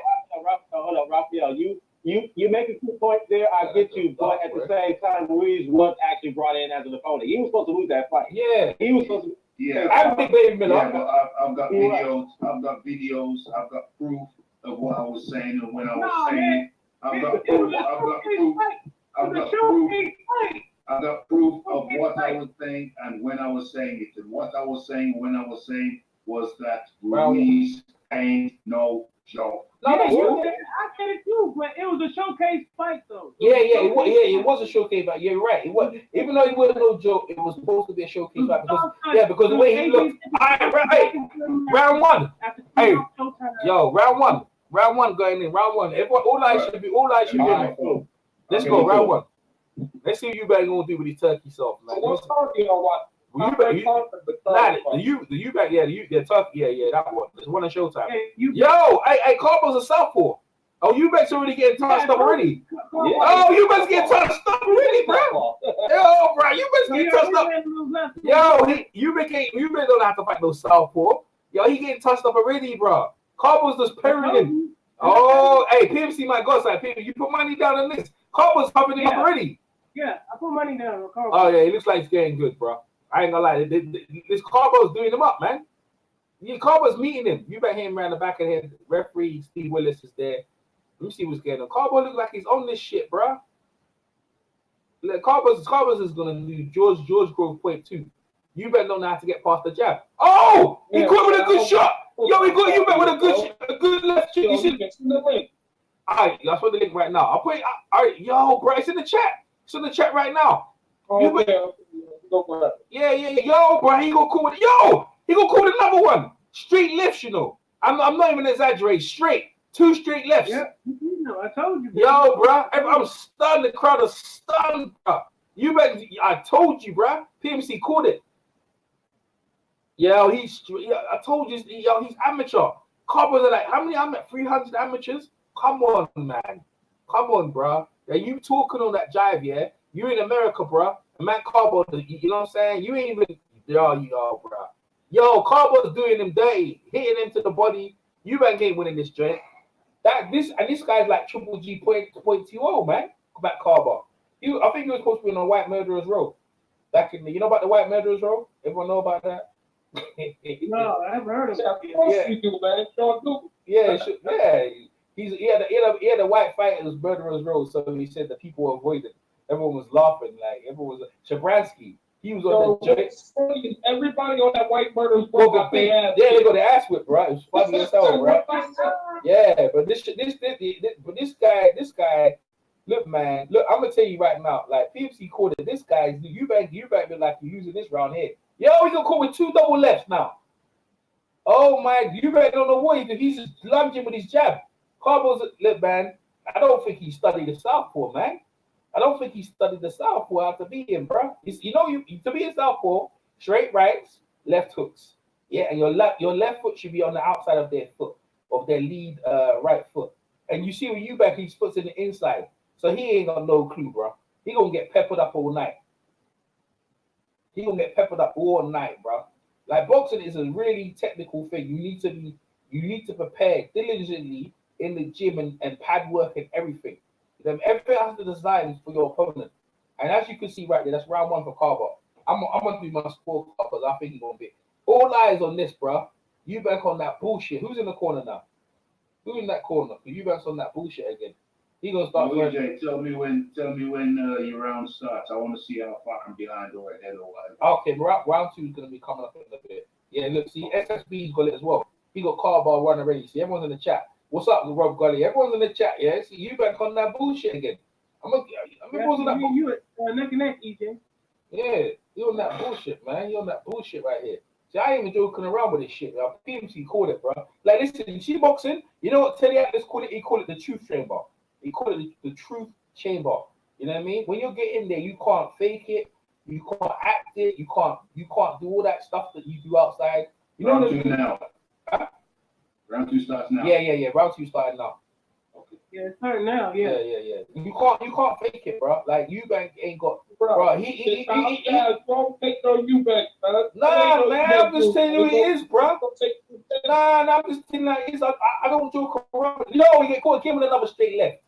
Yo, Corbo's feeling him up, bro. Look, Corbo's been in there with Charlo. Like Charlo's a decent level. If people say his shoulders dislocated. Whose shoulders dislocated. It's over. Oh yeah. Yo, his shoulders dislocated as well, for real. Oh, the fight's over? It's over. They waved it out? No. Oh my gosh, man. This guy's shoulders out. Oh, they probably man. What? Shoulders dislocated. That's not the fight? Oh, that's you, bro. He was busting him. Yo, the doctor stopped the fight? Shoulders dislocated. It's out. Yo, that's crazy, bro. You play what? Oh man, he was getting busted up. Easy fight, DJ. I told you, easy fight. Yo, PMC, man, that's some bullshit. And the thing is, he was putting hands on him. I didn't forget my streamer. Who won the fight? Carbo. Referee. You make my boy. You make what? My thing's still going on though. Exactly, each day you goddamn hater. You make Junior bitch.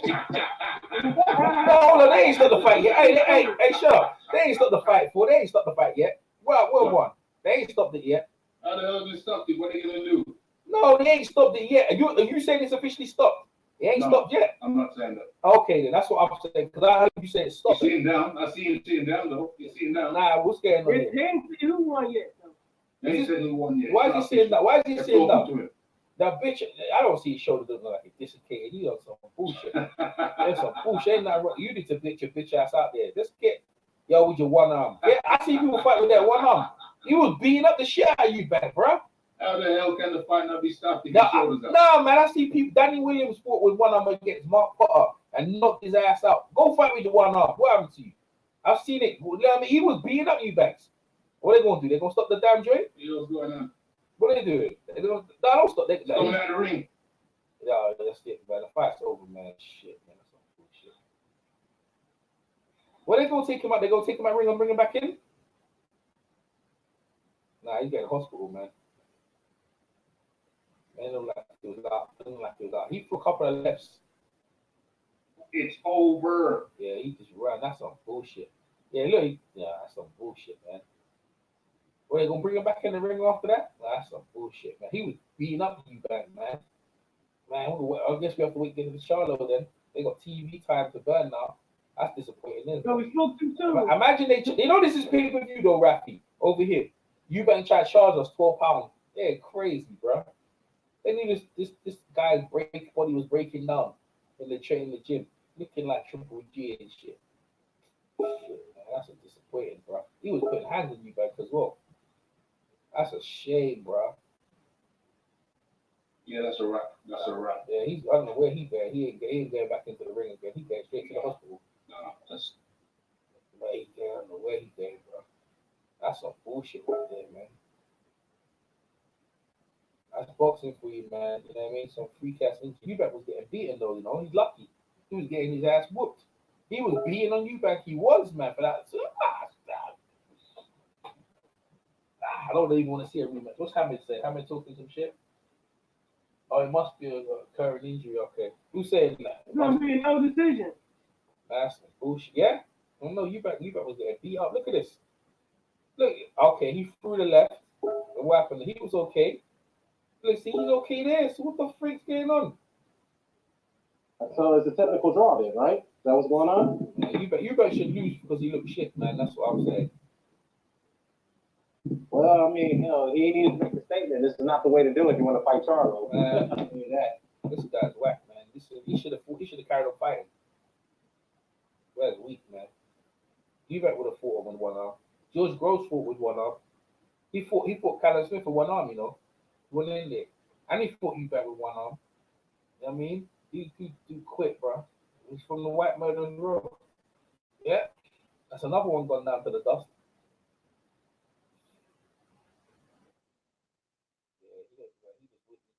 Hubert was getting schooled up on that one, though. Hubert got lucky, bro. Timing.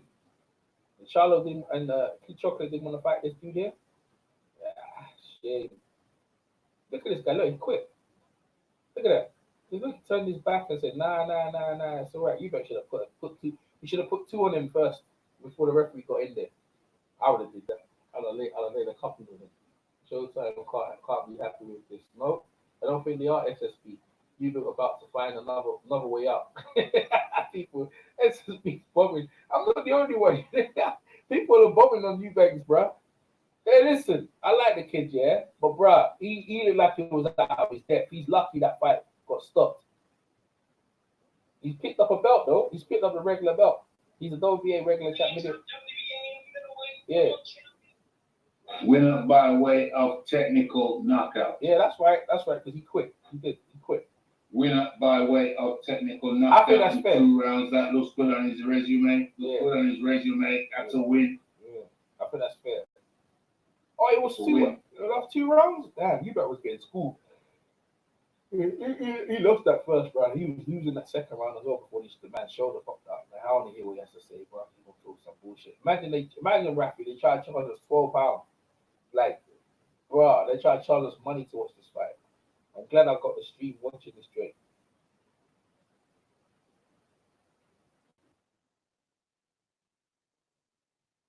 You weren't starting nothing, you're lying. See you in I want that Triple G fight, bro.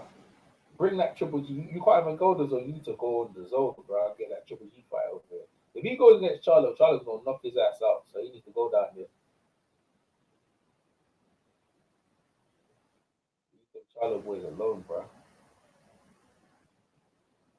But wait, bro. That's a good. He got Matt Carver on his record. That's a good opponent. I think he should fight. Yeah, Billy Joe maybe. Callum Smith would be good.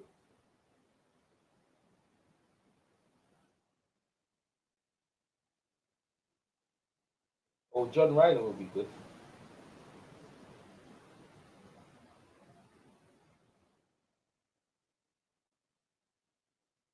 Yeah, he even got a smile in his face. He got sniggering like, say, hey, I'll take that. Get paid, easy payday, and that's it.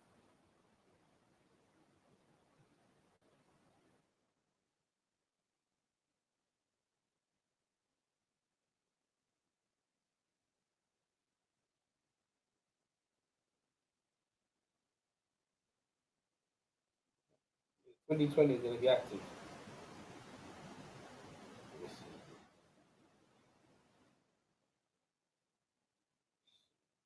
But that was it. That's all I wanted to see, man. I mean, I think the Charlo boys, I think that's more Phil's guys and stuff, you know.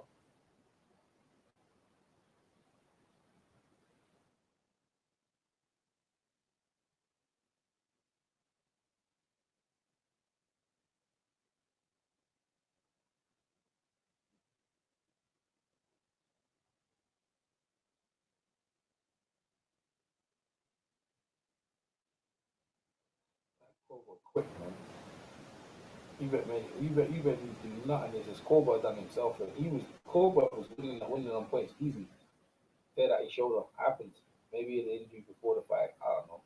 Maybe Eubanks knew that. In any case, it doesn't matter. I mean, Eubanks got the win and he's run off with it. Let's see what he does with it, man. Charlo, Triple G. Bruh, just get this Triple G thing, man. Let's get you. So you want that doink?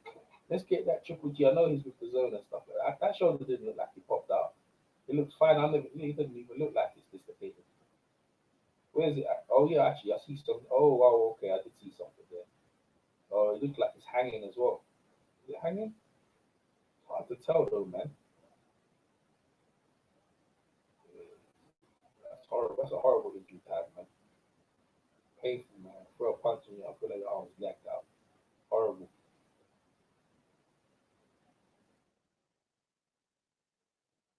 You should have got 2 punches in on Carbo before he called the referee, man. Made him fight on a bit more long. ain't in pain, boy. He said, nah, he don't want none. And he think he did it to himself, just throwing a punch, just tore his arm out. Get old. Yeah, he's been got some fans in America still. Second round technical knock. Who's that? Who's that in the back? No, that's his bodyguard and stuff.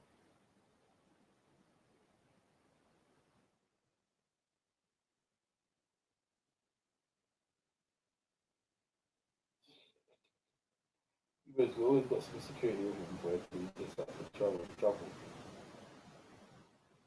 You back there, joke around, boy.